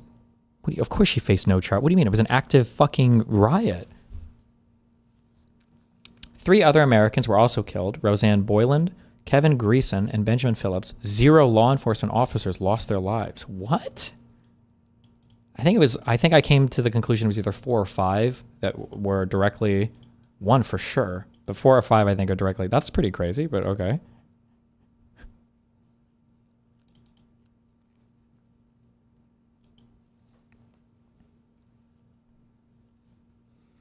Mike Pence refuses to act. Didn't the Secret Service guy give tons of warnings not to go through the broken window? I'm pretty sure there was a guy literally pointing at her on the other side with a fucking gun. I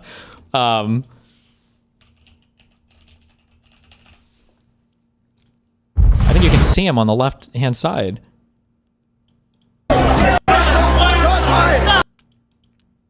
He's right here. You can literally see his fucking gun. I think congressmen are right down this hallway, no? I think you might hear somebody even scream, he has a gun.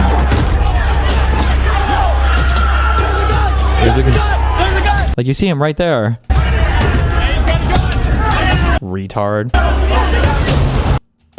Later.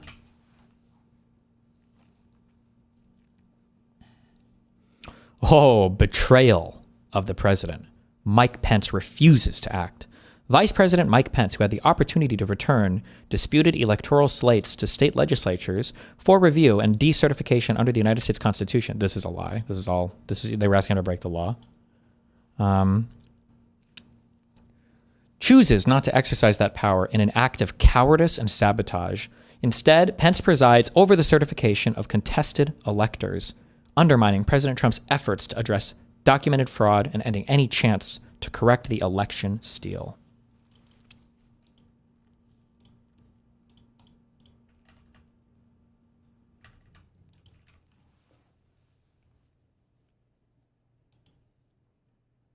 After law enforcement clears the Capitol, Congress reconvenes late that night and certifies Joe Biden's electoral votes from battleground states marred by massive mail-in ballot fraud.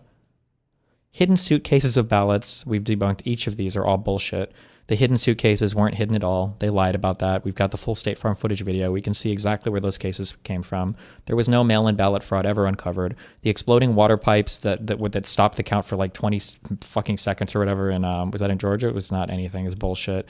Voting machine irregularities, bullshit. And unprecedented pandemic-era rule changes that bypassed state legislatures that they didn't challenge till after they lost the election. That was one of the big deals.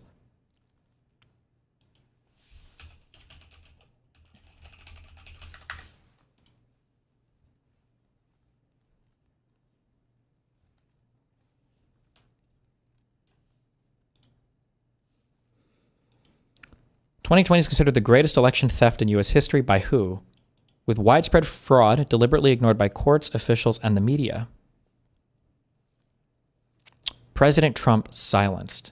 Despite his explicit calls for peaceful protest, Twitter, Facebook, YouTube, and other platforms collude to ban President Trump, citing incitement and a blatant act of election interference. The election was already over, you fucking retards.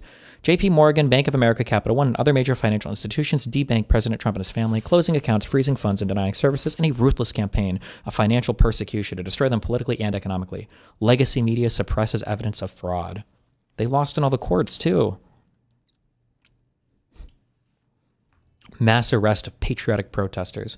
The Biden DOJ launches a coordinated nationwide dragnet, arresting over 1,500 January 6th attendees in pre-dawn raids, many for mere trespassing or parading.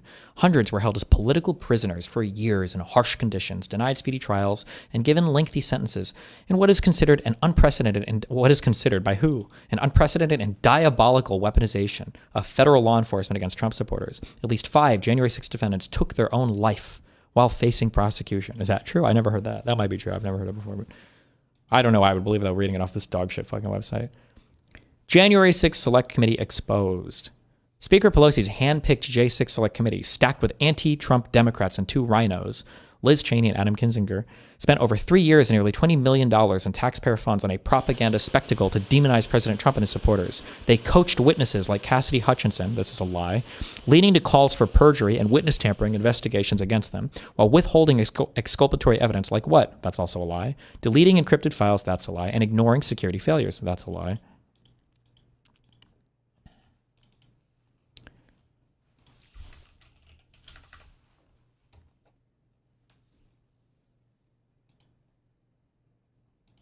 Weaponized prosecutions target President Trump. Biden prosecutors bring multiple indictments against President Trump over his legal election challenges. What? No, they don't. Including January 6th related federal charges. FBI agents conduct an unprecedented raid on his Mar-a-Lago home, including searching through First Lady Melania Trump's private wardrobe and personal belongings. They target his loyal lawyers, aides, and associates with baseless charges, threatening decades-long prison sentences to pressure them into flipping with false testimony against him. Oh, so it was all a lie in the indictments. Okay. FBI entrapment operation exposed. Subsequent investigations, congressional testimony, DOJ admissions, and whistleblowers confirmed the FBI had at least 26 confidential informants and assets embedded in the J6 crowd. So what is that? Like having somebody who's informed once to the FBI doesn't make them an employee of the FBI. I don't know where. Yeah, they weren't agents, but figures like Ray Epps, where no connection has ever been proven ever, and Ray Epps isn't even the worst person caught on video telling people to do crazy shit, who was caught on video repeatedly urging people to go into the Capitol.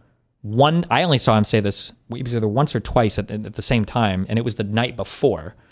Were charged only minimally. Democrats successfully flipped the narrative as to brand peaceful protesters as insurrectionists while waging the true insurrection against a legitimate election.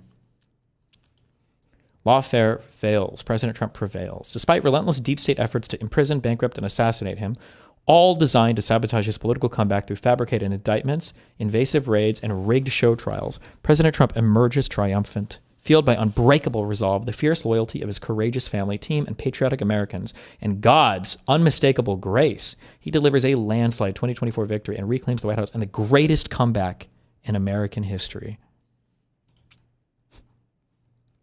President Trump corrected a historic wrong, freeing Americans who were unjustly punished and restoring fairness under the law.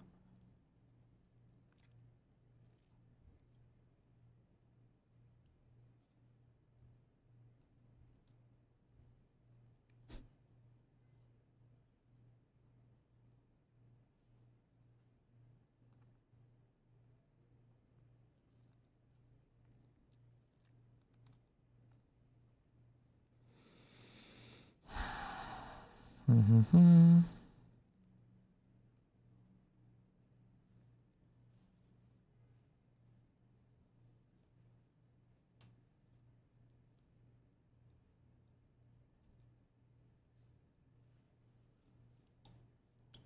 Why can I see this? This fucking site. Okay.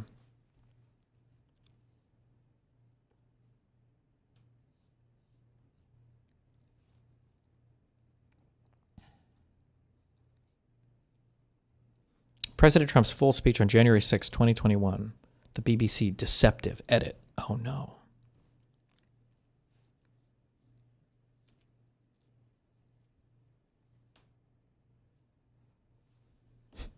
Any of these House committees release the craziest. These guys just release some wacky and wild shit. Anything from the Republican House is always the craziest shit you've ever seen in your entire life.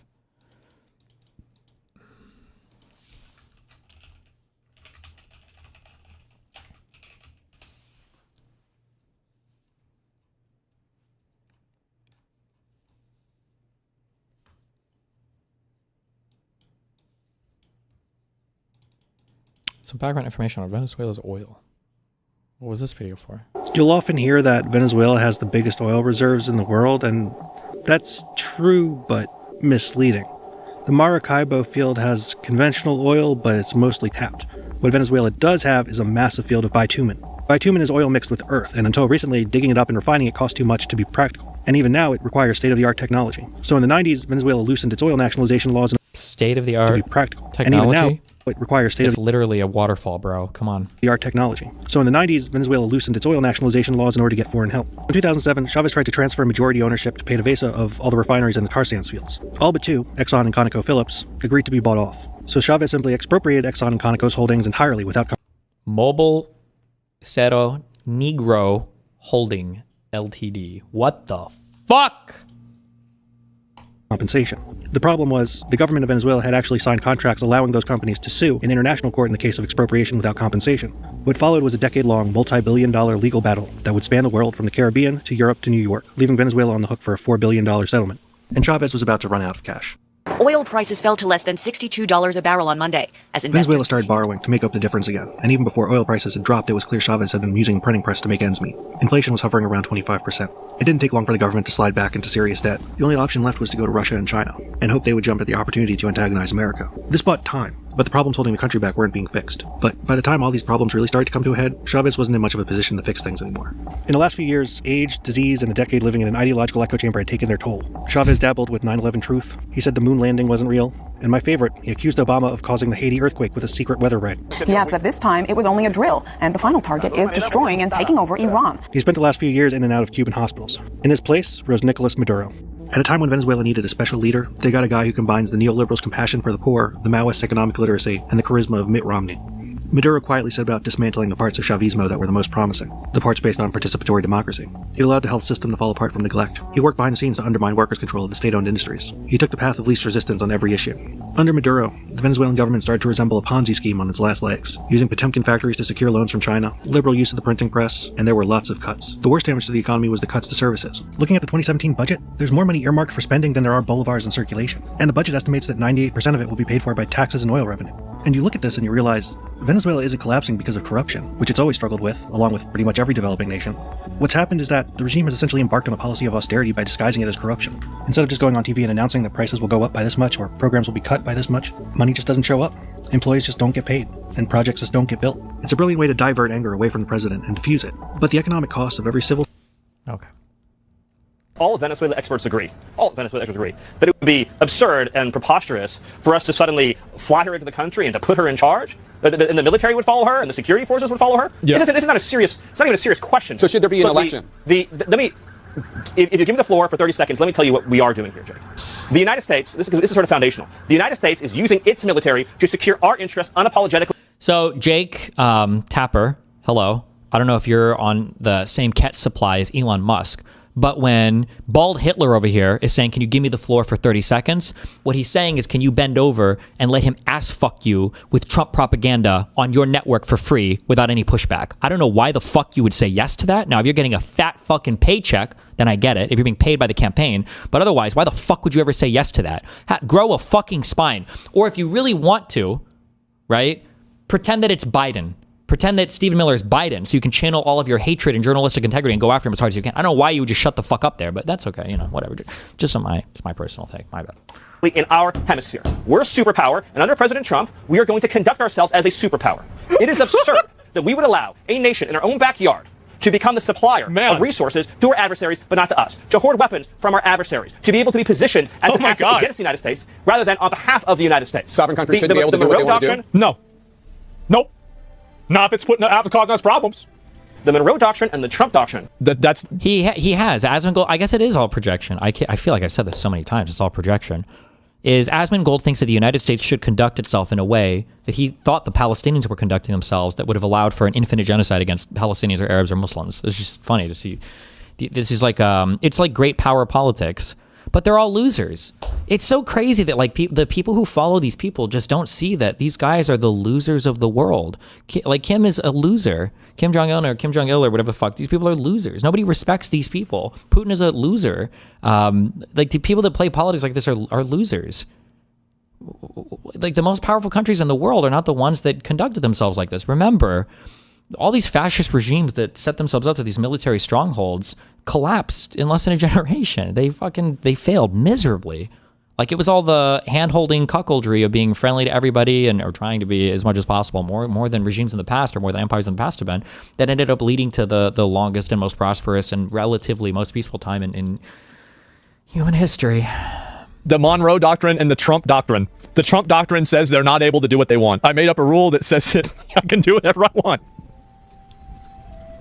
Is all about securing the national interest of America. For years, we sent our soldiers to die in deserts in the Middle East to try to build them parliaments, to try to build them democracies, to try to give them more oil, to try to give them more resources. The future of the free world, Jake, depends on America being able to assert ourselves and our interests without apology. This whole period that happened after World War II, where the West... It's also so annoying, too. I remember debating this 10 years ago when Islamic extremism was more of a deal in the West. And I would always argue with conservatives. I'd be like, I don't know why you guys hate Muslims so much. Like, they're all on that Sharia shit. Like, you guys kind of want the same shit. They just happen to be of a different flavor of religion.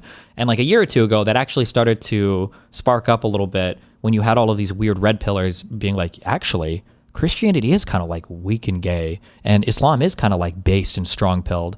And yeah, you have Asmongold acting, like this 70 IQ Somali warlord, while simultaneously screeching about American values and how we need to deport all of these, inferior genetic people back to their homelands or whatever. But like you would fit in right over there. Like this is you're embodying the stereotypically horrible ideologies that you think all of these people have. Like that's what you're embodying right now. You just happen to be lucky enough that your genetically inferior, weak body exists in an empire that can protect opinions like yours, because people like you would just be passed around and raped by soldiers in any country that lived by the actual values that you're professing that you would wish they'd believe in. It's insane to me. To begin apologizing and groveling and... I love this guy because this guy is as mad about it as I am. Because the same thing, I felt the same way. Yeah, exactly. I felt the same way about what? Like what problems do you have that you need oil from Venezuela? Like, what the fuck are you talking about?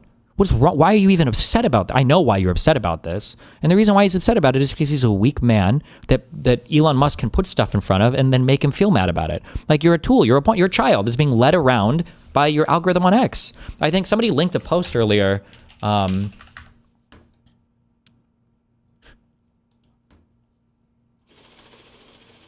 think, I don't know how much this gets uploaded. I don't follow subreddit much.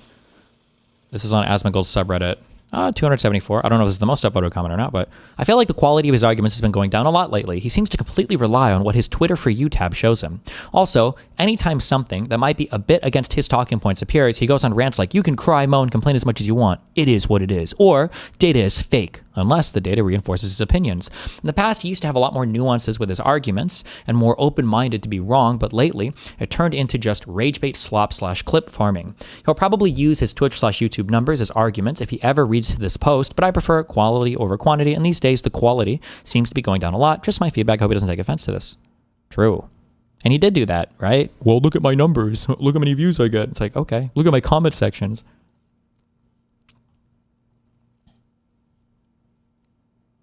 Like, imagine letting somebody just show you, like, the news all day and getting you madder and madder and madder. Like, that's what you do when you go on X. It's so crazy to me. I felt the same way. Yeah, exactly. I don't even know honestly what you're talking about right now. I don't know what you're talking about. And also, you didn't feel that same way. Like 6 months ago, you were mad at Venezuela. You didn't feel. You probably don't even know where the fuck Venezuela. You probably still don't even know where Venezuela is on the map. Why the fuck do you care so much about this? You don't. You never have. Somebody just told you to. And like a person with no mind of their own, you followed it like a sheep. The same thing. I felt the same way. Yeah, exactly. I don't even know honestly what you're talking about right now. I don't know what you're talking about. Yeah, you do. What I'm talking about, Jake, is the idea. And by the way, you do. I know you love doing that smarmy thing, Jake. And I was hoping attacking the media. Smarmy? This guy, Stephen Miller, is the most smarmy. Also, yeah, attacking the media is so based. It's literally dick slop for the Trump admin. It's so crazy how these guys, like, in 2 seconds turned into every single thing they accused liberals and progressives of being forever, right? And all of their values instantly collapsed. These were supposed to be the types of people that the Second Amendment guys fantasized about. Oh my God, a strong federal government that wants to have authoritarian rule and attack our First Amendment rights and everything else. That's what I have my guns for. And now it's like, oh no, please send the National Guard to police my neighborhood. I'll clap and cheer and I'll swallow all their cum when they're walking around. It's like, come on, what the fuck, bro? I love it. We gotta have more of this. Better than this time. I asked you about if there should be an election. Exactly. I asked you if there would be an election in Venezuela. That's what I asked. Who the fuck knows? It's been 2 days. Why was the president so quick to dismiss? Who the fuck knows? It's been 2 days. Don't you think that's maybe a plan that you should have worked out in advance? Maybe? Machado, you answered that question. And then I said, the objective, Jake, is security and stability for the people of Venezuela. With our help and leadership, that country will become more prosperous than it has ever been in its whole history. Venezuelans the woman running Venezuela right now is part of the Maduro regime. There will be conversations, Jake, about all of these guideposts along the way. The reason why I was giving you that speech, which I know you didn't want to hear, is because you're approaching this from the wrong frame. This neoliberal frame that the United States' job is to go. I feel very good because I remember he said something, and I said that he was approaching something from the wrong frame. And now he's saying that this guy's approaching it from the wrong frame on CNN. You don't even know what neoliberal means. You don't even know what Stephen Miller is talking about. Like, you're so stupid. Stephen Miller is like, this is like your Hitler character. He does propaganda well. He knows how to speak stupidly, but he's driven by a strong ideology. Stephen Miller is ideologically possessed, like Bannon is. Trump is just an empty vessel that's filled with all the political will of people around him. It's just crazy to me how weak and empty Trump is, and anybody that's in his orbit can instantly fill him and then possess him for a little bit with whatever ideas they have. And then similarly, empty-headed dipshits like Asmongold will sit here and osmosis up whatever's being said. Jesus. It's spreading. I don't think it's because of me or anything, but it's good to see more people not even accepting, and this is a very important thing to do. You do not even accept the frame in which the argument exists in. I don't even know if you know what framing he was talking about there. Because if you do that, the argument is set up for you to lose. Okay. Never even do that. True. Around the world and demanding immediate elections be held everywhere, immediately, all the time, right away. No, vacuums. That's not what I think, but you invaded the country. We went into the country and we seized the leader of Venezuela. Damn straight we did. And I'm...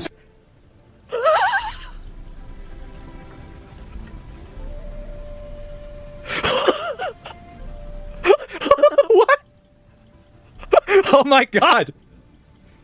Is that you? It's as close as I'm gonna get. Okay. Man. This is amazing. I've been waiting on this for a while. Not what I think, but you invaded the country. Like, this is like epic if you're like 14, I think is like, I get it. Right? If you're like a kid, you're like, oh shit, bro, epic. But like, come on. Seriously? We went into the country and we seized the leader of Venezuela. Damn straight we did. And I'm saying, so is the U.S. going to have new elections? Is that we're not going to let Tim Pot communist dictators send rapists into our country, send drugs into our country. How many people and drugs were coming from fucking Venezuela? What? send weapons into our country, and we're not going to let a country fall into the hands of our I bet, without looking it up, I bet there were more fucking refugees and shit that were bothering all the surrounding South African countries, way more than anybody in the fucking United States. But Jesus. The future of Venezuela working with America is going to be so bright and so incredible and so positive, and we'll have a conversation about everything that you raise. But the priority right now, as the president has made clear, is a judicious, thoughtful, careful transition process to secure a... You couldn't even name the transition process, though. But the priority right now, as the president has made clear, is a judicious, thoughtful, careful transition process to secure a great future for Venezuela and to secure a great future for America. Let's just take a moment and just acknowledge, Jake, that what we've witnessed under President Trump's leadership this last week is one of the greatest foreign policy and military victories this country has ever had. I mean, they just went in there and they got his ass, man. Oh my God. And this is insane. The reporter's losing his shit. Yeah. I mean, the thing is that he's not, and look at the, you should also know this, Jake, okay, that when you do this song and dance to be the impartial person, this is what the most popular political streamer says about you. You don't get any fucking credit for this. So I don't even know who you're dancing for right now, right? He just said you're losing your shit. Jake Tapper's not even fucking saying anything. What do you mean he's losing his shit? Aspen's brain has been so programmed by all of the Elon slop being fed to him every day. It's unbelievable to me. And this is insane. The reporter's losing his shit. Yeah. I mean, the thing is that you shouldn't even treat these people seriously at all. They're just a bunch of fucking losers anyway. And they don't care at all about... I can't, how do you take yourself... Shouldn't even treat these people seriously. Just scrolling scrolling the Twitter feeds, and that's it. That's everything. Damn, this guy puts Hassan's research to shame. Oh my God. I don't even know if Hassan did half the Twitter threads as this guy. Hey, you can send him up. Jesus. Seriously at all. They're just a bunch of fucking losers anyway. And they don't care at all about what's in the best interest of America. They're just advocating for stuff that's based off of their ideology. Fastest invasion ever? Yeah, it's already over. He just says nothing. He doesn't even care. He's just an alien. It's self-evident. It's obvious. Let me go back a step. The president has been clear for months now. So I know you're treating this as breaking news. The president has been clear for months now that the United States should be the nation that has Greenland as part of our overall security apparatus. Right, so we're just going to go get it. Okay. Your wife posted that hours after the Venezuela operation. That's why it's newly... If I was a terrorist and I was trying to radicalize people, this is what I would show him, dude. Bin Laden wished he had access to shit like this, because this is unironically the Americans deserve 9/11 types of human beings, right? It's okay, well, come on. Bush might have said crazy things. Some guy might have said whatever. It's oh, no. Look and see what their most popular media figures say while their whole audience applauds and claps along. And he's yeah, we should go get Greenland. And it's damn, well... Okay, let's fucking suit up then, Jesus. Relevant. No, and I'll talk with you about it for an hour. I think it's a really important conversation. I just wanted to reset, Jake, by making clear that it's been the formal position of the U.S. government since the beginning of this administration, going back into the previous Trump administration, that Greenland should be part of the United States. The president has been very clear about that. That is the They just taking over, bro. Holy shit. This will break the Western Alliance? You mean the alliance where we pay for all their shit and then they patronize us for not having free healthcare because we're defending them? We're paying all the NATO budget? You think that's why we don't have free healthcare? Yeah, Donald Trump sure is fighting for that. Remember, by the way, the whole reason Trump was elected, their whole first mission was to repeal and replace the ACA, and it only failed because McCain, a man dying of brain cancer that Donald Trump had excoriated while he was running for the office, called him a loser for being a prisoner of war, an actual person who served in the military, right? Keep in mind that they ran on getting rid of the ACA and all the surrounding healthcare stuff, but okay, Aspen, shit. Yeah, I don't think that we need to be worried. I think they do. Position of the U.S. government. Right, but can you say that military action against Greenland is off the table? Well, manifest destiny. Yeah, by the end of Trump's third term, we're going to rename Earth to the United States of America. Going to be military action against Greenland. The Greenland has a population of 30,000 people, Jake. The real question is, by what right does Denmark assert control over Greenland? That's right, yeah. I don't know, did you look it up? Did you see, was there a treaty made? Maybe there was a deal made between the United States of America and Denmark that authorized them to control Greenland? Maybe that was part of buying territory. Maybe that was part, a literal actual, maybe? Did you even bother to look it up? Is he allowed to? Or if it doesn't get flashed in front of him on Elon's X page, he's not privy to the information? Maybe? 30,000 people, Jake. The real question is, by what right does Denmark assert control over Greenland? That's right, yeah. Who says they have it? How is it that Denmark can have Greenland? You're right. What is the basis of their territorial claim? Yeah. How is he right? What is their basis of having Greenland as a colony of Denmark? The United States is the power of NATO. Yep. For the United States to secure... The history? Okay. Oh, and? What is that, another gay fact? Do you think I care? Time for a new page. Yep, it was promised to them. Yep, new page, new chapter. The Arctic region to protect and defend NATO and NATO interests, obviously Greenland should be part of the United States. And so that's a conversation that we're going to have as a country. That's a process we're going to have as a community of nations. So you can't take it off the table that the U.S. would use military force to seize Greenland. You can't. He's laughing. I understand you're trying very hard to, which again is your job. I respect it. It's great to get exactly the headline, right? That catchy headline. I'm trying to get an answer that says Miller refuses to rule out.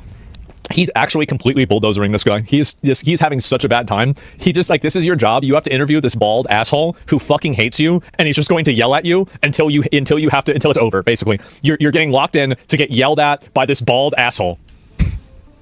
The United States should have Greenland as part of the United States. There's no need to even think or talk about this in the context that you're asking. We don't even need to talk about this, obvious. Of a military operation. Nobody's going to fight. You're talking about World War III? World War II is the USA was the only coward? You really think that they're going to start World War III over Greenland? They're obviously not going to. The fact is that the US... Over Poland? Obviously not. Could take Denmark, or sorry, not Denmark, could take Greenland from Denmark, and there's nothing they could do about it. They couldn't stop us. It would happen, and yeah, it might look bad. They'd be mad about it, but I'm sure they would make a tweet about it. They would make a tweet, and they would say, this isn't fair, this is a violation of the law, this is horrible, you shouldn't do this, and then we have it. That's it. Would you want this? No, I don't think we should take it. I don't think so, but we could. We absolutely could. The United States, militarily, over the future of Greenland. One last question. It's pretty retarded to attack your allies. I mean, like, when was the last time Denmark helped us? It sure seems like this whole allyship with NATO and everything is pretty one-sided. Seems like the majority of the time it's like us going over there helping them. Where are they helping us? In Iraq? Yeah, how'd that work out? Big fucking mistake there. And it's now a multipolar world order with the US and China taking slices of the pie. People need to get it. Yeah, what do you think Trump would name Greenland to? What do you guys think Trump would rename Greenland to? What do you think? Yeah, I'm kind of curious. Trumpland. A lot of people are saying Trumpland. That's a good way to say it. By the way, this is my line in the sand, okay? Ready? I am putting a bad one here. I will never vote for a Democrat again. And I don't care because I don't give a fuck. Voting sucks anyway. I don't want to go. I will never vote for another Democrat if we take back the White House, if every single building and every single monument and thing that Trump put his fucking name on, like the Kennedy Center is now the Kennedy Trump Center, and some arts center is now the whatever and Trump Center. If every single one of those doesn't have Trump's name removed from it, I will never vote. I won't even fucking vote in any election in this country again. That shit needs to go. Fucking day one, that shit needs to go. But as soon as possible. That is beyond anything. Yeah, I think you could be right. And if France colonized you instead of helping you, you don't attack an ally, that's all? I mean, again, I don't think they could, like, the thing is, I'm not disagreeing with you. I don't think we need Greenland either. Unless they know something I don't know. I don't like this type. Also, this tepid, like, well, I don't think it's good, and then laughing and giggling along as it happens is like such a gaslighty, retarded, and he knows what he's doing, and it's so stupid because you're giving yourself this plausible deniability thing. This is weird gaslighty behavior. You're giving yourself this plausible deniability, but it's not plausible to anybody. It's not retarded. This is like gesticle to your behavior, but then you're signaling to everybody else what's actually happening, right? Like you're watching one dude beat the shit out of another guy, and you're sitting there laughing along with it, oh, and somebody's like, damn, he's really beating him up pretty bad. It's like, do you think that's good? And you're like, I mean, he shouldn't. I mean, he shouldn't beat him up. Oh my God, he just fucking caved his fucking nose. I mean, he shouldn't do it. And it's like, everybody knows what you're doing here. And then later on, when somebody presses you about it, it's like, bro, why'd you just sit there and like fucking, you're basically supporting this dude beating him up. It's like, actually, let's consult the record on that, idiot. I actually said that I don't support him beating it up. It's like, okay, it's a good one. I don't want to take Greenland. It's a waste of fucking time. It's going to cause a bunch of extra, it's going to cost political capital, it's going to put a strain on everything, and it is another foreign incursion while we're being scammed at home. And I like how all of his reasons for it are just all the most selfish, retarded reasons to it. Nothing in here about, like, maybe it's good to maintain alliances. Maybe it's good not to backstab, some of the strongest alliances that have ever existed. Maybe it's good to, be a reliable country that other people can look to and understand where your actions are going to be in the future, and you don't seem schizo as fuck. But it's like, no, the Somalis at home are the ones we need to go to war with first. I don't even agree with you. I don't even agree with this, but I'm saying that if we wanted to do it, we could do it. And there's nothing they could do about it. Now, you might not like the reality of that, but I think it's true. There's nothing that realistically they could do about it besides tweet. They're not going to you think they're going to blow up one of our ships? Absolutely not, they wouldn't. They would never do that. And so basically, all they would do is tweet, complain, and that would be it. There would be a war? It would not be a war. Why would you think they're going to start? You think Denmark has a standing army that's going to be able to repel the American military? Fuck no. Of course that's not going to... Wait, what are you thinking? Really, what are you thinking that could even possibly happen? NATO does? NATO hasn't... Really. Go look up where the military comes from with NATO. Go look up where the funding comes from with NATO. It's just... Yeah, we are NATO. What do you mean? And again, if it happens, listen, you guys can clip this. I think that there is a very good chance Trump's getting a lot of good vibes out of stealing Venezuela. He is. He's getting a lot of good vibes out of it. I think he may even get good vibes whenever he steals Colombia and Cuba, too. And I think that if he gets all three of those, he's going to have to take Greenland. He wouldn't even want to, but he would have to. Because that's what people would want. I mean, shit, because you're on a roll at that point, right? You're on a hot streak. You're going to stop now. What's this?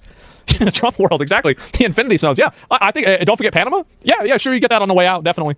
And I'm I don't ever want to hear it's just, all of it was such a lie. The no new wars and Iraq was horrible and we shouldn't be invading people and we want to be isolationist. You can't even use the populist framing to attack them. Aren't you guys hardcore isolationist populists? This is bad for ABC, XYZ reasons. There's no ideology that you can even attack them from. It's literally the ideology of based. It's whatever is the funniest, most epic and based thing that you can put on social media. And then in a way it becomes kind of self-fulfilling because the algorithms are just feeding you whatever make you happy anyway. So Trump can do a thing and then the algorithm is going to push whatever is the funniest thing about the thing. And so you'll always support the thing because the social media platform that's owned by Elon Musk, the African who deserves to be deported from this country more than any other African here, is telling you to feel that way. And then everything just becomes good and based and awesome and epic. Trump can do anything. The social media platform will push in front of you whatever you want to see about it. And then you'll end up supporting the thing. It's just this never ending treadmill of stupidity. I'm telling you guys, y'all think it's not going to happen. All right. That's the way I see it. They cannot stop us, but NATO would not be happy. I don't think they'd be happy either. I think they'd be very upset about this. They'd be very, very upset that we did this. They would not be happy. You're right. I don't think they'd be happy. EU can retaliate hard. To what expense? To what expense? They're already being sieged by Russia with Ukraine, helping Ukraine. They're not going to be doing anything. They're not going to fight two. They're not going to fight two incursions, one against the Russia indirectly, and the other one against America. Do you really think they're going to do that? Absolutely not. It's not worth it to them. Anyway, let's go to the next one. I'm arguing for something that I don't even agree with. I think people are delusional in thinking that any of these countries can actually do something about it. Very delusional. Who's he even talking about here? Nobody is saying that. Who's saying, oh my God, Denmark is going to fight back against us militarily and defeat the United? No one is saying that. You're arguing against, he's making straw men for things that nobody's even saying, to attack positions that nobody even holds, to defend a position that he's saying that he doesn't even have. It's so stupid. It might turn Europe as an adversary in 10 to 15 years. Well, if it continues getting overrun by third worlders that want to take over the government and turn it into another, fundamentalist religious shithole, then yeah, you're right. Maybe the first country with nukes is going to be the UK. You're right. That's true, at least. We wouldn't want to be in a country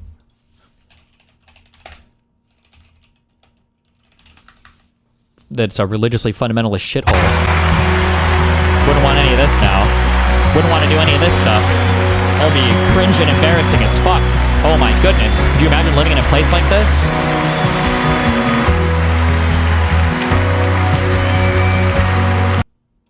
Anyway, we got a third one here. Let's watch it. There's going to be some posturing. Oh, a third clip. Thank God. Another Twitter clip.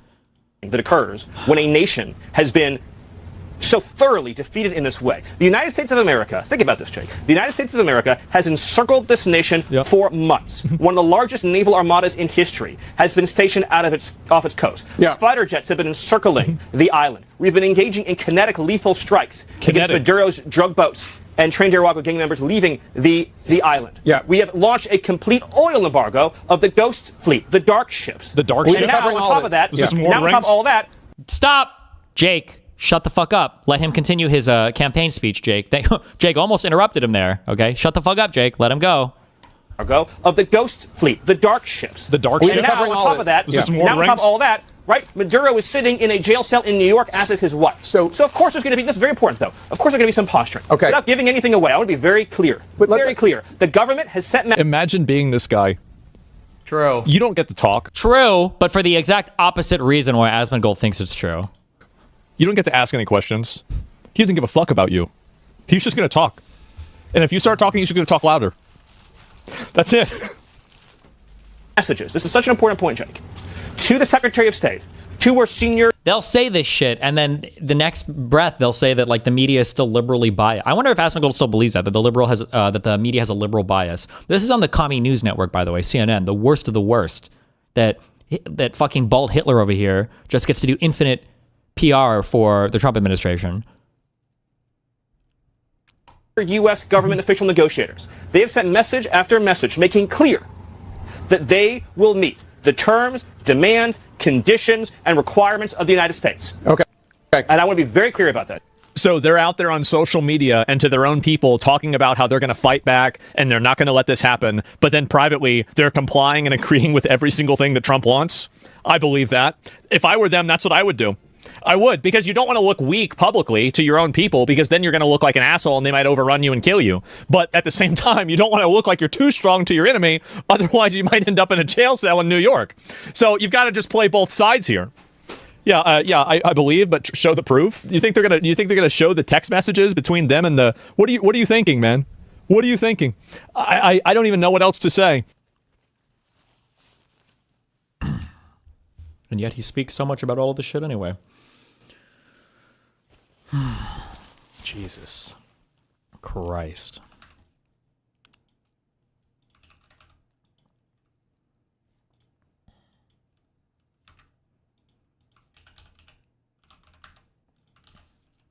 Wow, Rice Wolf, thank you for the gifted tier 1 subs, buddy. Joint statement on Greenland. Statement by President Macron of France, Chancellor Merz of Germany, Prime Minister Meloni of Italy, Prime Minister Tusk of Poland, Prime Minister Sanchez of Spain, Prime Minister Starmer, the United Kingdom, Starmer, sorry, and Prime Minister Fredriksson of Denmark on Greenland. Arctic security remains a key priority for Europe, and it is critical for international and transatlantic security. NATO has made clear that the Arctic region is a priority, and European allies are stepping up. We and many other allies have increased our presence, activities, and investments to keep the Arctic safe and to deter adversaries. The Kingdom of Denmark, including Greenland, is part of NATO. Security in the Arctic must therefore be achieved collectively, in conjunction with NATO allies, including the United States, by upholding the principles of the UN Charter, including sovereignty, territorial integrity, and the inviolability of borders. These are universal principles, and we will not stop defending them. The United States is an essential partner in this endeavor as a NATO ally, and through the defense agreement between the Kingdom of Denmark and the United States of 1951. Greenland belongs to its people. It is for Denmark and Greenland, and only them, and them only, to decide on matters concerning Denmark and Greenland.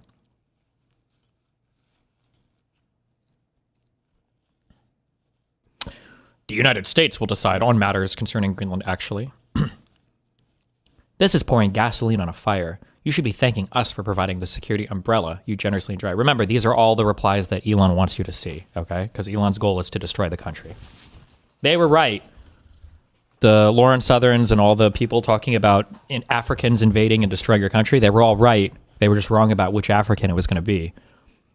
It was the Elon Musk African from South Africa that came here, bought our social media company, and is using it to destroy our fucking country and all of our alliances. So, rip.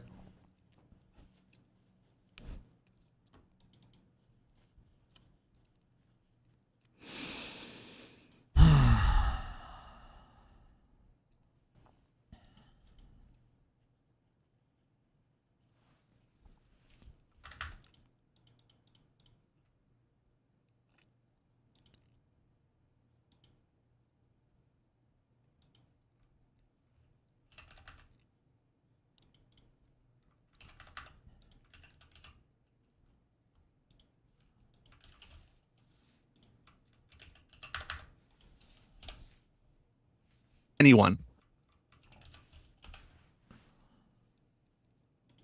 But the president, on the advice of somebody in the White House, and I hope I find out the name of that person, also pardoned criminals who injured police officers, who destroyed this building. Is there anybody listening to me today, all 30 of them that are listening?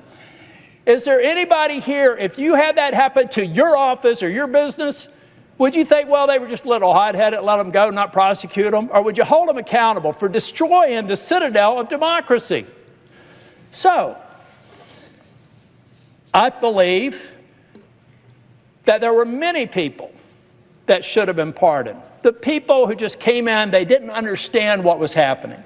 The people that led the vanguard, the people that were waving people through, the people that burned the buildings, the people that injured a police officer, leading to the death of an officer, should go to prison for as long as the law allows. And yet they got loose, including the QAnon shaman.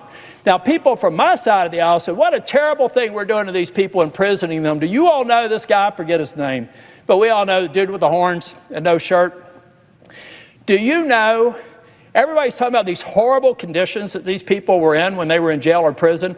This man got transferred from a D.C. prison to another prison because the prison he was originally incarcerated in did not satisfy his organic diet. I am not kidding you.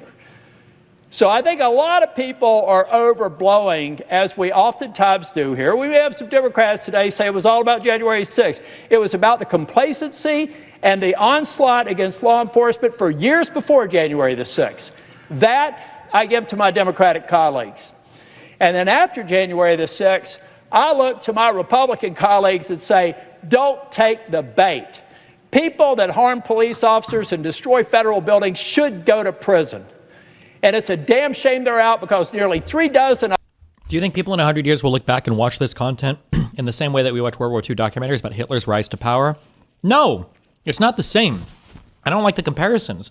Hitler had to work to rise to power. He got arrested. He was a political activist. He was in the military. He wasn't a draft-dodging, fat fuck, bone spur-having loser that came from a silver spoon family fuck like Trump did. Hitler was possessed of an ideology. He wasn't just a raging narcissistic retard like Trump.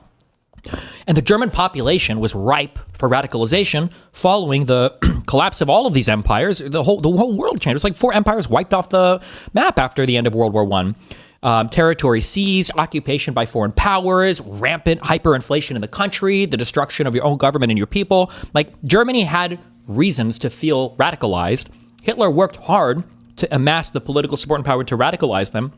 Donald Trump showed up on TV like a fat fucking retard, enjoying all the benefits in the worst way that American society and luxury and comfort had provided him, and just stepped up and took over the Republican Party and now basically the entire fucking country for no reason, though, for no problems. You can look back at things like what is the Treaty of Versailles moment that explains why America is the way that it is today? There's no explanation whatsoever. How could you even possibly? What was going on? Inflation. Wow, were the Americans mass starving? No. Like inflation, so what, like 20%, 30%? Well, no. Did they lose territory? No. What about their military? Strongest it's ever been. Was the rest of the world like doing really well? And no, America was outperforming everybody. Unemployment? No. What? So there's this thing called trans people, and girl cock on the mind will do crazy things to a motherfucker. Of them have actually been arrested for another crime since they were pardoned. And here we have to speak truth to power. I support President Trump. I campaign for President Trump. I would support him again if he ran for re-election, which is not going to happen. However, we acted on bad advice. We let bad people go, and we sent the message that if you come to this Capitol and you've got the right president in office, he's going to let you get past things that would not any one of us would get away with if we did it back in our home state.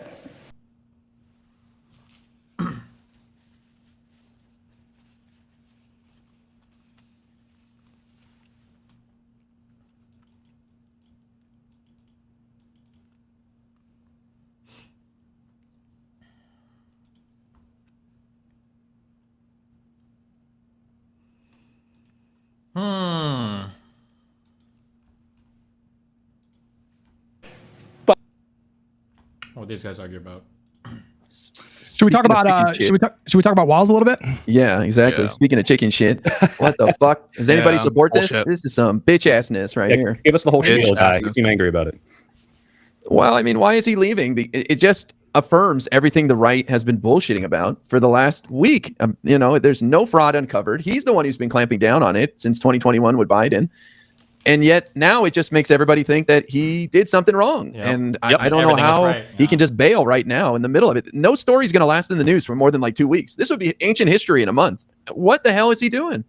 I don't agree. I don't agree with that. I think the story did catch a lot of. I don't know. It got promoted a lot. Like I mean, anecdotally, I started seeing just like daily comments in my replies talking about this story in posts that had nothing to do with Tim Walz, and so that just like was an indicator for me that this story had like extreme salience with like conservative voters. I think for a little bit, sure, but they move on in 2 weeks, bro. Remember, just don't forget this Hutch guy plays video games on an ultra wide monitor and defends it. I'm just saying, okay? I think what he did was selfless. Like, I think that him stepping down puts the Democratic Party in Minnesota in a stronger position. So, I like him. I like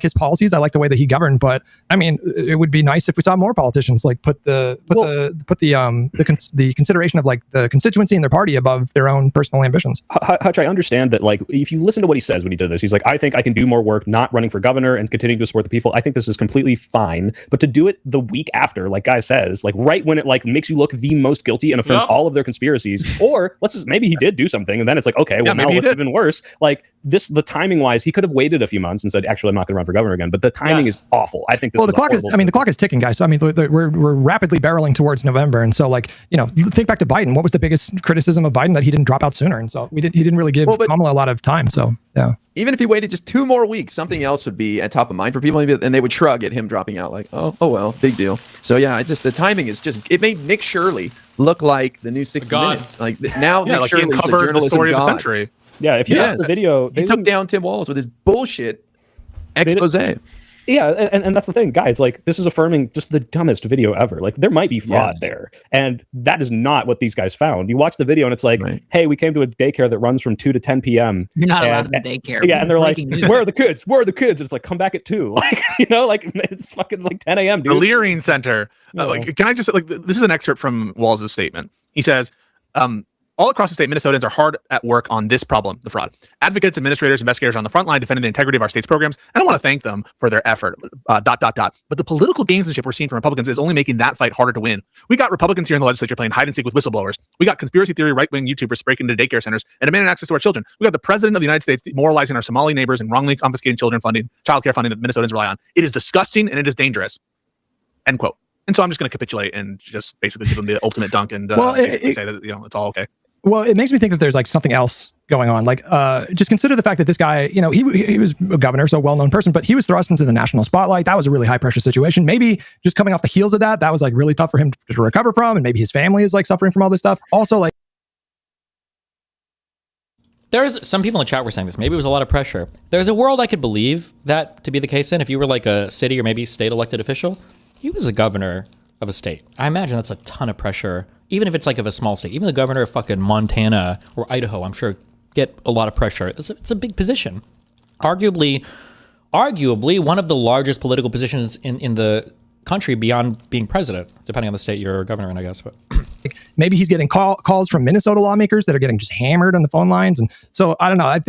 Obviously I think there was a lot of pressure on him, and he made the decision that he thought was the right move. And so I don't know, like, you call it weakness, but I think like the Democratic Party in Minnesota. Here's the thing, like, I'm willing to be politically pragmatic about this. I just don't know how pragmatically they benefit. Like in Minnesota, there have been issues related to this fraud. People have been talking about it for a long time. And it's been a big thing that's governed their like local political discourse. But does him stepping down really mean that the Republican Party in Minnesota isn't going to leverage the exact same attacks? And it doesn't mean that the people of Minnesota are like, oh, well, now that Walz is going to be gone, the next Democrat is going to be way different. Or do Republicans just use this to bolster their deck? Say, look, all the Democrats knew it all along. They were all complicit. All of them were part of it. You're going to elect another one. Like, I just don't see how it helps. Are probably going to be fine. They're probably going to be like, their standing is probably going to be a little bit better going into the next. I want you to criticize one Democrat. Criticize one Democrat. Criticize one Democrat. Let's right now. Fuck. Ro Khanna. I think he's based. That's based at least. Dude, she's fucking really for what? For Epstein stuff? I think he's self-serving. No, we don't need to get into it. But Hutch, to me, this Fetterman. Okay, great. Okay, that's a good one. This is bigger than Tim Walz. This is the Democratic Party. This is the left defending itself against this bullshit, taking on the Nick Shirleys of the world. And so it takes away all of our fight. It's like, we're done. Never mind. Fuck it. We're out. I think Nick Shirley picked Walz because Walz has been looking to get, since he ran for VP, and he has been looking to quit. And apparently, I actually know some people in Minnesota politics.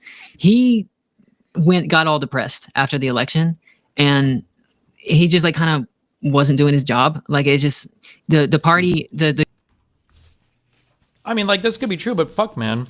Then the criticism would be, why the fuck did you announce you're gonna run for office again so early? Is that normal? Then you just shouldn't have fucking said anything about running for office again. You know.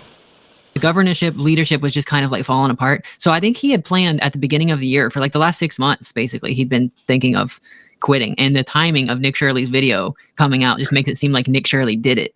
But I don't. How does that correspond with, or how does that line up with him announcing to run again in September? Like it was just a few months ago. In September? I think so, right? Isn't that maybe the guy's bipolar because he's got times where he's real depressed and times where he's going to take on the whole world. And he just decided to finally give up. If that's true, then I bid Tim Walz farewell. Best of luck. If he's bipolar and he doesn't want to do the job anymore, then I agree with his decision to step down. But I would also agree with IRI. Do it in like 2-3 weeks and maybe not just like, the week after this. Say what you want about the QAnon shaman. He was a total goofball, but there was no footage of him beating the crap out of cops. He was one of the first motherfuckers into the Capitol, bro. He saw the doors being broken open before he ran in. Throw him in a fucking dungeon cellar and throw away the key. Fuck that guy. Massive, story that's been twisted and falsified with bad angles from the Republicans. They had this conversation. Like, I wonder what that was like. They had to. Yeah, no, that's the thing. They had to have thought about this. And so it's the similar kind of dynamic. I'm not saying it's the same. All right, wait. Hey, fucking Peace Corps haters out there with Peace Corps Rangers. I'm not saying it's the same, but it's a kind of dynamic that I recall from like the Epstein files with Trump, where it's like, well, Trump must know that it looks bad to do these redactions and withholdings, whatever. And so whatever if he's considering this, there must be something that he's saying that like is worth whatever action he's taken. And that's the kind of dynamic where I'm like, well, yeah, Stacey's right. They must have thought about this. So why do they do it notwithstanding that? There must be something, some reason there, some political reason, some feeling of vulnerability, perhaps. Well, if he doesn't have the fight, go ahead, guy. Sorry. Well, I was just saying, I don't know. It starts to make people think maybe he's guilty of some shit, right? Yeah. Like, I hate to say it, but like, what the fuck? I mean, like, if he doesn't have the fight in him left, I mean, shouldn't you want him to resign? I mean, you need somebody that's up for that moment. If he doesn't have it in him, he's out of gas, then get out of there, yeah. And devil's advocate, why won't this be forgotten in 2 weeks? It will be forgotten tomorrow. It will. Okay. So it's like they got a little bit of an extra win here, but ultimately, will it be that bad? Opportunity to fight, and I wanted to square up, and we were starting to fuck these guys up, picking holes in his story, and Nick was getting embarrassed, and now Nick Shirley's a god. But I will say a silver lining is Governor Amy Klobuchar. We all love Amy Klobuchar, of course. Senator or governor? Oh, Senator. Who am I going to? Whose name am I going to put out there? Senator Al Franken. Let's go. Give him back. No way. Are you serious with this shit? You're like, he literally made a stupid joke that the person he was doing the joke to was in on. Apparently, didn't he grope someone? No, he didn't even. He was joked like he was groping, right? So he didn't actually grope her, and she knew about it. To be clear, I think there were allegations of forcible kissing. Al Franken a groper? I think it was. He did not grab her boobs. He was like doing the whole thing that like, oh, I'm grabbing her boobs, but you're not really. That whole This is from PBS. Al Franken apologizes to women who said he groped them. You know what? We're just fact-checking you guys real quick. Uncancel Louis. Uncancel Roseanne Barr. Uncancel who else did nothing wrong? Unburn the Waymos. Unburn the Teslas. Roseanne Spiegel. Bring back Elon. Roseanne made a... Wait, Roseanne is fucking crazy. Louis fucked up. I think he apologized. I haven't followed that closely enough, but Louis fucked up for sure. Post when Kimmel got fired for a second or sidelined, where she was like, I seem to recall another Democratic president doing this, implying that Biden did that to her, but she went after like 2019 or something like that when Trump was president. It was insane. They made a call, okay? They have connections. They're back channels, I suppose. Roseanne, get Roseanne off. We don't like her. Roseanne is... Democrats are addicted to old people. I don't know what it is. We don't need Al Franken. Let's get someone new and young. I just want some dynamism. I want some... What do you mean, what here, God? You know this. You know this. God. Al Franken is a comedic god. He'll go in there and clown on Trump. He'll be a charismatic... He'll grope Trump lightning on the rod. stage. He'll grope him. Groper in chief. We have to do like the regular set of questions for Stacey before we have to end. We have to ask the following first. A, who do you pick? Graham Plattner or Janet Mills? Go ahead. For what? Or Senator May. Listen, I don't really... Okay, Janet Mills stood up for trans people against Trump. That's cool. And she doesn't have a Nazi tattoo. So... 2 big wins. Well, that you know of. We got Janet Mills. I don't want a Nazi tattoo in the party, so I'm sorry. Space. Wow. And next for Texas Senate Democratic nomination, we have is it James Tallarico? Oh my God, I can't even Tallarico. Okay. Versus Crockett. Oh my God, Crockett. Yeah. I like Crockett, but I don't think that the average Texan does. I think Houston does. But I think Tallarico has a better chance. Just looking at the polls, of her disapproval is already so high that she can't win. Tallarico has a lot of unsures, so maybe he could, So Okay, should Schumer step down from leadership? It should be up if the Senate votes against it. You know, they picked their guy. They picked him for a reason. I think he's a fall guy. Where would you vote if you were in the Senate? Where would you vote? I don't know what goes on in the backroom dealing stuff. I think that the whole shutdown stuff. I think the shutdown. There's another shutdown coming up. Like I think he's lying right now about them not doing a shutdown just to keep it out of the news cycle, so that when it does actually happen, I think that he's lied about a lot of things for strategic reasons to protect Democrats. So whenever they're done with him, they'll pick somebody else. But I don't think we should have a big winner as the Senate minority leader right now. That's not a great position to be in. Like this, whoever this is going to be a very unpopular guy. And hopefully Schumer. I think he should quit, not run for the next election because he's just crazy unpopular and whatever. But for now, he's the fall guy, and we should elect someone popular whenever we actually have. Wait, who is this person? These are based politics takes. Okay. Don't do it, Hutch. You just gave 3 unbelievably based answers. Yes. Holy shit. My God. Let's watch the Schumer clip. Let's see if it changes their mind, okay? All 3 questions. I was going to see the Schumer clip. We have the War Powers Act, which you mentioned. Right. I have the right to put that on the floor. Tim Kaine is the sponsor along with myself and Rand Paul, so it's bipartisan to a degree. And the Republicans must, if there was ever a time they must step up to the plate, this is the time. And they're going to, if they don't, they're going to feel the heat from their constituents. You talked about the American people. Come on, God, this is Hang on a minute. Hang on a minute. What he just said was fucking true. You guys don't think that they're going to get you really don't think that these You just said it's net positive. You just said it's net positive. He's going to have a +4. Let me finish. You don't think that these Republicans in Congress are going to get pressure from many of their own constituents about the rising cost of the healthcare premiums? That's not what he's talking about. Oh, that's what he's talking about. I think he's talking about War Powers resolution. War powers. You fucking sneaky little motherfucker. Wait, is he talking about Venezuela right there? Yes. Yeah. I thought he's talking about Greenland.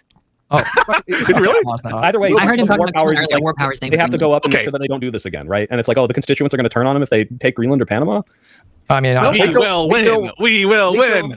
Wait till one helicopter goes down, okay? Let's see how. Let him cook. Republican Party. See, bunch of Danish guys running at the helicopter. You have this vision of Chuck Schumer as like this master manipulator behind the scenes, and I sort of view him as Jar Jar Binks, where like he's juggling a bunch of like boom boom sticks, and like all of a sudden they get like randomly hits the droid in the machine and shit. So I mean, I understand. Wait, Pisco, who won the fight?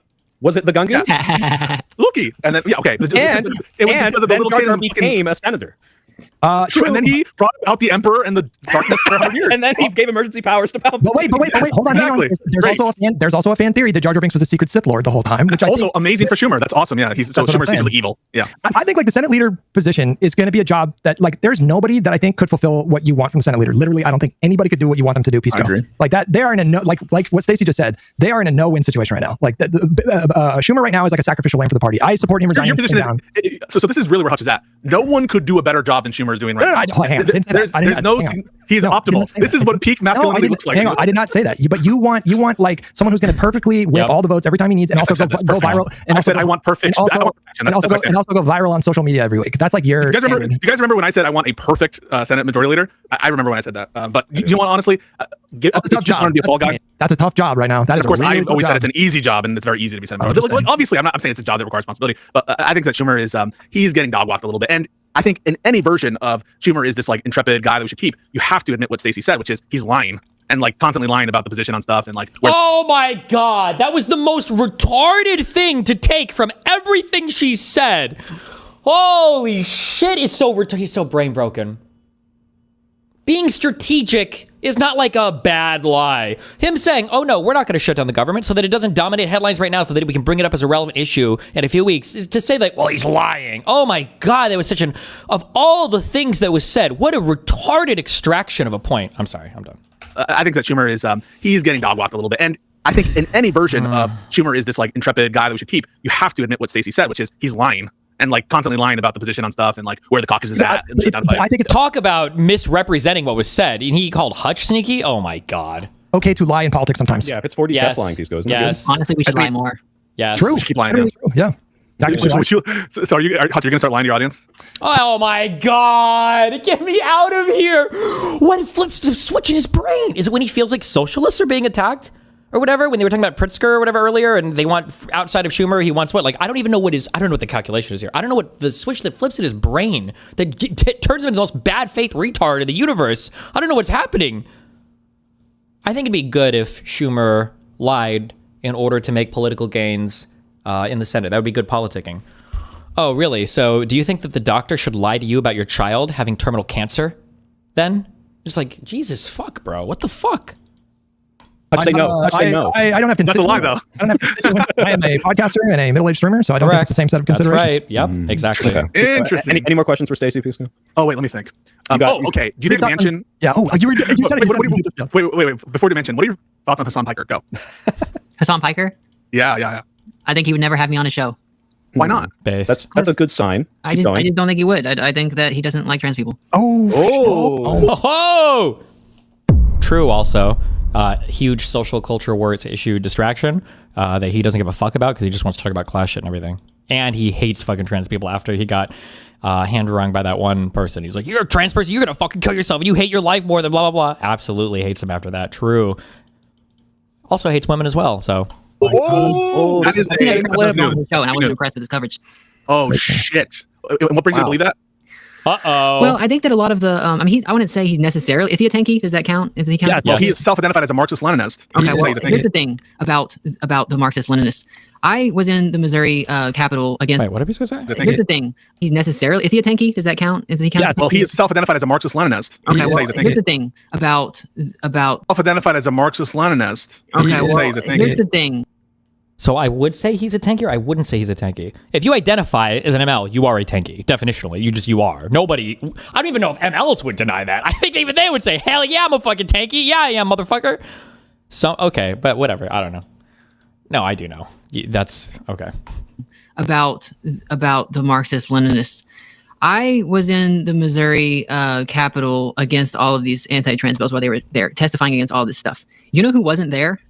Marxist-Leninists. They never showed up. True. It was we had the Jewish community in St. Louis. We had some Episcopalians, some United Methodist people. We had and half of them was Jewish, honestly. And we were there against it. And it was just like the lib wine moms were there, and the people with trans kids, and then all the Democratic people there were giving us like the best defense we could. But I don't think that a lot. Note that the substance guy is in chat shit talking Hutch. Oh, that guy is obsessed with me and everything around me. Maybe he's obsessed with other people too. That substance guy tweets out crazy shit about me.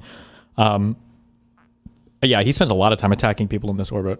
Of the way people talk about geopolitics, the way Hassan talks about China or stuff like that, you can't have those opinions if you care about trans people at all. Like we're an afterthought. Interesting. Talk about revolution or any of that kind of stuff. You talk about single payer healthcare. You're not really thinking about trans people because like you set that in a federalized thing. Look at what Republicans are doing to us already. They're struggling because we've got legal stuff to fight against it. And like look what the UK is doing to trans. But we're completely cut off from health insurance in the UK, like permanently. And you mean that treatments to help with gender dysphoria and related treatments that are not covered no by trans health in the NHS in Britain now. And I think a lot of the far leftist stuff position just forgets, and they want us to be little foot soldiers for their revolution or whatever. When we just want to have healthcare over the next few years, you know. And I think that in order to have these positions, you have to just not care about us. You may not be blatantly transphobic, but like low key, we don't matter to you. Wait a second. I believe in single payer healthcare, or at least some form of universal healthcare. Does that make me transphobic? I mean, obviously, if you're not willing to accept any negotiated middle ground, yes. If you're saying I would never vote for a public option candidate because I only want single payer healthcare, then yeah, you're fucking over every single person who can't afford to have your luxury beliefs of all or nothing. That would want to cover some amount of then what's the difference there? Why is Hassan? Well, I mean, it's like a sign. It's not necessarily a total thing. It's just like. What you got to think about, we live in a country where Republicans win half the time. What happens when Republicans win? They cut government funding, right? And they cut government funding on a politicized basis on who they don't like. And the more power you give to the federal government, until you solve the problem of Republicans winning elections half the time, what are you going to do? And I'm not saying single payer can't work, Medicare for all can't work. I'm not saying that. I'm just saying we have to have a solution for what happens when Republicans do win and are in charge of it. It's also I find. I just say this real quick. Yeah, I've said things like this before. That part of the structure of the government that has, I think, muted some of the horrible shit that Trump is doing is this kind of more this federalization, that is the disbursement of different authorities, and putting more in centralized hands in federal control can, to the extent that there's like a unitary executive theory that's now being ensconced by the Supreme Court, give a lot of power to the executive, and oftentimes it's conservatives, to wield that authority to fuck with people. And so that's an interesting thing I never actually heard before in the context of trans healthcare. It's also I've had many critiques of like the tankies, but like on this particular topic, I also see a lot of rhetoric. And thankfully, I think these people are pretty fringe and they're mostly online and they have an outside voice. And I don't think they're numerous, but they spin these narratives and they seem to stick. And I don't know if it comes from Hassan or I don't know what he said on this topic, but I can't tell you how many times I've seen big, prominent, kind of hyper lefty accounts accuse Gavin Newsom, for example, of being bad on trans issues. True. Which drives me fucking insane because when I looked up his track record, he signed like literally a dozen really consequential. It's because of that one interview he did with Bannon, or no, it was with Charlie Kirk, where he was like, maybe some of the trans athlete stuff for grade school, maybe this was too far, and people lost their shit over it. Some people did. Super pro-trans bills. Like California is a sanctuary state for parents who want to give their kids gender-affirming care. See, like you can come to California. They passed those laws in 2022. Whenever the red states were passed, they saw what the red states were doing, and they made a law to protect us if we move there. And that matters to these red state trans people that are because I know a lot of families that had trans kids. They all left Missouri. They all had to leave after the laws got passed. They moved to different places, and the states where they passed those laws, it matters. It's very important. And a lot of people, when they're talking about Newsom being transphobic, they don't give any weight to that kind of stuff. Now, one thing Newsom did is he did go on Charlie Kirk's. He had Charlie Kirk on his podcast, on a show and he said some stuff about how it's deeply unfair for us to play sports or whatever. But that pissed me off, and I was mad about it. But that's a podcast. But what did he do in his policy? Trump said he was going to cut California federal funding if they don't kick all trans people out of sports. And Gavin Newsom's administration told him to go fuck himself, and that trans kids were going to keep playing sports. So in practicality, he's been great for trans people. Well, last question. Okay. Sorry, go. You first. I was just gonna say. I mean, he was playing into. I mean, that was obviously all about optics. But his position was that he had. I think he was trying to validate concerns that a lot of people have, right or wrong. He was just trying to validate those concerns. Bro, I thought you guys were linking slop in chat. What the fuck? This is the White House YouTube channel? Patriotic lo-fi victory beats.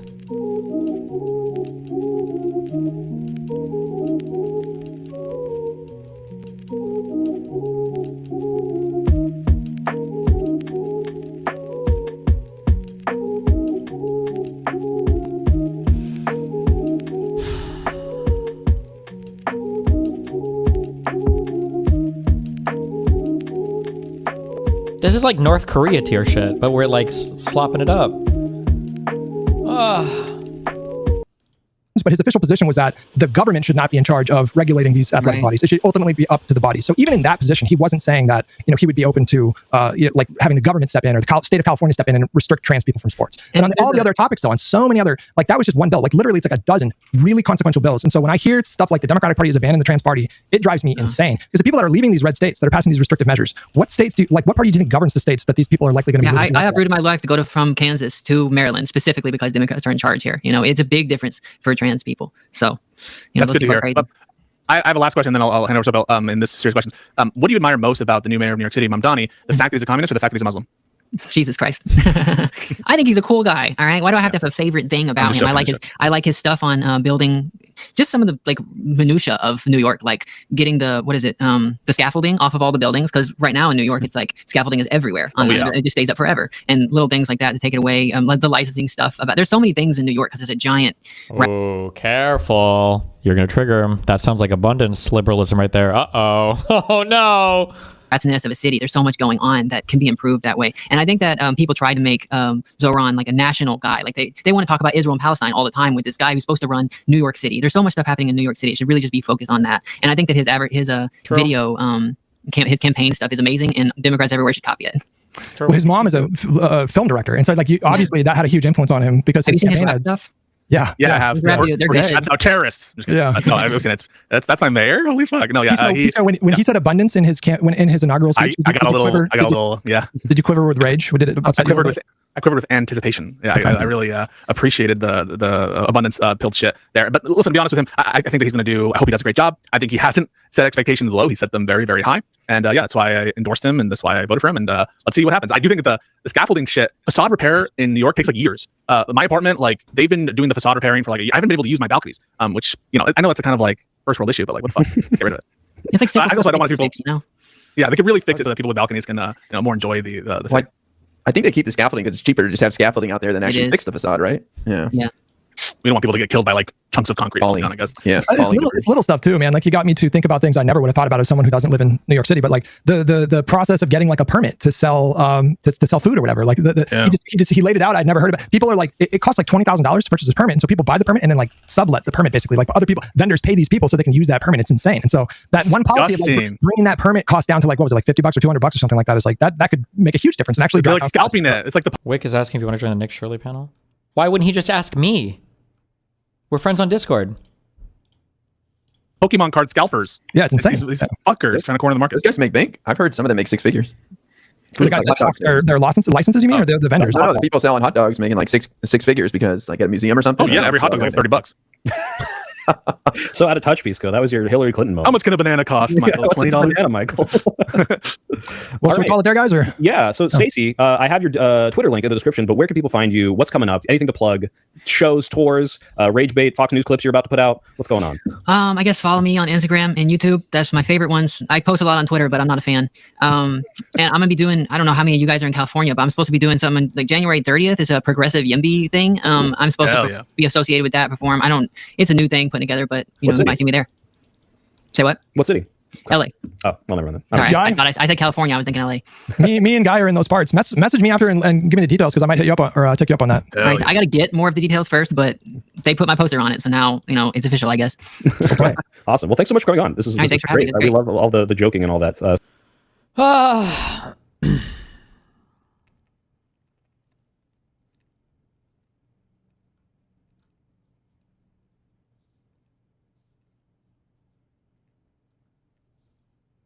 If Wick wants me on his panel, he can just message me and I'll join. Otherwise, okay. Listen, we did politics a lot for today. I'm gonna uncrater it up, I think, for a bit. The Harvester event is live.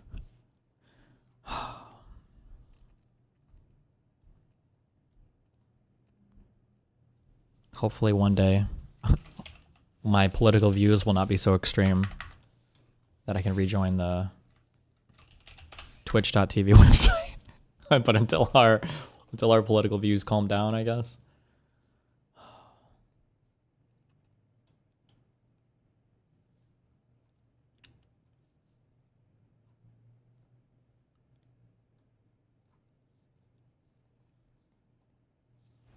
Be back one sec.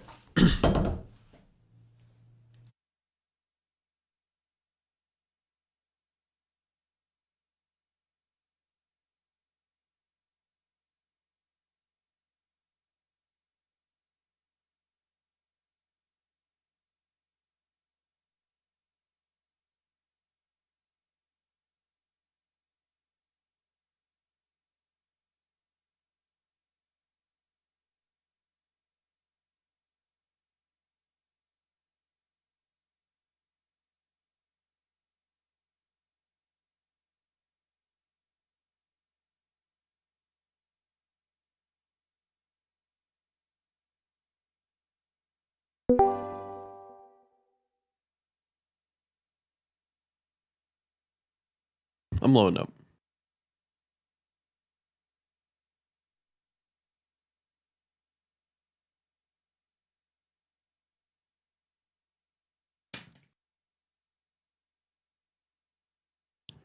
Entertain us? I'm eating. I just woke up. Took an hour-long nap.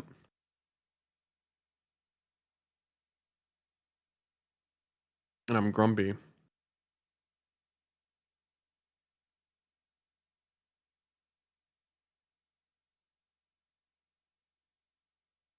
I was napping? I wake up at like 7 a.m. Let me nap. Hey, Mr. Moon. Hello. I had a question. What's up? People were telling me that you turned down like a bunch of money from Steak. Yep. Why'd you do that?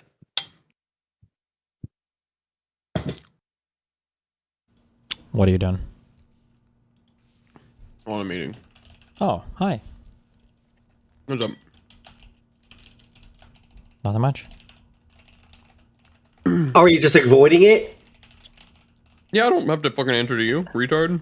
No one asked you to answer to me, fucking asshole, but you fucking engaged in the question, so I figured you would answer. How did I engage in the question? When you asked me a question, I said, "What's up?" I said, "What's up?" and I asked you a question, and you were just like, Yeah, how's it ignored. engaging? You could just say, hey, if you want to be polite and kind, you would say, "I think that's a question I don't really want to answer," instead of just ignoring me. You can ask me that and trying to question ego. off stream.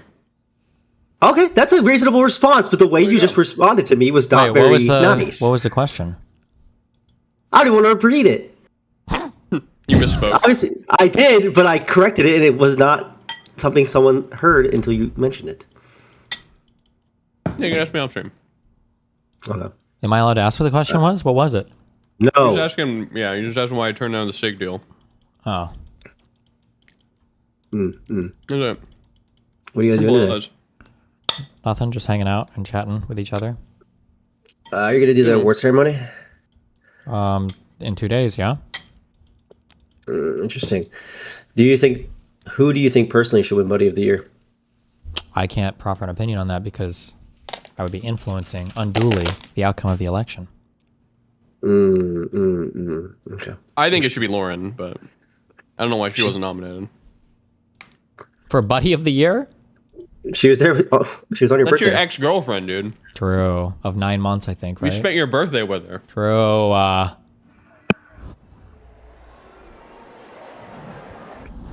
Okay. Well, I just wanted to talk to you about that because I was curious. But I guess I'll message you about it because it's personal. Love you, Darius. That. Love you, buddy. All right. Have fun. Bye.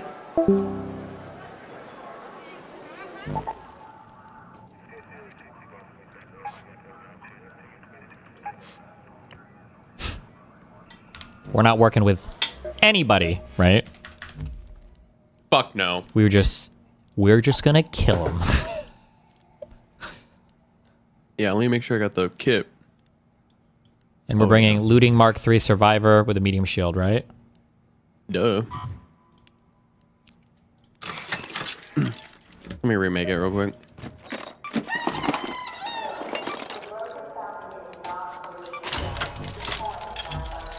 Oh, we had a good we had a good Stella run. I just remembered. We did. It's always nice when I end and I see my inventory. And it's got a bunch of guns that are broken because you know you killed some motherfucker for him. Hell yeah. Shit went down.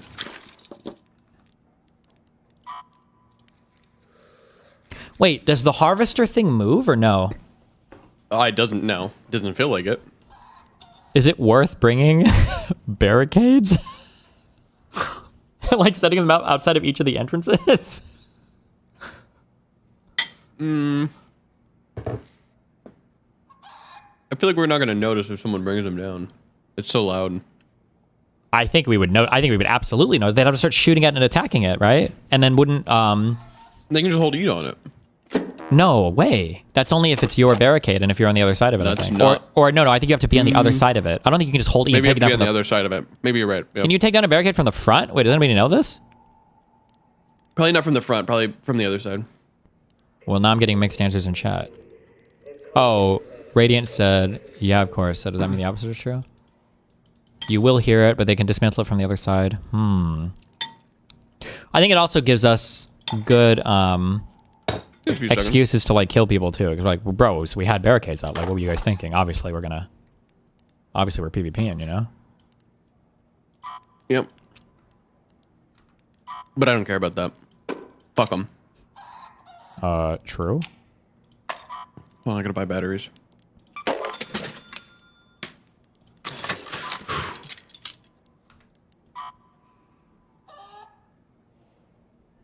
You'll need one entrance open so you can dip during the fire? I don't think so. I think you just have to run outside the... Oh, I run outside the top. I don't know if you've been noticing that. There is like an area that you can like jump out of. Yeah, you could do that as well. The only... But Yeah. do you remember last time when we got attacked by the Rocketeer? When we were inside? Yeah. That's because I went out the top and he saw me and he started shooting. But I guess if there's not a Rocketeer there, maybe it doesn't matter. There's always going to be a Rocketeer, but usually what I'm able to do, if it's just me, I guess, I'm able to like dip and weave so the Rocketeer doesn't like shoot me. But yeah, if two people, you can't really dip and weave. Okay, so we're not killing it, we're just like doing the puzzle inside, right? Yeah. Yeah. Yo.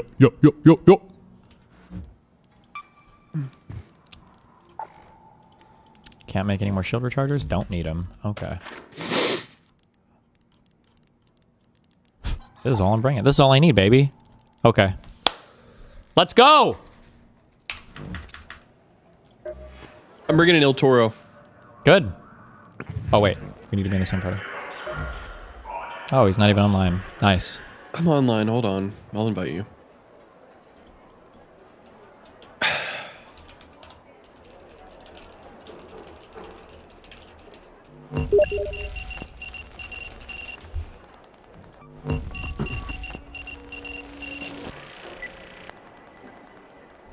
All right, spaceport, go. If I die, I'm gonna need like 10 minutes to make a whole fucking loadout. Good. About the court case.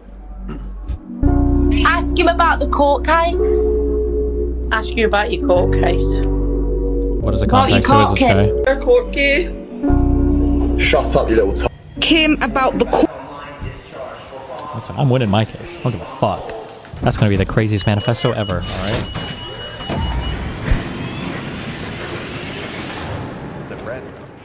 I saw. See the tech. I saw two. Hold on.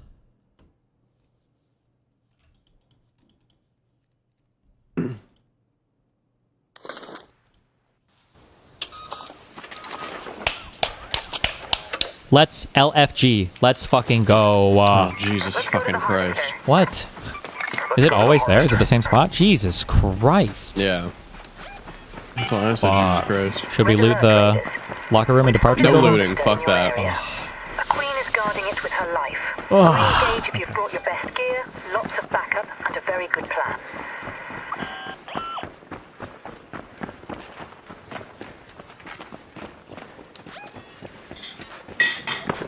Stop smashing it.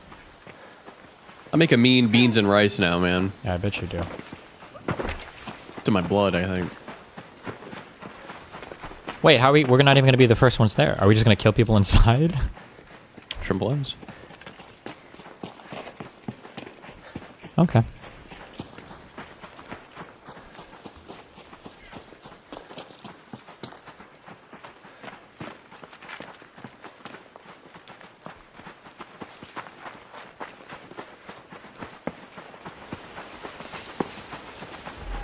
See, unlike you, I'm not gonna ditch you.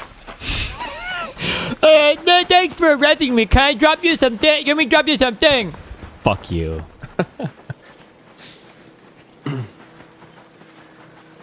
We would have both died.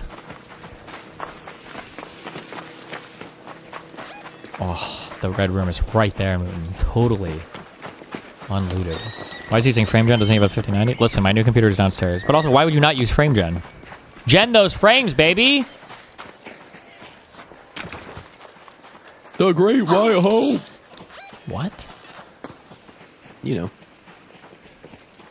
Fake frames? Dog. It's a video game. All the frames are fake. It's not real life.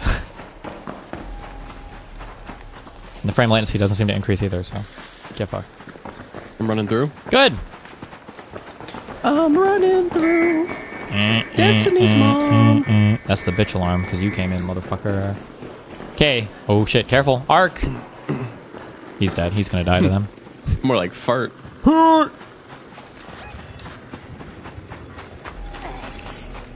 Careful. You.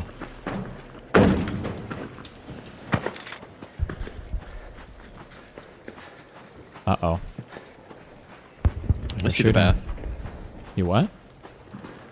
I see the bath. You see the bath? I see the path. The path.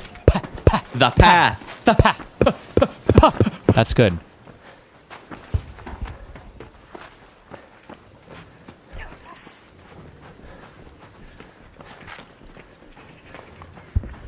Rocketeer going. Okay, just you know, you're a little bit ahead of me. I didn't bring any adrenaline, so just saying. Just saying. Yeah, me either. This is all just pure. Really? When I heard your character going, yeah. Oh, that wasn't him popping adrenaline shots? Yeah, no, that was a testosterone shot. Oh, my bad. That was your daily TRT I'm injections. cycling. Yeah. My bad.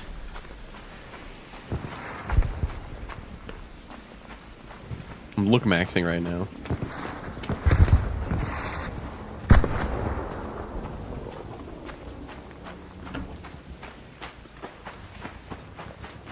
What are you doing? I'm watching. Go to the harvester. Let's go to the harvester. My harvester. My dune. Are we killing people inside?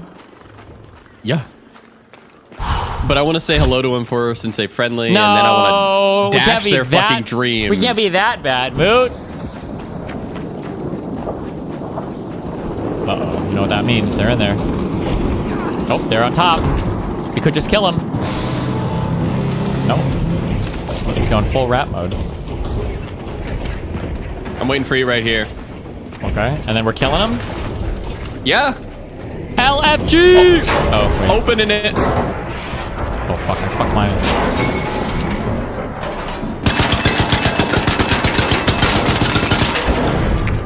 It just locked me out? One's up here. I'm down. I'm coming in, I guess, because you just stand out there like a retard.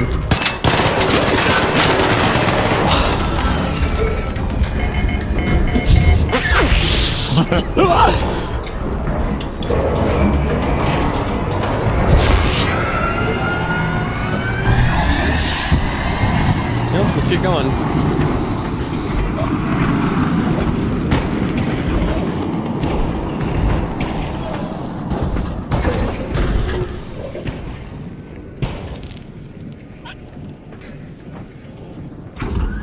Come on, man. We got a long way to go. Where are we going? We're going to the extract, brother. The south elevator? Yeah. That's where I'm headed.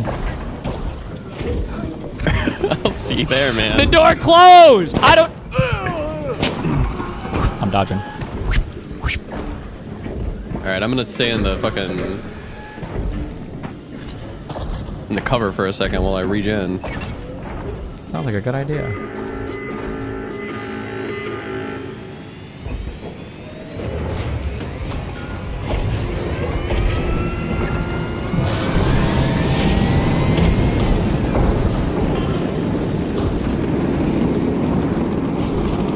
I think his friend died. Good. Mission complete. Yeah. Shrimp ass. Mission complete. Great job, Mossad agent. We've done it again. It was a success. No one was killed. We got in, we got out.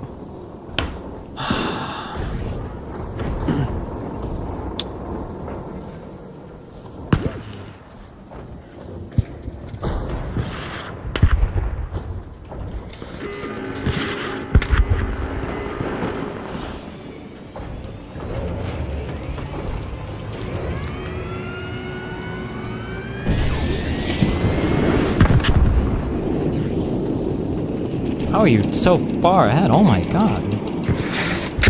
Just sheer will.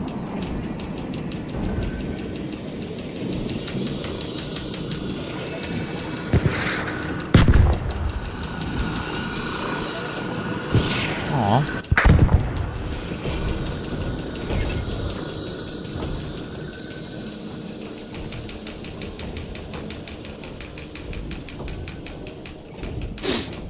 True.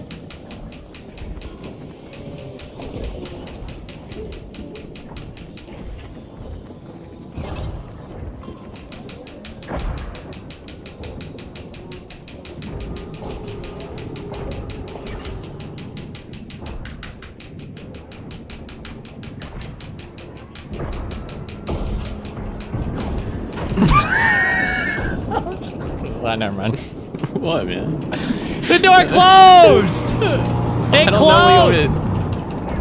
I don't know what you want me to say, man. It closed on me. Next time, that won't happen, okay? Next time. Yeah, well, okay. Well, this is your punishment. I love crawling. This is... Nah, they weren't shooting at us. Right? No, no way. My dune, my Arrakis.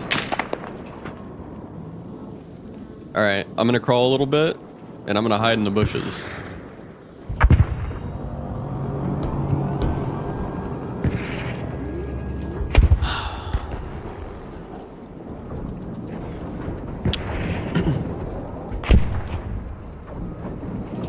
I'm looking out behind. Looks pretty good. They just killed the bombardier to the right. Rocketeer, sorry. That's good. That's good for us, right? That's good for Bitcoin, I guess.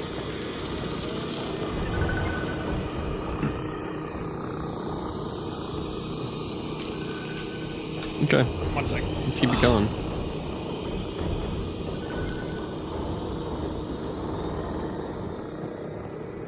He really got up. Okay, good. Now that he's gone. This fucking guy, he knows that door closes. He's just a fucking boomer. I did more damage. I can't wait to see where we're at damage at for the end of this round, okay? I basically 2v1'd, and you went in, and I don't even know what you were shooting at, to be honest. I shot the guy down. Oh, did you? Yeah. We'll see. We'll see who did more damage by the end of this. How do you feel about Waltz? You mean Walls? Whatever his name is, Walls. The governor stepping down? Yeah. You downed one guy. I don't know what move. I don't think I downed anybody. I'm pretty sure I shot one dude, and then I think Moot downed him. You probably did most of the damage to that guy, but then I don't think Moot shot the other dude at all. That's the issue. No, I was down from the other guy.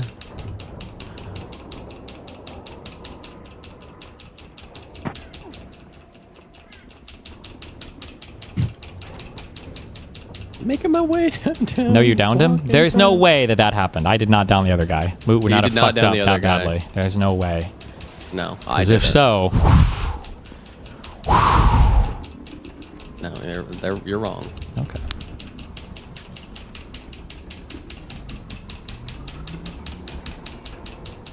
How far are you? I'm 138 away, man. I'm making progress. I'm 135.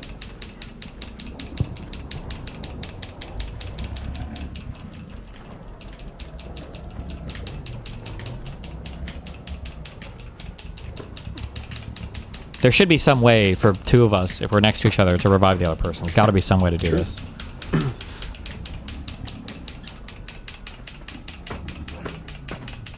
You're crawling away? Yeah, what do you want me to do? We're survivors. It's a successful mission. We're heroes. Oh, Raider cache. Good.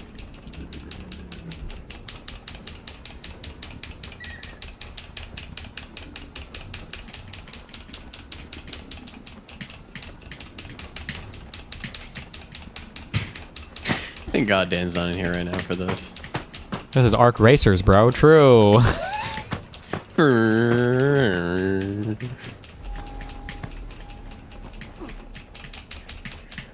I'm gonna stop here because I get a little stamina. I don't want to be in the open. True. Don't like that. There we go. Let me strategically position myself in here.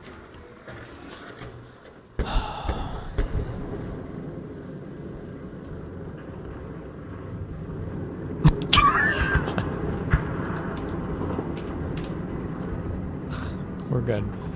We're gonna make it. We're gonna make it out of here, man. How far away? 75. We're basically there. We're basically there. That was one of the quickest. Right, man. We're gonna be in sprints soon. Way quicker than our first crawl.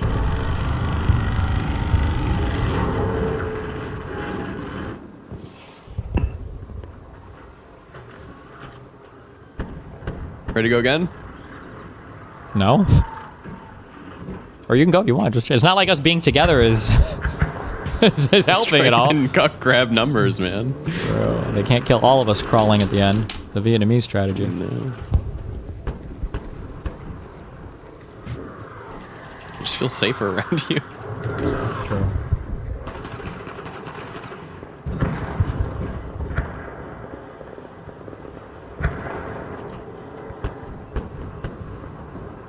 Oh, Parsec, there he goes, raping again. Jesus.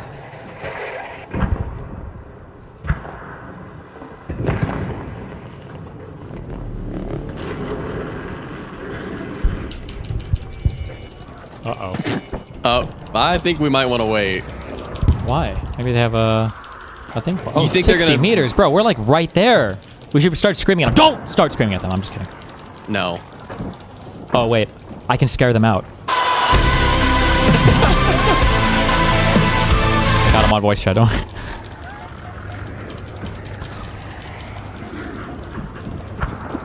You're gonna kill us. We deserve to die, Moot. What can I say? We do. True. It's right there, Moot.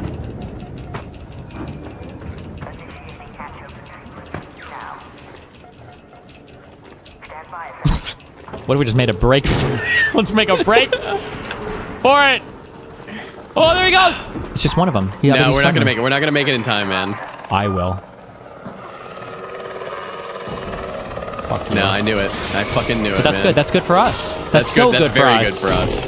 And we have our buddies here. Yeah, to cover us. True. All right, I got it. Don't worry. Okay, I'll cover up here. Keep lookout. I'm watching.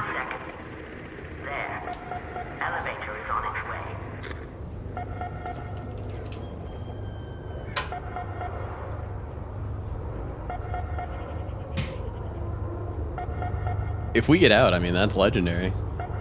Agreed. Successful run.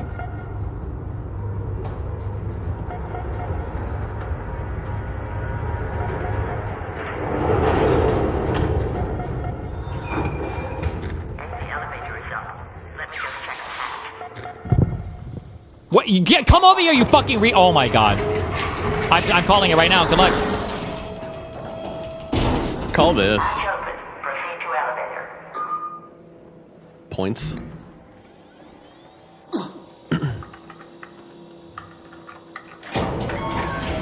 Easy, see? Shrimple ass.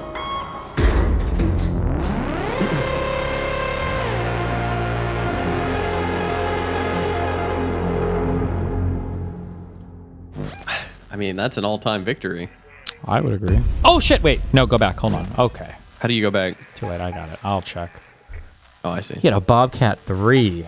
I did 73 damage, 58 deflected. So and I did the Bobcat 40 3 and guy, 41 to that guy. I did over half. What do you want me to say? I can't contribute any more than that. Bobcat 3 guy fucking donked me with 100 damage, but I did 59 damage to his friend. Yeah, because I did 41 to him. You didn't hit the other guy once? No, he fucking donked me from above, behind. Above, behind? How far in did you So run? I went in, motherfucker. Okay. That's okay. That was a warm-up We round. got out. Let's go. Yeah, we didn't even waste any meds. I brought a fucking shotgun for a reason. Yeah. No, we didn't even waste any meds. Didn't even waste any actually. meds. Let's We fucking just go. again. Just go Hey, I'm again. ready to go. Wait, do you have a key? Do you have a hatch key? No. Why? Do we need one? Bring a hatch key. Yeah, why not? God damn it. I have to make one. Hold on. Medical lab, refiner, utility? Hatch key. Nice. Wasting my last advanced electronics. I'm never going to get one of these again. Go! Go! Go, go, go, go, go, go, go, go, go, go.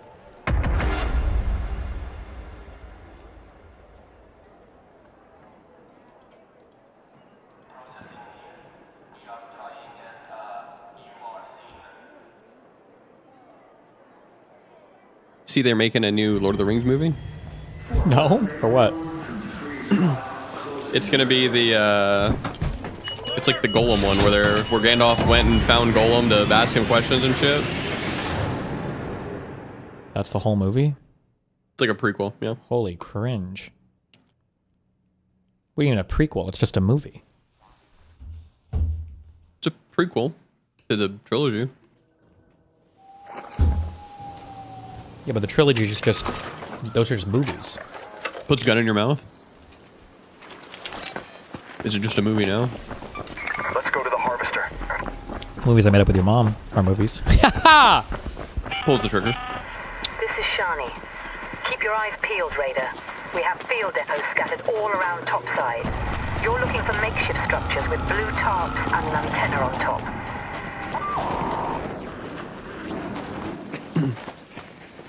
We should just be rats one day and sit with ospreys and just snipe people who go in and out. Bro, don't even loot. Just leave. No, Don't even okay. like loot. Don't even extract. Just like stay until the map ends and For the die. love of the game. For the love of the game. Don't come with a shield, just bring one osprey. True. Sit on a hill. One osprey, 1,000 medium bullets, and just That's go all you like need. to the top of that spaceport, set up 400 jolt Yeah. mines, and say fuck it. Yeah.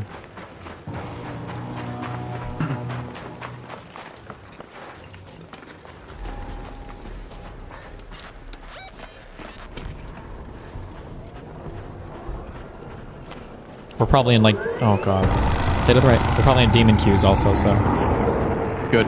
we don't have to feel bad about killing them. No, I just want to be in demon queues. And we are gonna kill these guys, right? Big time. Big time. And if we don't, we're gonna crawl back. Oh, I didn't even repair my shield. I want to be reminded of where I came from. Might be people in there. Yeah, let's stay away from the Rocketeer. Oh, no, I mean, well, yeah, that too, but there might be people I in know, there. I know where they're at, yeah. Okay. Oh, I hear him. A lot of violence. Speed. Violence. Want to recover Stam? Yep. I'm ready. Let's go. Okay. Alright. You open the door this fucking time. Be cool, be cool, be cool, be cool. He's chill. It's open! I'm in! It's about to go off, no? True. Do the energy cells laying out there mean it's already been finished? Or did somebody die in there? It's been done at least. It's starting. Well, I don't see anybody inside, so... I don't know either. Are you sure it's not just finished? Oh, somebody said there's always way one it's finished. laying around at start. Okay. There's 2 though. Oh, so somebody died in here then. Oh! Did you hear him? What? Oh, nice. Drop 2028, bitch! Thanks for doing the job! See ya! Okay, get searching. Oh, I thought you meant search his body, but okay. Keep your eyes open for the teammate. Are we jumping out? Yeah, me too.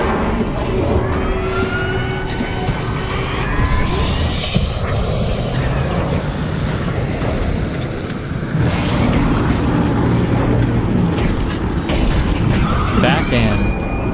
I'm back in. Did that guy have good shit? Yeah, he's got some shit. Okay. I haven't had the chance to full loot, but I'm gonna start looking for the battery, because fuck it. Okay. Remember, after you breach, you're just looking for the interact. Yes.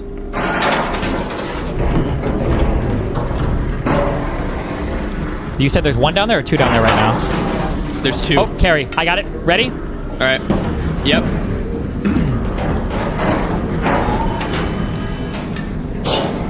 Let me know when you got it all open. Right, fuck it, okay? Putting this in. Alright, I got the next one in.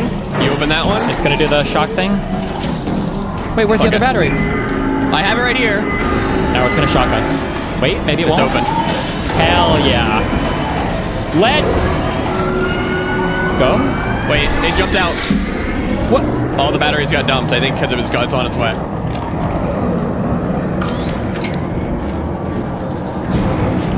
Okay, we need to open all 3 things. Yep. Put the batteries near them and then just stick them all in like one, like Done. Them, right? Okay. Okay. Opening. Opening next. Okay. I'm gonna put in this battery right now. Let me know when you're ready. Okay. Ready, set, go. Then it's closed. Open this, please. Interact. No. Yours didn't go in, man. What do you mean it didn't go in? Yours is out here still, so I don't know what to tell you. Wait, am I retarded?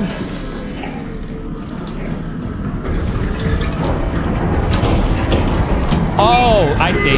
Yeah, you're right. I understand. Okay.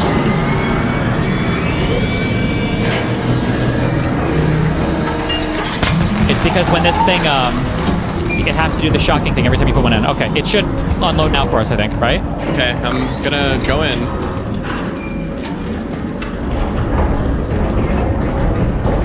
Okay, it's shooting time. Oh shit, you're right. I'm so stupid. Fuck!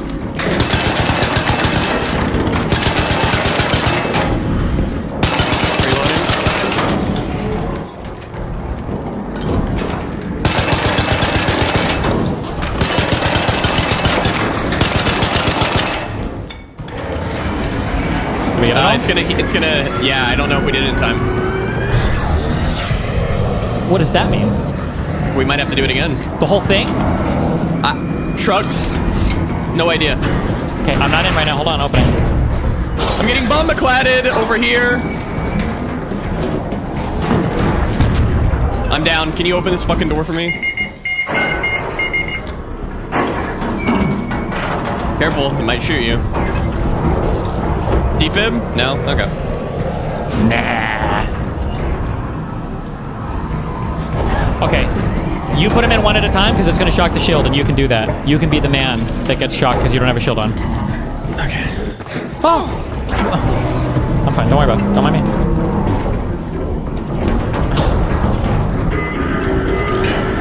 I'm getting out. Why?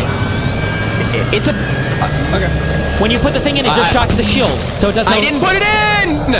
You fucking retard! It's on the ground! Then why did it do the shield? I don't know, man. You watched the fucking video on this, I thought.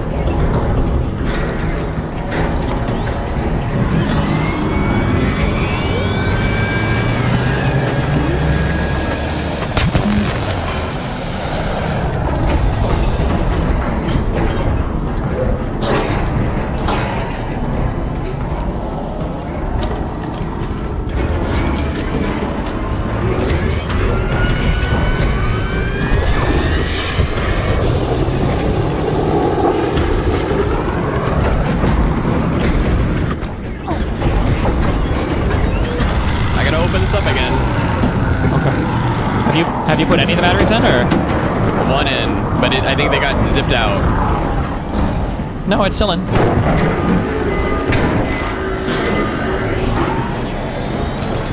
What's on fire?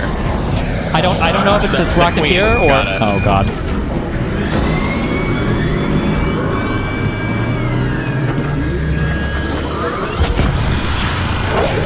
Did you put the battery in? No, man. Okay. It takes a fucking second. Okay. Do you want to switch roles? I can put the batteries in. It's not just a one-guy task, dude. I'm putting the next one in. No, you have to put them in one at a time because it does a shock thing every time. I'm waiting. Okay. Yep. Just give me a heads up when you do it so I know to get ready to run out. All right, I'm about to put the last one in. Okay. You know what? I have no shield, so let me help you. Okay. Now we're shooting the thing.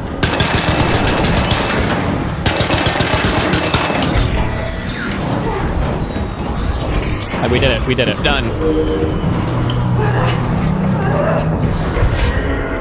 Alright. Got an equalizer, BP. Okay, then we're fucking golden.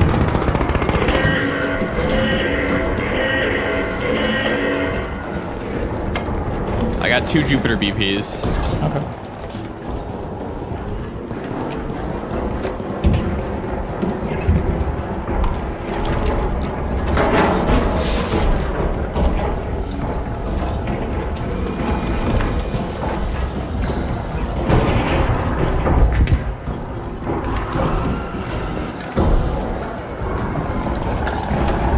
Is that you returning your shield? Yes. Cool.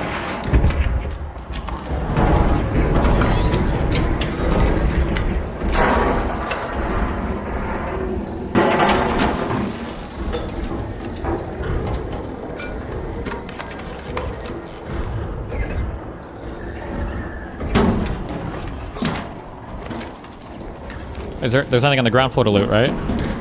No, I don't think so. You can loot this guy's body. I don't know if you already did. I checked. It's not. Fuck all left on it. I mean, I think we might have it all.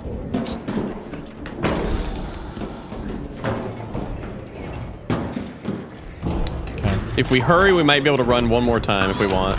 But Run we got what the BBs, one more so I time? don't really give another harvester. Oh, like another vent. Oh, yeah, sure. All right. Are there no hatches to hatch key out You brought a from? hatch. What's far? I guess the closest thing, south elevator, huh? East elevator.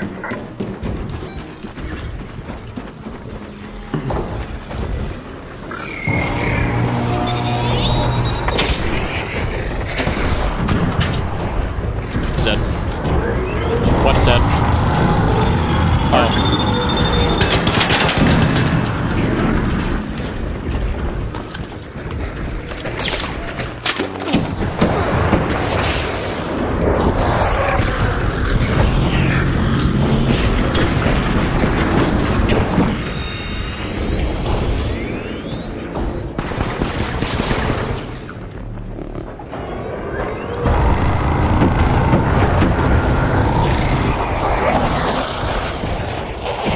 I'm going dark on this arc.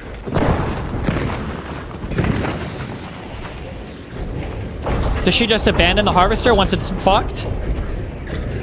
Okay, well, you're gonna get out mooting, and that's all that matters, okay? All right, right here, I'm dropping you a photo cloak. Oh my god. Right there.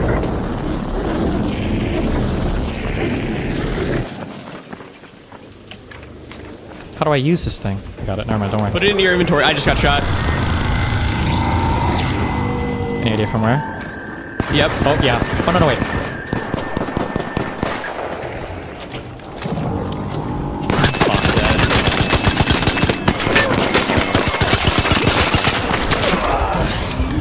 Well, hold on. She's coming. She's coming to save us, Moot.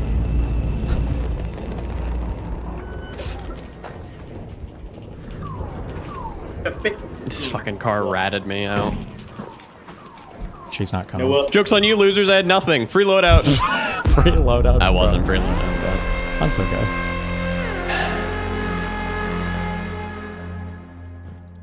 You put the blueprint in your hole, right? No, I left it in my inventory for epic games. Okay. You put it in your hole, good. Oh, I need to spend these Can I cards. aim? I'm at so low HP, and I... Okay. Hey, you got me. White name. True. Shrimp lives.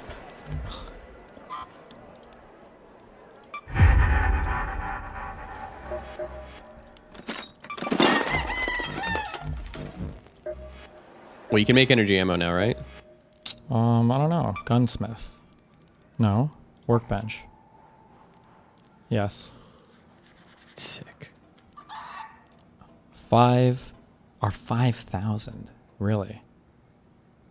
1 advanced arc power cell and 2 batteries. How much do those go for on their own? Oh. Not even 5 close. advanced arc power cells go for 3,200. Oh, damn. Yeah, okay. They're not fucking around with that one.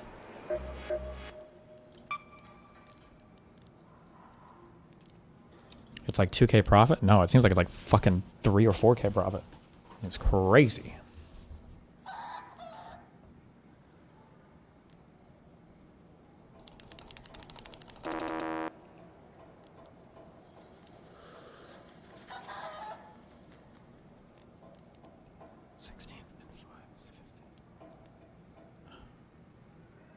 Okay. Well, what do we do now? Oh, you finished top 5 in your trials, right? Duh. Duh. I wonder how tryhard the people are right now in my trials. Let's see. It's got to be like just barely there.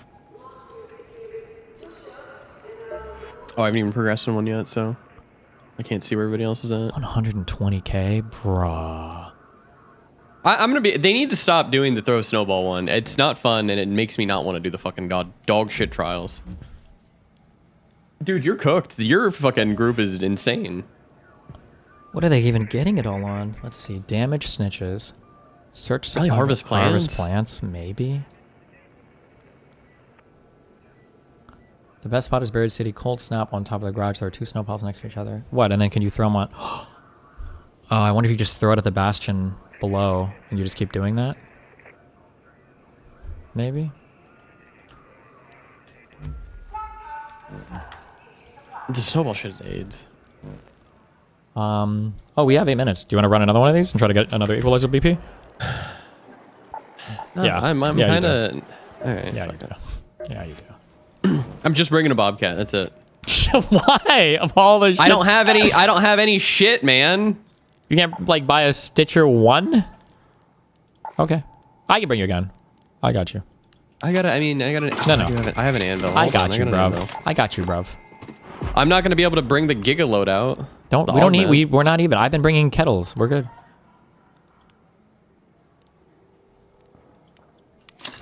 I'm gonna make a light shield. That's all I can make.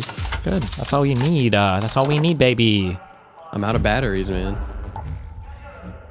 Kettle 4 is OP because all you retards use a fucking macro. Fuck off. Don't at me.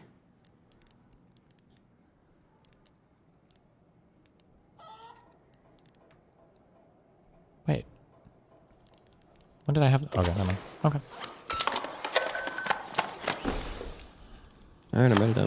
I'm not, oh, wait, so suck my fucking dick, bitch. Exactly, yeah, that's right.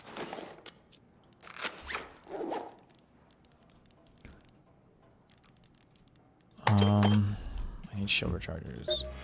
Or... No, I'm just clicking everything. clinic. You made it. All right. It doesn't do a shield thing every time. So what was happening is we had one in, and after one is in, it will start doing a shield thing every so often. Are you sure? That's why you do it as quickly as possible. Yeah, there's a guy who I trust who is always in my DMs, and everything he's ever said has been correct. Okay, because when you put one in and I put one in, and you were like, yours didn't go in, after you put yours in, mine, it didn't let me put it in. It auto-closed it or whatever. So it feels like it does it one at a time, but... Okay, we'll see. Okay. I don't know why yours didn't go in then. Well, I watched it happen a second time after you put yours in, the thing closed. So maybe you just have to reopen them every time or something? I don't know. Do I bring anything else? No, fuck it. Let's go.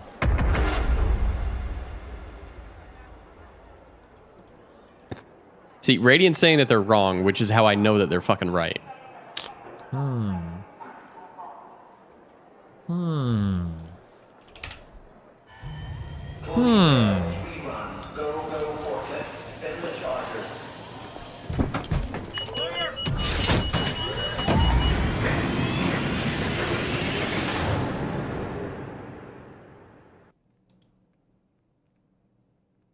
I feel like the queen should do a better job of protecting her harvester. She was busy fighting other people, okay? Chill.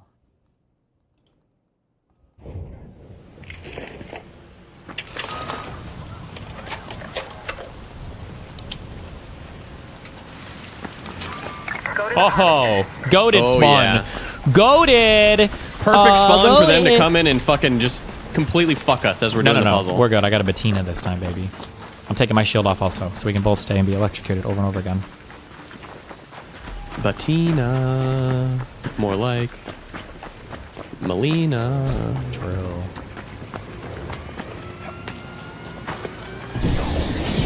Wait. Oh, no. What was the thing on top of it? Well, I think the harvester harvests, and the fire inside is like the rocket taking off to go deliver the resources to outer space. I don't like that sound. Okay, I'm not gonna take my shield off until the electricity thing happens. Oh, but you take it off right now. Good. Okay. One battery on the ground. Wait, was that it? I'm taking my shield off. Do not put that battery in yet. I'm not. I'm just... Oh, wait, is that gonna be a fire thing? It's not fire. It would be red. Okay.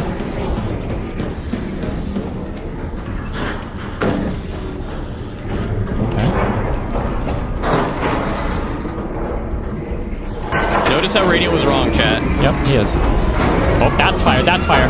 That's fire. Oh my god. I put another battery down there, so we've got two. Okay, I'm searching. Okay, opening the door. You're dying. You're dying. You know you're dying, right? Yeah, well, there's nothing I can do about it. Okay. King.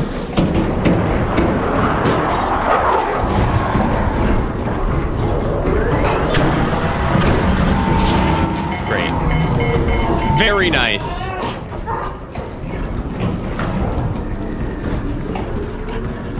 Can a brother get some help? I'm trying to wait for the fire to clear.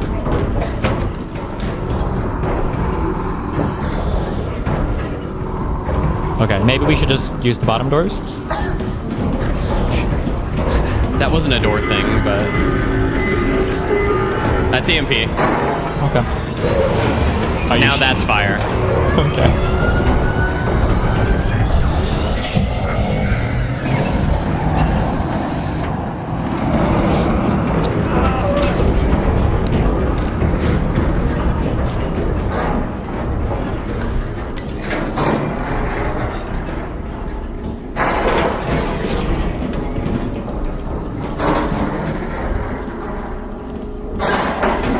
Got it. Carry.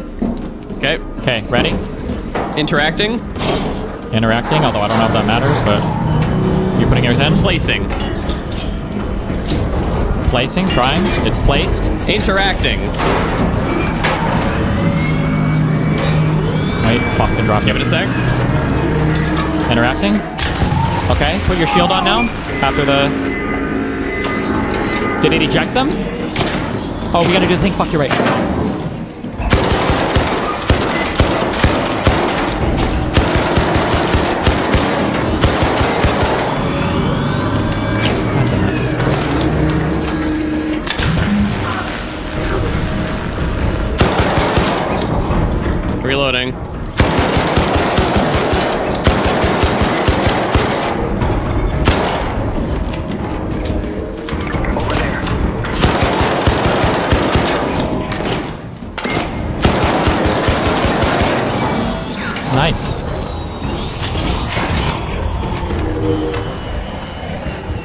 Done. Equalizer got. I'm down. Did you get shot? I did. Are you crawling? Do you know where you got shot from? I'm outside. Yeah, left side, south. South. Okay. Tell me, do you see anybody or where they're coming from? I'm watching. Okay.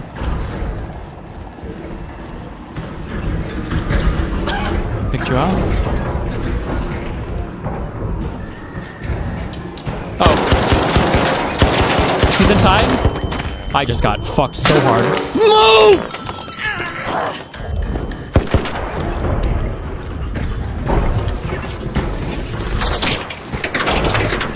He's outside. He's back in, I think. Okay, I'm dead. I got 1 BP. I don't know what it was. I'm dead. The guy's on me. He was on me. But I got the equalizer in the bag, so I don't care. Oh, easy. So that there are only 2 BPs it drops, right? I think you can drop 3.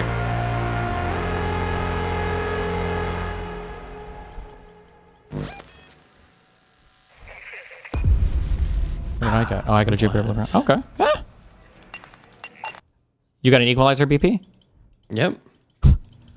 That's all I wanted. And we did it. Fucking A. This season is saved.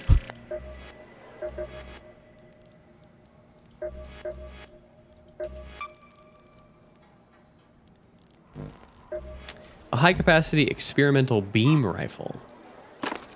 Guns that we will never, ever, ever take into this game. Yeah, no, never. But I got 2 queen reactors. If there's a bombardier ruined homestead, you can camp ancient fort for snitchers. On Buried City, you can do the plant harvesting and get 25k starting at the Galleria. If there's a bombardier ruined homestead, what does that mean? There's a bombardier ruined homestead. Bombardier is a mob. Ruined or homestead is a. I don't know what that sentence means. I don't know what that means. Is that like a map in this game or what? I'm leaving. Hold on. A bombardier ruined homestead.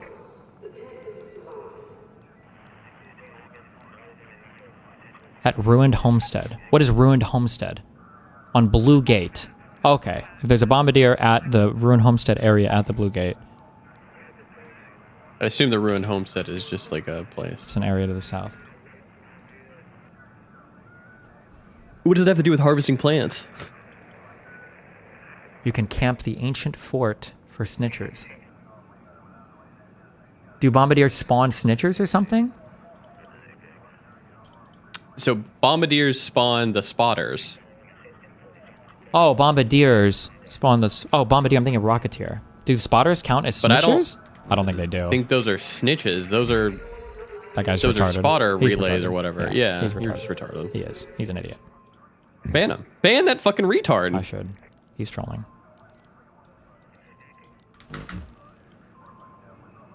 I mean, we did it. We did. We fucking did it. We beat this game. Yeah, this game's done. We basically cleared everything.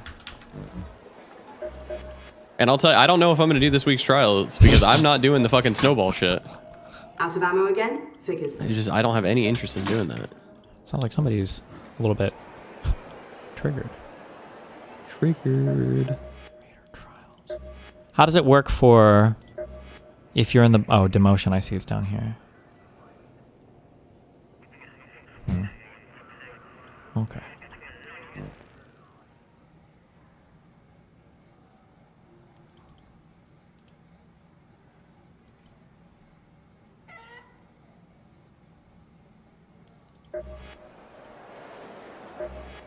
Okay. We'll figure it out. Mooten will do his trials. Don't worry. We'll make it. I'll do my trials, surely. He will do his trial. Okay. All right, well, that's it for me today. Yeah. GG's. Take care. Okay. I don't know if I'm streaming my talk tomorrow or what is the plan with that. I should figure that out. But I still need to get that studio ready downstairs. I'm almost done. You guys have fun. Be careful. Wait. Connect.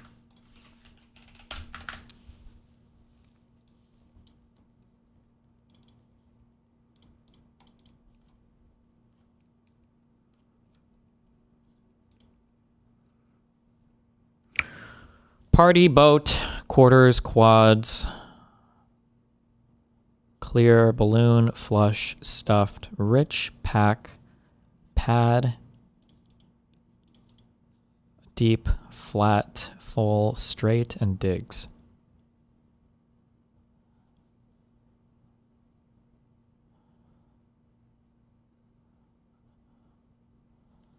Names for poker hands? Okay.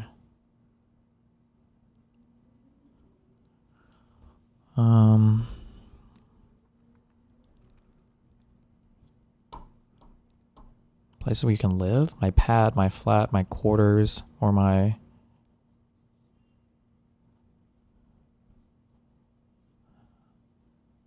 No. Pack, no.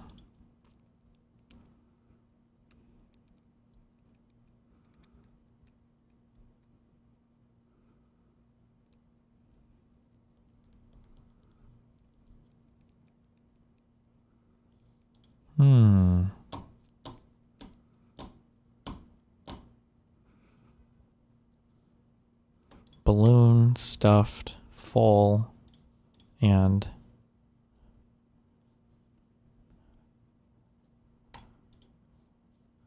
balloon. No. Fuck.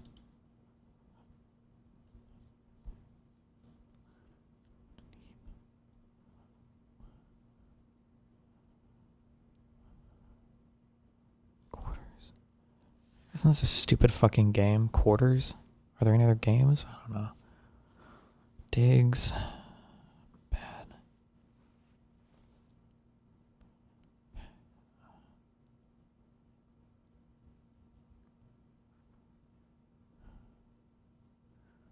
Oh my god.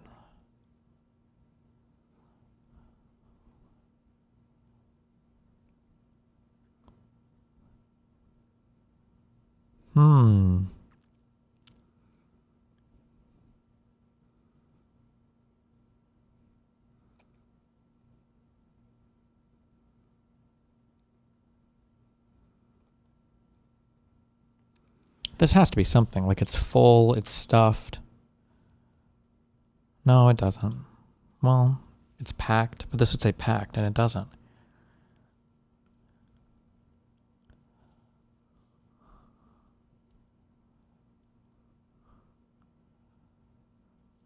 Birthday, like birthday balloon, birthday party, birthday...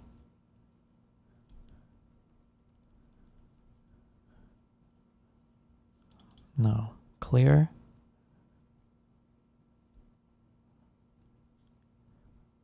What the fuck? Hold on. Okay, quarters. Oh, quart. Hold on. Is there like gallon? Is there some dumb shit? Measurements? No. No.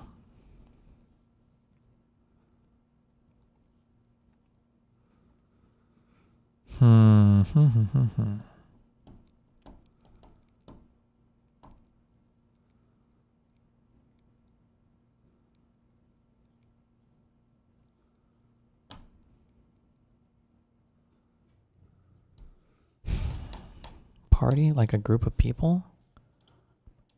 Rich. Flat. Stuffed. Digs. Pack. Balloon. Full. Pad. Clear. And deep. This is not it. Don't be one off. No, not even. Okay, I don't know, bro.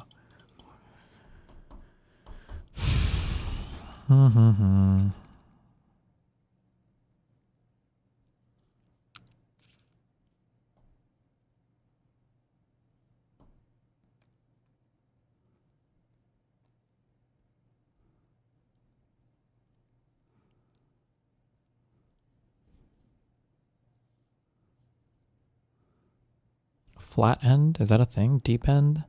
Pack end? Pad end?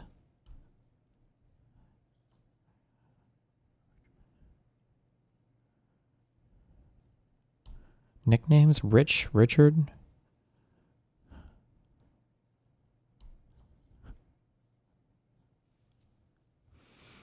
Hmm.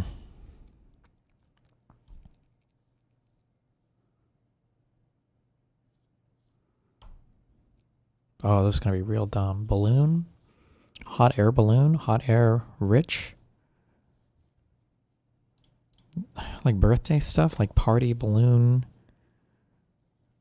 Pad and dig? Birthday pad? I don't even know what that means. This is retarded. Don't be one off. No, not even. I don't know. Clear. Stuffed. I already tried to guess like full. That's rich. Deep. Flat. Balloon.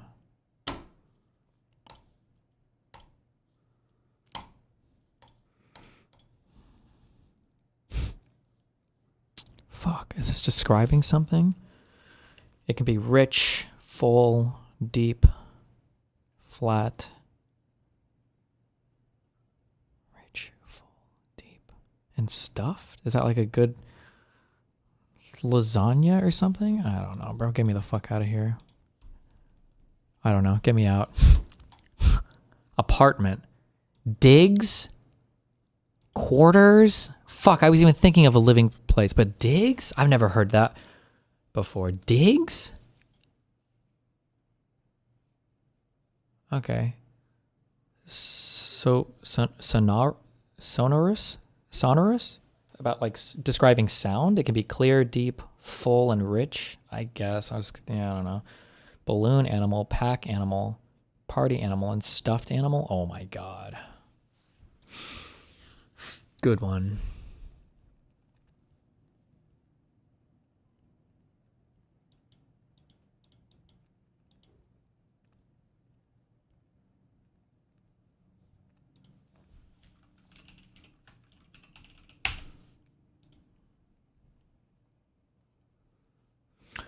Okay. I love you guys. Be careful. Stay safe. Be careful. We'll be back tomorrow. Don't die.